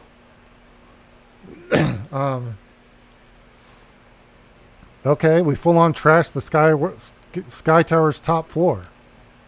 Boom! That's what I'm talking about. Stone cold thrash fest. He breathes a big sigh of relief and exhilaration. Why didn't you just tell me that? I guess you just had to build up to it. Let me see what I've got for you. Grab a program. Here's my surplus stack. Law grabs a nearby bin and slams it down in front of you. Check this out. Oh, we can grab some stuff for Isabel. Sniffer, Decrypt, Medic, and Killjoy. Sniffer, I forgot what they are. Let's do Killjoy. It's a pleasure handling metadata with you, Yammer. Law beams happily. A little meta is like a fresh memory defragment. It makes my whole day better. Do we have more? Nope, nothing more. Okay. See you later, Law. You gotta go? Okay, watch your back and shoot straight and all. Law grins at you and dexterously flashes a hand sign that Shadowrun. Yeah, I've got things to do. Okay, well that's cool. Alright, so we can just inform him after a run and get some stuff. Alright, let's talk to the drone dealer. Where's the drone dealer? He's over here.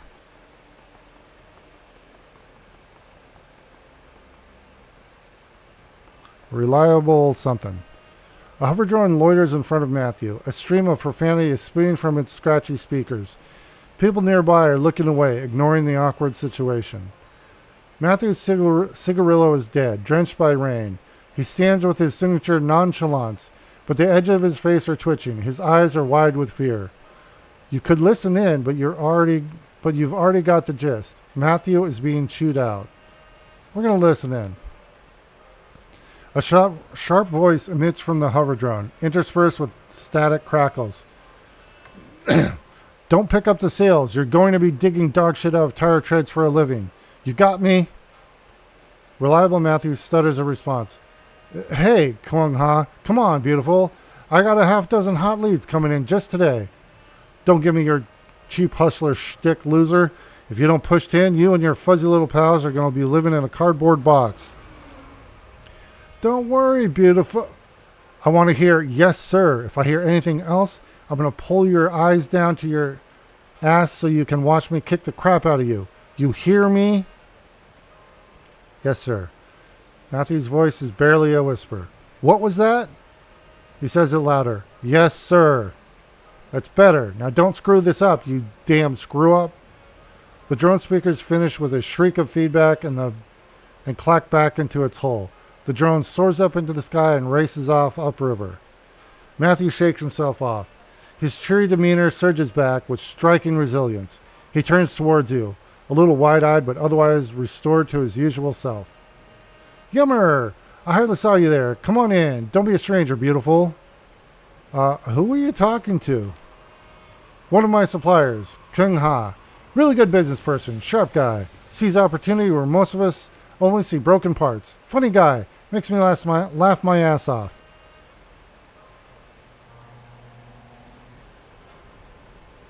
Kung Ha's a funny guy, you say. Yeah, I was laughing my ass off over here. Matthew gives you a long, awkward smile. The seconds stretch out. He blinks uncomfortably. When he speaks, his words are stilted, like he's repeating a mantra. He's a funny guy. He sounded unhappy.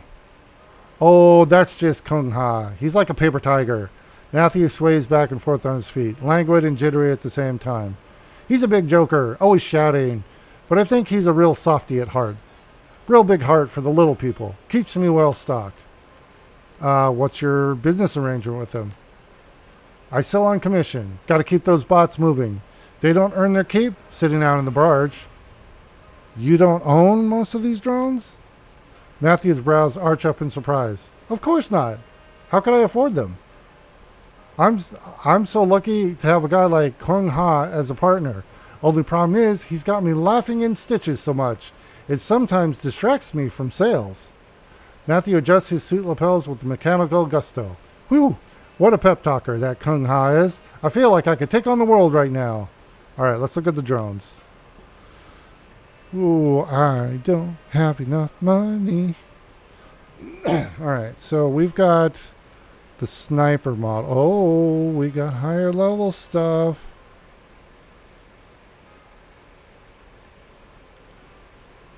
Hold on. I have the Strato Mark II sniper. Okay, so medkits.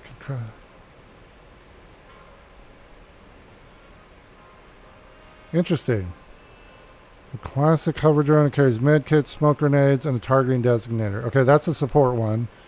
Sundowner Mark II. Support the team with both medkits and concussion grenades. The Lynx is ground-based firepower, has a shotgun, so that's close range. And then the Steel Lynx. Okay, so apparently each tier of drone has different capabilities. All right. Oh, there's a new.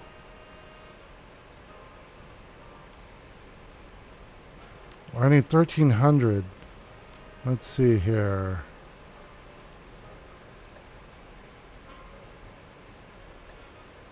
I can get 500, but oh. So yeah, I need the. This one gives us 6 armor. I could get the military vest.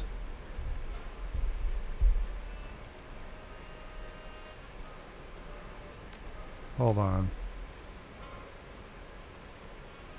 Let's see. I don't need that.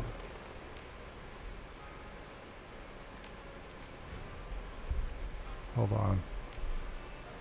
Killjoy does 2 AP.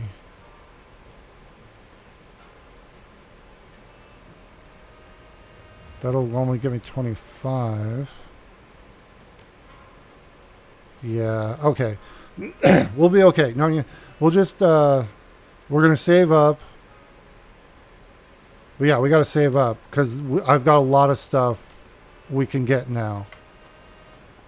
All right, let's talk to these guys. Do they have anything? The 3 men are once again fixated on their board game. Jin rubs his hands together nervously, his face twisted in concentration. It appears that Shayu now has the upper hand.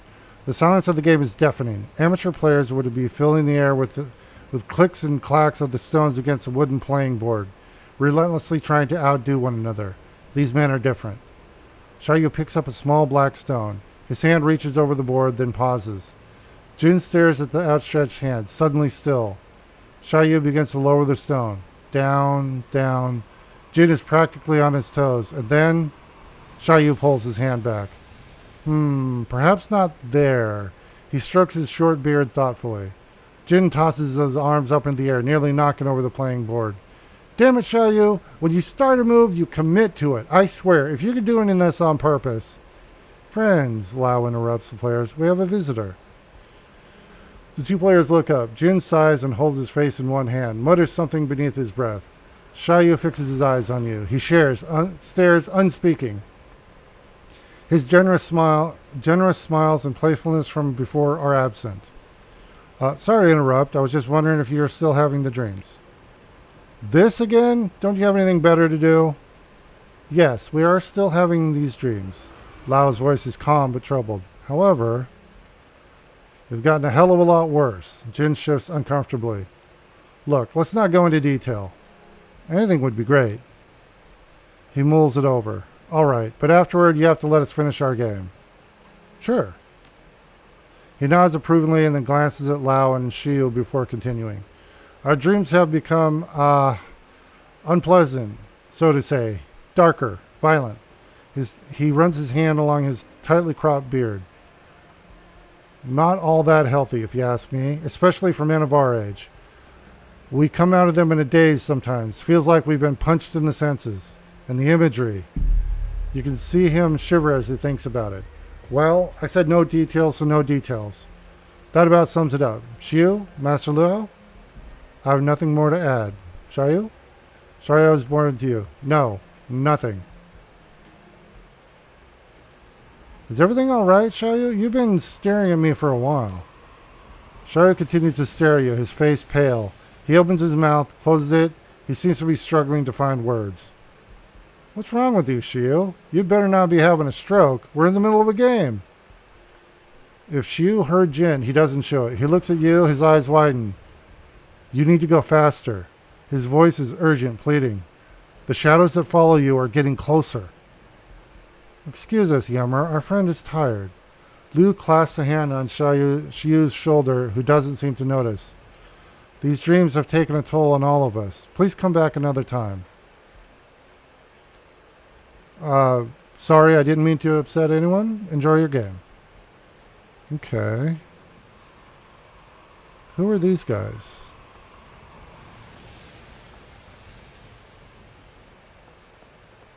Oh, the sailors. Oh, wait, these two were the smugglers, I think. 3 people, possibly locals, are busily hunched over, avidly discussing something beneath their breath. From the looks of them, they appear to be sailors, rough-hewn clothes stained by salt, leathery skin, and acute awareness of being on land. You watch their feet shuffle awkwardly on the docks. Their whispers are just within earshot. Nah, I asked Crafty and she said the same. Them dreams is bad. Think we'll lose them at sea?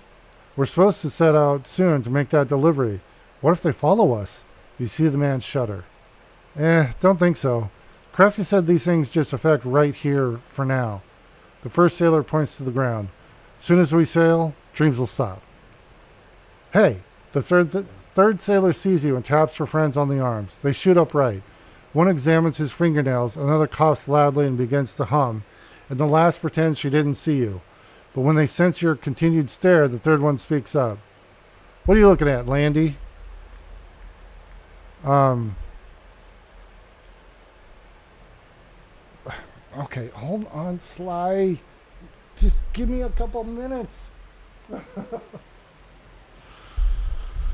All right. I overheard you talking about the dreams. I've had them too. You feel an uneasiness pass through the sailors. Seems anyone who comes by these parts is having them. And as soon as they leave, the dreams stop. Right eerie it is. Any leads on why they're happening? We don't know much ourselves. We've only just returned from our last delivery. But the dreams ambushed us fast enough. Hey, what about that Crafty? The sailor turns to you. She runs the 5 phases. Smart girl. Might know a thing or two about this blight. You ask her and she may have something more to say. There was a boat here with the merchant selling goods not too long ago. He leave? The 3 sailors' suspicion turns into smirks. One snickers to himself. Merchant, he says. That crook didn't so much as leave as he was chased off. Chased off by Kindly. No sales permit. Not a big loss, though. The local shops have way better stuff than that small-time hustler. Why don't you look around? You'll find the shop owners here more than friendly toward you now that you've gotten okay from Kindly. Thanks for the tip. They all exchange a look. The first sailor responds, right, and stay careful around these parts. Didn't mean to interrupt. See you around. The brooding tide of whispers resumes as your back turns to the sailors. All right, let's talk to Crafty, or her real name, Meow. Which I shouldn't do that, because that's why she goes by Crafty. Because people made fun of her name. Alright. Immediately upon entering, you notice the clutter. Somehow the small magic shop is even messier than before. Stacks and stacks of books occupy the chairs, tables, and the tops of shelves. There seems to be even more than when you first visited. It's as if you just entered a paper factory and it's spawning season. You peer around a precariously arranged tower of books and find Crafty hungrily reading one of her mother's journals. Red rings her eyes and tousled hair falls over her face. It looks like she hasn't seen the better part of a pillow in a couple of days. She moves to stretch and spots you. With a quick flick of the wrist or her hand, she marks her place in the journal. What a welcome sight. Have you found anything? Not too much. How about you? A slow smile spreads across her cheeks. She nods. This mind-numbing tedium is starting to pay off. Check this out. The dreams that everyone's having, they aren't really dreams. They're omens. From what I've gathered, we're walking a fine line here. They're pretty dangerous. Attempt to interpret them could lead to mixed results. What do you mean by omens? You know, omens, harbingers of doom and gloom and bad things to come. Her mouth twists to the side as she thinks. Just a minute. Crafty opens a drawer behind the counter and brings out a dictionary. Clears her throat. Omen, a sign that warns of future events by way of visionary creatures or hallucinations. She closes the book with a thump. Why are they happening here? Apparently, these sorts of portents are commonly linked with malign places and disaster sites. They're caused by leakage through the wounds between our world and the astral plane. Okay, great. That means we can seal them, right? I'm not sure we can. At least, I haven't found anything about that in my mother's text yet. She lays a hand flat on the countertop and leans forward. We don't want to dive into this haphazardly, Yemmer. Remember, those omens can be dangerous. How are they dangerous? She holds up a finger and starts digging around for another text. After a moment, she locates a small notepad and flips to a dog-eared page. In here, it says these visions, or dreams, or whatever you want to call them, are real. They're open to interpretation, but interpreting them incorrectly can be disastrous. Astral space is a place of dream logic. Taking the things you see too literally can be even more dangerous than ignoring them.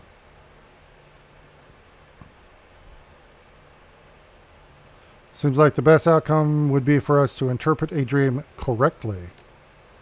Using that term loosely, yes, but there's no real correct way of interpreting a dream, and it's difficult to separate the nonsense from the substance. Can you interpret dreams? Crafty plunks the notepad on top of a nearby book tower. I can't help you interpret your dreams. Whatever they're trying to impart, it's beyond me. All I can do is keep reading. There has to be something in this library that can help us understand what's happening. You're already making strides. Thanks, Crafty. I do my best. She smiles tiredly and bags under her eyes, exaggerated by the gesture. We'll see you soon. I'll be here. Okay. Let's head back to the boat.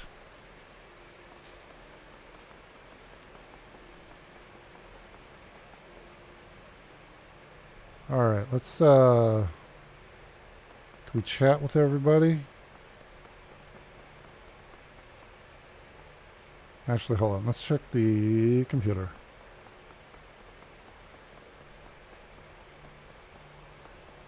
We didn't get any pay data on that last one.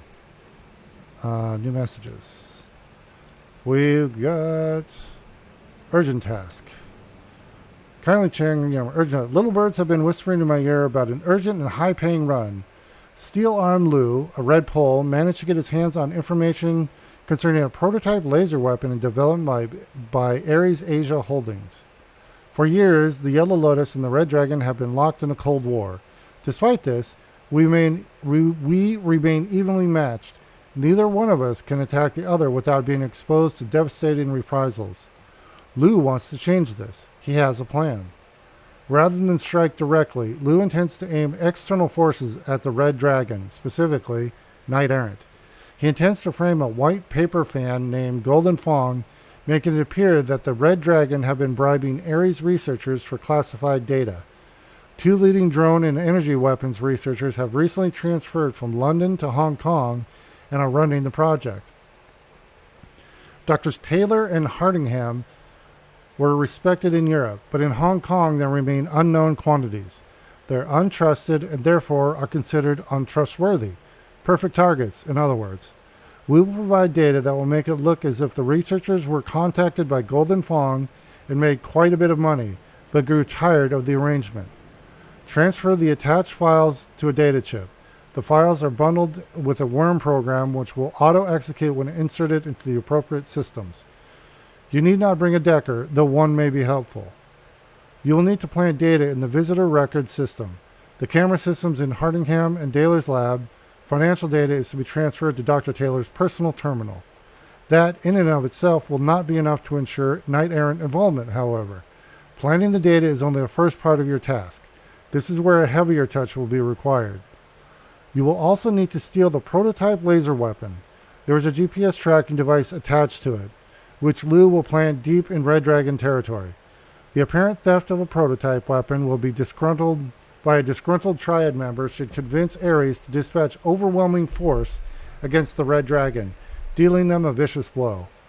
As a note, Lou does not care what becomes of the laser weapon. If you wish to sell it or keep it, feel free. Well, that's nice. I've also attached a map of your extraction route from the building. During the facility's expansion in 2052, Ares Asia was forced to extend their foundations deeper into the island. They drove piles through the former site of the central MTR station, which partially collapsed during the Dalu Bay earthquake of 2044. Practically, this means that you can exit through the basement, directly into the new MTR line through Central. With any luck, you'll be gone without anyone knowing how. Unfortunately, this route is heavily alarmed, so you'll be forced to go in the front door. If you can con the front desk, you should have no problems. The facility is both an office and a residence, so strange people coming and going at odd hours is not unusual. If you're not out too fast talk, however, be prepared to shoot your way in. Lou does not care if you are loud or quiet, but a word of caution. He came by all this information via the loose lips of one of the research team. Other fixers know of this job. Move fast and you are guaranteed success. But there are definitely other Shadowrunners with an eye on your prize. We'll take the run. Very well. Steelarm Lou sends his regards and bids you good fortune and plentiful ammunition. The dramatic get. Don't die, Yemmer. Our arrangement has been very profitable so far, and I would hate to lose that. All right. Restaurant job. One of the things I've learned over the years is that even the rich and the powerful have annoyances. Thorns in their side, if you will. No one is without troubles. The rich just have different ways of solving them. The client for this run has grown tired of one particular thorn in his side. Chun Sing Rooster Lo. Lo is a red pole for one of the smaller triads here in Hong Kong, the 289s, or the Easy Money Gang, if you prefer. Despite the 289's small stature, Lo's illegal activities have managed to damage the client's profits. Mr. Johnson would like you to help him show Lo the error of his ways. Lo takes an evening every few months to dine at the Shangri-La restaurant in Aberdeen. If you aren't aware, the Shangri-La is an elite establishment serving primarily corporate clientele from Wuxing Incorporated. Because of this, it's not unusual for diners to bring bodyguards or assistants with them. In Lo's case, he brings a particularly brutish enforcer known as the Talon, and undoubtedly feels well protected. You're going to prove just how wrong he is in this regard. You are to kidnap Rooster Lo. So long as he is alive and in relatively good health, all options are on the table. While keeping the run quiet would make things easier for Mr. Johnson, no one will shed too many tears over a few dead Triad thugs. The client has arranged an exit via boat. So long as you can get Lo from the interior of the restaurant's dock, the client will handle everything else. Despite being a red pole, Lo is a tactician, not a fighter. Don't expect him to put up much of a fight.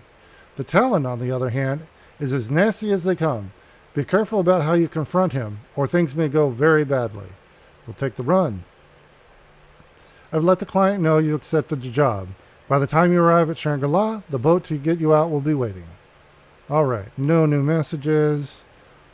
Let's check the Shadowland.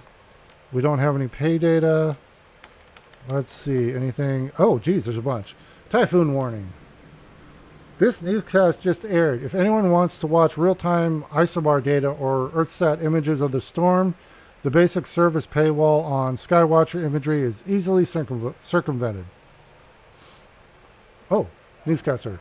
The Imperial Japanese Meteorological Agency today issued an advanced typhoon warning for the northern Philippines and the coast of Guangdong Confederation, as tropical storm Usagi has grown to full-strength typhoon, Category 3 in the Pacific. Typhoon Usagi has formed late in the year for such a powerful storm. Meteorologists credit this growing trend of awakened cold season typhoons to global warming and powerful magical vortices in the eastern Pacific, which appears to help drive moist air convective over cooler ocean waters. The newscaster looks down at her notes. According to the official release by Lance Enroki of the IJMA, Usagi is now identified as an awakened storm. We have observed strong lightning activity, electromagnetic anomalies, and extreme concentrations of awakened seabirds along its edges. Awakened storms exhibit anomalous physical and magical behavior. Many experts believe they show reactive intelligence and possibly even self-awareness and will resist making landfall to prolong their lives, even holding position against prevailing winds. Study of these storms is inhibited by their extreme environmental conditions and astral turbulence. In physical strength, Usagi may peak as a violent typhoon, Category 5, in the eastern Pacific scale, but will weaken substantially before making landfall. Although mariner lore is replete with tales of malicious storms, scientists have detected no provable animosity towards metahumans in the behavior of these miracles of nature. Learn more on Wild Storms of the Pacific, this weekend's episode of Savage Nature with host Bertrand Madenicker. The Guangdong coast will likely have a long precursor battering with drenching rains but moderate winds as Usagi stalls offshore. Usagi is one of the more powerful storms of the season, but it's not unusual. Usagi does not have super typhoon potential. This is going to be perfect. A long, soft hit by Usagi. Lots of electromagnetic interference, security and cops all tied up. It's running season. I hope everybody's ready for high operation tempo. Our fixer's already scrambling for crews. I heart storms. Verse smack. Come on. Welcome to what could very well be the last Shadowrun Poetry Slam. There's something kind of sad about that. End of an era. In honor of Jivebert, I created an expert system that writes haikus. It takes whatever is being said in a thread and turns it into a poem. Mind if I fire it up? Snazzy, you shouldn't have. What kind of poetry slam includes bots? This is lame. Homage to Jivebert. The program stirs, churns out text. 3 lines mar the piece. Haha, that's brilliant. Now I can hang up my quill. I really don't buy that a bot can produce poetry like a living, breathing, feeling human being. Sorry. This is bullshit. Despair grips the poets. A machine crafting haikus. The Jive bot breaks free. Was that supposed to happen? The slam is now slammed. This program has broken loose. Pandemonium. Well, look on the bright side. How much damage can a runaway poet bot do? Anyway. You fucking people. The hunt continues. In a short clip, a Tri-TV news video begins playing. And despite their efforts, no one has yet come forward. The government of Henan has denied all connection with the terrorist fugitives, even going so far as to state that the White Star organization no longer exists. There has still been no word from the HKPF on whereabouts of the fugitive terrorists. The mood on the streets is nervous. There is no telling when or where these terrorists will strike. For now, the Special Duties Unit at the HKPF remains on active alert, ready to respond at a moment's notice. This is Sunny Chung with Horizon News, signing off. What a load of crap. How are they going to convince us a bunch of crazy terrorists got into the FEZ and just disappeared under the noses, huh? This would never happen if Lone Star was the sole police force here. Sure, because heavily armed terrorists never sneak into Lone Star cities like Chicago and Seattle, only to disappear and remain free to roam the streets after they engage in public gun battles. There's no way Henan is connected to these people.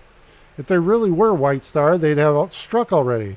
Their entire modus operandi is suicide bombings and civilian casualties. If these people are hiding, they're probably on the wrong side of a setup. Sure, because everybody in the shadows is just some bleeding heart fighting the megas because they believe in freedom. Grow the hell up. All right. LF Tailor for special job. Searching for a tailor for some unusual custom work.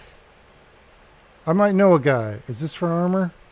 Not exactly. It's a surprise birthday gift for a friend. A friend's drone, actually. What exactly do you want a tailor to make for a drone? A cat costume? With soft little ears and paws? Or better yet, a bear suit. Ooh. Or a red samurai outfit. Even have reference that I can provide. Okay. You got a fat stack of Union? This is going to cost. I'll find the Union. Can you help me? This will be so worth it. Yeah, I'll hook you up. Can't get a flight to Seattle. Hey, I've got a problem I'm hoping one of you can help with. I came out to the Fez 2 weeks ago. Now the job is wrapped. I've been trying to get an under-the-table flight to Seattle for the past week. Off the books. No passport control, that kind of thing. Nobody's making the trip. What goes? Check the news feeds, man. Haven't you been heard? Seattle is on lockdown. Nothing coming into or out of the city without a thorough search for at least another week. They caught some smugglers trying to move some really nasty stuff through a covert landing at Discovery Park. That seems a bit like an overreaction. Tons of awful stuff moves through Seattle every day. What's so different about this time? Not like this. You didn't hear it from me, but I have some friends with ICE. They say that whatever it was, it set off the radiological alarms off the Coast Guard ship that it was sweeping the area. We're talking fissionable material here, enriched and ready to go on a bomb. No way. I don't buy that for a second. More likely some corp had an accident with one of their ships and dumped some radiological material. They just don't want to admit it. So City Hall is covering their asses. Don't mess with the news so lightly. Don't dismiss the news so lightly. The smugglers were carrying cargo for Winter Night. It's only pure luck that cargo was intercepted at all. Winter Night. We learned about that in the last game. Who the hell is Winter Night? Sounds like a goblin rock band. Not who, what. All you need to know is this. Winter Night is bad news. You cross them, they destroy your life. You ever run into any of them on a job? I suggest a solution that comes in a 7.62 millimeter. All right, new Pinoy in HK. Hi there. Just arrived in HK from CFS and want to meet other runners from the Philippines. Salamat po. Anyone? I make really good pencil. Well, why didn't you say so right away? Kamusta po, Keo. Lots of former Huck families here. Welcome. Hi. Taga Sanka, me from Manila. I'm a decker, you? QC here, I'm a decker too. Pancit is fine and good, but you can also make Dinuguan? PM me if you can. Kamusta. Nice to meet you, QC Blues. Hi there, Street Mage here. Might know some Pinoy runners looking for a new decker. Welcome. Smiley face. Alright, go back. I think that's it there. Okay. Alright, let's hear it. Let's go talk to the team. This was a personal mission, so I don't know if we're going to have anything else. I'm going to exercise a bit, Bubba. It helps me clear my head. Come back later and we can talk. Okay, yeah, that's what I'm guessing. Just want to make sure. Isabel, though, definitely could probably talk to. Let's see, Gobbet, do you have anything? Gobbet looks up from her hot plate at the sound of your approach. A smile creases her face. She raises her eyebrows and gestures at the cabin around you. You know, the Kraken has really been shaping up over the past few days. With all of the work that we've been putting into her, she's starting to feel like a real home. Anyway, enough about that. She puts her hands on her hips, sending madness scurrying. Ready for your next lesson? Or do you just want to chat? Let's see. Ready for the next lesson? Yeah? She smiles. That's good. I was hoping you'd want to keep going with this. It's good for you, and I'm kind of enjoying it too. Gobbet runs a hand through the knotted ropes of her hair, a contemplative look on her face. A moment later, she turns her attention back to you. All right, this is going to be another long story, so I'm thinking we should take it in chunks. If you've got any questions, you can ask them along the way. And if you need to take a break, we can come back to it. Sound good? Sounds good. Good. So last time I told you about the event that brought an end to my illustrious career as a subcontractor. This time I'm going to tell you about a run that I went on with my regular team. Is this where you started running with Isabel? No, this was long before Iz hit the streets as a runner. We were friends and everything, but she was still learning to deck back then. She was good for her age, but she really wasn't ready for prime time. You don't know anyone from the group that I'm talking about. They're all gone now anyway. Wait, you lost 3 other teams before you hooked up with me? Yeah, I did. Thanks for rubbing it in. Her words are rueful, but her tone is soft. Oop, sorry. Don't worry about it. I'm fine. When you run the shadows, losing people is an occupational hazard. She offers you a lopsided grin. As Shadowrunners, we're disposable assets. It shouldn't come as a surprise when we get used up and tossed away. It was the same way in the Barrens. Here today, gone tomorrow. Yeah, you know how it is. People die, and it's sad, but there's no sense moping about it. Tell me about the team you were running with. Sure. She extends a hand so that she can count off teammates on her fingers. Madness scurries down her sleeve and perches on her forearm. Our muscle was a Hawaiian Jew with poor impulse control. Big round guy with lumberjack arms and ringlets in his hair. He called himself Hanu. I guess that he loved turtles. I don't know. Street names are weird. We had a tech specialist, Egret. She was tall, gawky, dyed her hair bone white. She had a drone named Arlo that followed around like a lost puppy. She was kind of a jack of all trades, but she could get the job done. Fun at parties, too. Our de facto team leader was a guy named Sui. He was a wiry troll, if you can imagine that. Probably about 2% body fat, all skin and bones. Walked with a hunch to make himself look smaller. He was a shaman, followed rat, like me. There can't be many troll rat shamans out there. Not that I've met, but Sui seemed like a really good guy, so we got along fine. I actually really liked everyone on the team. They were a lot of fun to run with. How did you meet this group of yours? Through mutual friends. We actually all lived together before deciding to start running as a team. There was this floating squatters commune out in Hung Hom Bay. It's probably still out there, actually. I haven't been back in a long time. But I spent a few years living on the thing, and the rest of the team lived there with me. You lived on what, a raft? Yeah, basically, we called it the sinking ship. It wasn't much to look at, just a whole bunch of shipping containers, all bolted together into a great big floating brick. It wasn't the most comfortable place I've ever lived, but the price was right and the company was good. I'd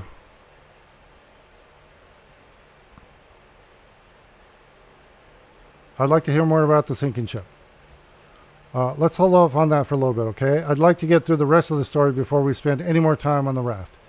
After your lesson's over, I'll tell you whatever you want to know about the commune, but for now, I'd rather not get sidetracked. Okay. Okay, I think I got a grasp on the team dynamic. Keep going. She nods. All right, moving on. So one day, Sui brought us a job. He'd met a client in Victoria Harbor, a rich Eastern Tiger exec. The guy wanted us to steal something for him, a shiny object. She raises her hands. I know, it's stupid, right? But that was how Johnson described it to us, a shiny object. That was what he wanted us to get, and he never gave us any other name. Seriously, a rat shaman hired to steal a shiny object. Yeah, you can see how the gig would be hard for us to resist.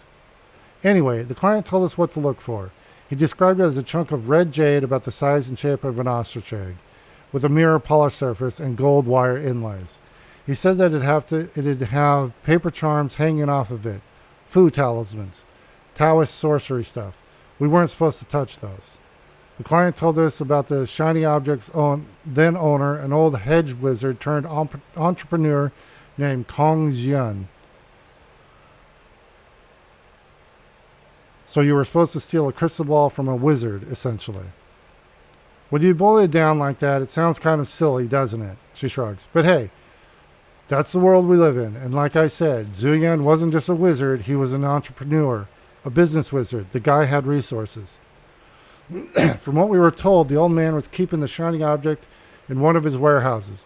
He had a bunch of them. He'd built himself a nice little empire selling magical paraphernalia through the puppet vendors in the Yaomate night market. Supposedly, a good fifth of the stalls in that place were on Zhu Yan's payroll. Okay, yeah, what kinds of magic paraphernalia are we talking about? She begins counting off examples on her fingers. Pickled reagents in mason jars, hermetic scrolls and charms, relics looted from Buddhist temples, crates of old Balinese Rangda mask, and fist-sized stones from a great dragon's kidney. Zuyan sold it all. How he got his hands on this first place is anyone's guess. Some of that stuff sounds valuable. Yeah, I'm sure that some of it was. Most of it was crap, though. Fakes and forgeries to sell to gullible tourists. Sifting the good stuff from the bad would have taken time, and we weren't planning on sticking around long to do that. Fair enough? So we cased the warehouse for a couple of nights before the run. You know, did some recon, took some notes. From what we'd seen, we were pretty sure that Zuyan was keeping our payday in a vault area at the very back of the building. Security was pretty heavy, though.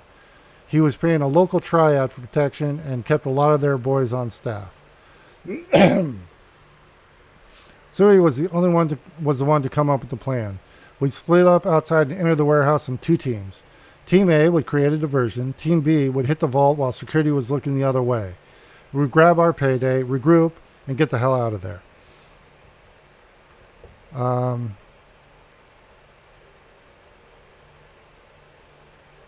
That's pretty much what I would have done in your place. Yeah, it wasn't a bad plan, and it went surprisingly well, at least to a point. Team A, Hanu and Egret, circled around the loading dock just like we'd planned. Sue and I waited at the service entrance. We didn't have to wait long. A couple of minutes in, we heard this ungodly crash, then another and another. As it turns out, Egret had rigged the Zuyan's network of automated forklifts. She had 6 of them running amok in the loading dock, chasing down workers and crashing themselves into anything marked fragile. The next time we're on a run with the loading dock, remind me of the forklift truck. It's awesome, right? A dreamy smile spread across her face. Egret really outdid herself. I wish that I could have been there to see it. Egret's distraction did what it was supposed to. As Sui and I watched, most of the triad guys at the service entrance abandoned their posts and went hauling off towards the loading dock. A couple of guys with baseball bats stayed back, but we handled them easily enough. We slipped inside and made a beeline for the back of the warehouse, where the shiny object was supposed to be. Let me guess, something went wrong. No, actually it was there, just like we thought it'd be. The door was open and everything. The shiny object was sitting there in a teak cradle, gleaming and reflecting light, just like the client had said. It had a ring of Taoist talismans hanging off it like a grass skirt, the paper all crinkled with age. We didn't waste any time. I reached in and grabbed the thing. It felt strange through my gloves. The jade sort of pulsed, as if it had a heartbeat. That sounds ominous. Yeah, tell me about it. I wanted to drop the thing, but it was our payday, so I slipped it into my satchel instead. I couldn't get the flap closed quickly enough. The package being secure, Sue and I turned to hightail it out of there. And then things went to shit. Did the shiny object do something unpredictable? No, not the shiny object. Old man Zuyan. He was standing there, right in front of us, larger than life. I'm guessing that when he heard the commotion in the loading dock, he'd come running, well, waddling, to make sure that his treasure was safe. As it turns out, it wasn't, because I'd already stolen the thing. He looked displeased. What'd you do? What do you think we did? We had our backs to a wall. We lit the old bastard up. It was pretty epic, truth be told. Spirits were summoned, spells were discharged, the vault door sealed behind Zuyan like something out of a movie. At one point, the old man leapt onto Tsui's back and tried to bite his ear off. I won't bore you with the play-by-play of how the fight went down. In the end, we crushed him. Unfortunately, the fighting had caused some collateral damage. At some point during our showdown with Zuyan, the control panel for the vault door must have eaten an arc of lightning or blast of a powerball. It was toast, all black and melted, and neither of us could fix it. So you were trapped in the vault. Yeah, that's about the size of it, and it was only a matter of time before the old man's remaining security guys found us in there. There was only one way out, a ventilation duct, up high in the rafters. But it was too small for Tsui to fit through. He was a troll, after all. I had the shiny object, but if I left Tsui there and security got him, well, you do the math. So here's the conundrum. I've got our payday in my satchel. The team is split. It's inevitable that more Triad 49ers are going to find us, but we don't know when or how many. Egret and Hanu are holding their own on the loading dock, for now. I can stay with Tsui and help fight off the inevitable wave of Triad 49ers. We'll be badly outmatched, like badly. The odds of survival won't look good for either of us. If Egret weren't pinned down in the loading dock, she could probably get the vault door open, but in order to get to her, I'll have to leave Tsui alone in the vault. If Zuyan's reinforcements find Tsui before I get back with Egret, well, she uses her thumb to draw a line across her neck. So that's a scenario, Seattle. Not a lot to work with, I know. Now tell me, what should I do? Let's see here.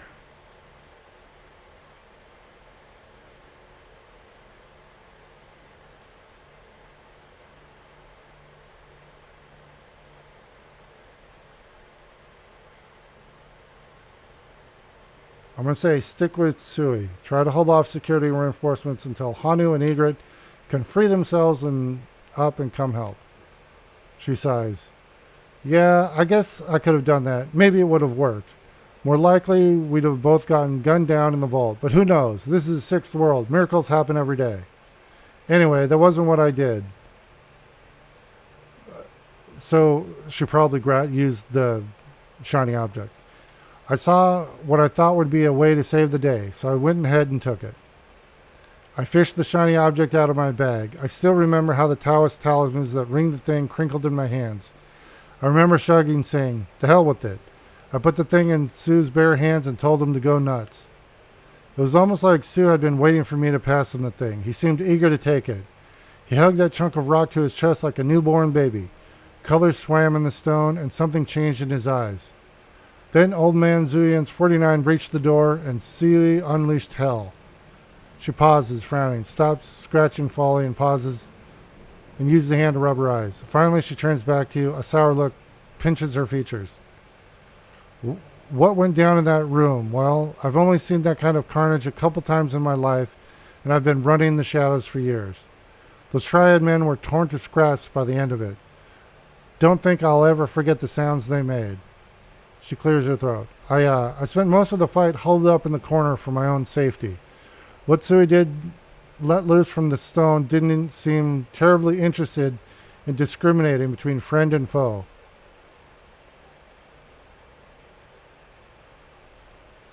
What do you mean by that? Did he summon hostile spirits or something?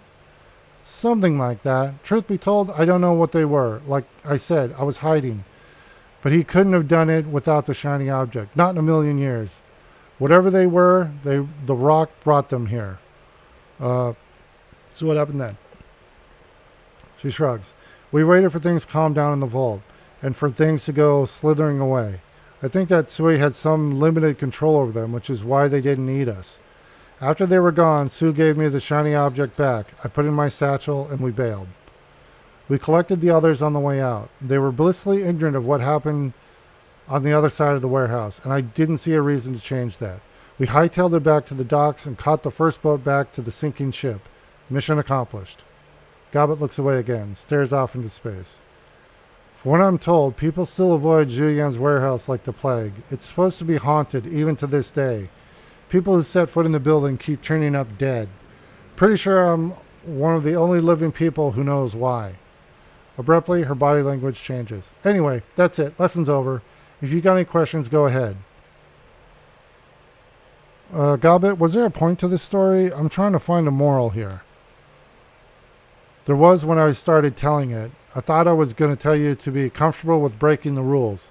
I don't think I'm going to say that now, though. I'm not feeling it anymore. Why not? At least your team made out of this run alive. They didn't stay that way for long, but let's leave that for next time, huh? I don't want to get into it just now. All right, can you tell me more about the sinking ship? Yeah, sure. The story's over, so we can get into it. I moved onto the sinking ship when I was just a kid. I think I was 12, maybe 13 years old at the time. In the beginning, It was just me and a couple of rat shaman friends, Cadmus and Malvina. They were older, but they were always cool to me. Is it typical for groups of rat shamans to congregate like that?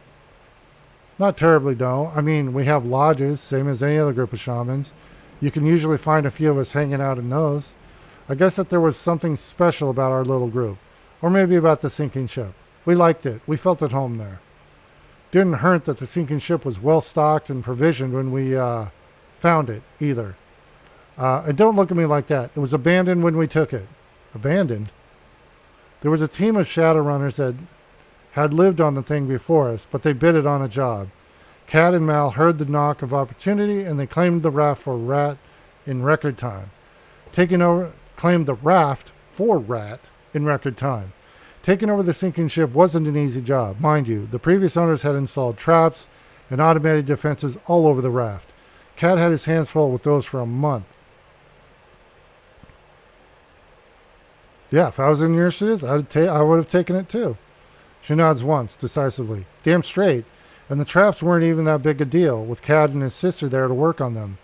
They disarmed most of the really bad stuff, made the deck safe to lounge around on.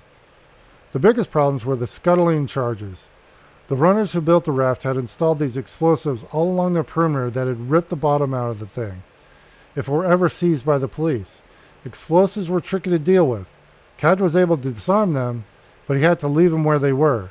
It was just always slightly uncomfortable knowing that I was sleeping on top of a couple 100 pounds of dormant explosives. Yeah, I can't believe you there. She shrugs. Hey, like I said, it was free. There weren't really even any rules to follow, which suited me fine.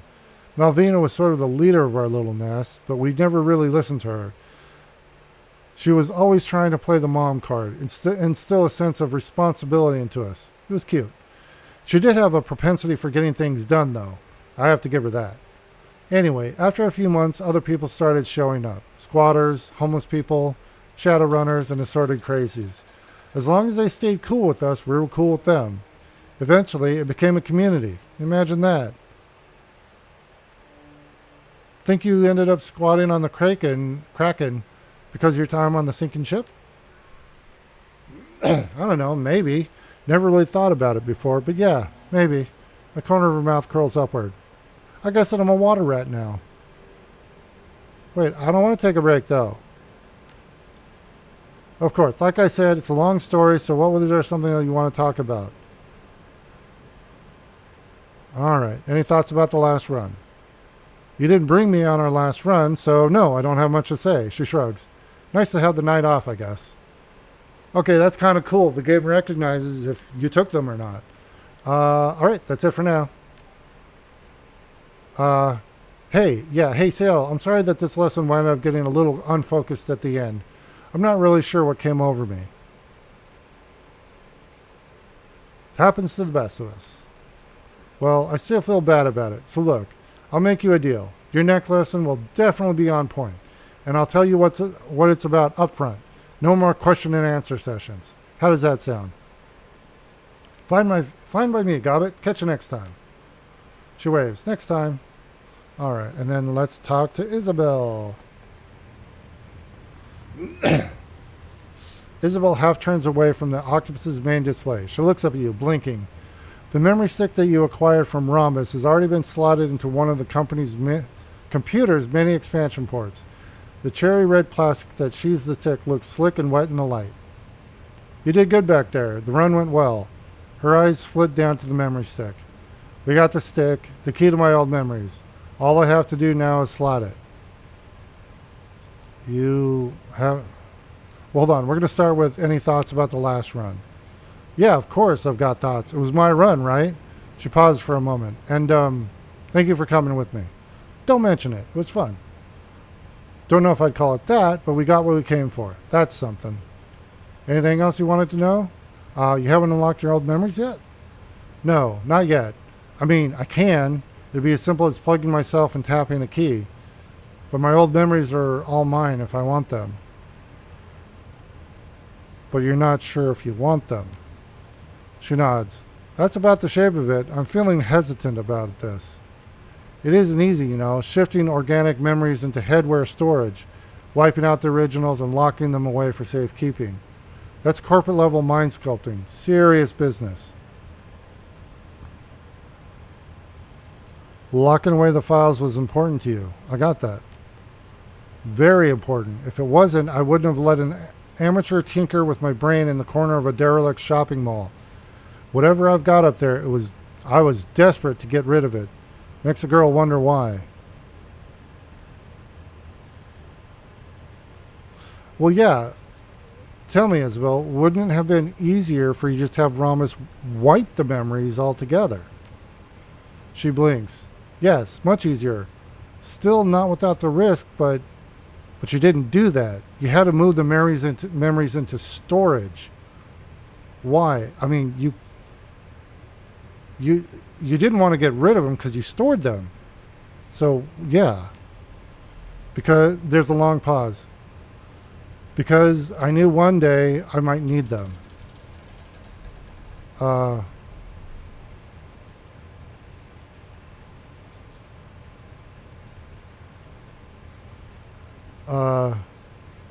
Were you wrong about that? You tell me. No, damn it. Of course I wasn't. But you don't have to be so glib about it. Oh, I didn't mean to be glib. After another long pause, Isabel stares at her feet, thinking. Finally, she looks back up at you. You're right. I know that. I knew it before we went to get the code. I just needed to talk it through with someone. Not Gobbet, someone who could take the situation seriously. I needed to talk it through with you. Glad to be of help. Without another word, she pulls a cable from a pile on the floor and slots it into her data jack. The other end disappears into the octopus's many brains. Her fingers fly across the octopus's keyboard, rattling off a series of audible clicks. Finally, her thumb hovers the execute key. All right, Yemmer. Wish me luck. The key depresses with an audible click. Isabel's eyes flutter and her cheeks flush with blood. Oh, no. No. She starts shaking her head from side to side, wringing her hands. A progress bar on the octopus's auxiliary monitor slowly climbs. Oh, fuck. What's happening, Isabel? Are you okay? The progress bar climbs to 100. Isabel snatches the cable out of her data jack and covers her eyes with her hands. She's shivering. She clutches her temples with the palms of her hands. Now I remember why I don't want these anymore. I'm going to say, these are your memories, Isabel. You can handle them. Not like this, I can't. These are years of bad memories. All of it let out of the box at once. It's overwhelming, and it's horrible, and I want it to stop. I can remember things that happened to friends of mine, to relatives, things I watched happen. No. You've got this, Iz. You're strong. Believe it. Yes, I can. But this is harder than you think. Her voice is ragged, raw. These memories are crystal clear. It's like all of this shit happened yesterday. I can remember watching friends die. I can see their screaming faces just as clearly as it did the day it happened. It's like watching a Tri-D show, but it's my life and it's real. Isabel, focus. Is there anything in there that can help us? She screws her eyes shut in concentration. Beads of sweat hang heavy on her brow. I think so. Yes, it'll take time for me to sift through all this. She opens her eyes again, looks up at you. I'll hold on to these memories for as long as I can. Hopefully long enough to reveal something useful. No promises beyond that, though. I'm not asking for promises, just do your best. She gives you a weak half smile. I always do. One thing that does jump out at me. Rhombus archives some software up here. She taps her temple with a fingernail. It's sitting on top of the memories. It's all wrapped up like a present. Don't know why he did it, but it looks like a combat package. Why would he have done that? Beats the hell out of me. He put it in there when he locked my memories away, so maybe he was trying to stash it. Or maybe he knew I'd need it one day. It's a basic attack modification, I think. I'm going to have to study it to be sure, but I think I can use it. There's some good news. Yeah, it's all very exciting, but for now, just give me some space, okay? She turns away, shivering. Like I said, it's going to take me time for me to make sense of this. I'll give you some space then. She waves you away. Good. Now, go, now. All right. Talk to everybody. ready for another run. But we are going to do that next time. We have gone way over time. Hopefully you guys have enjoyed this. There's a lot of dialogue. Sorry there was only like one. Were only able to do one mission, but it was very interesting. I liked it. And yeah, there's a few things I'm really enjoying this. So I hope you are too. And if you are, please like, subscribe, follow, share, all that fun stuff. We put out new videos every day. So in that regard, I hope you're having a great day wherever you are. And we will see you tomorrow, everybody. Bye now.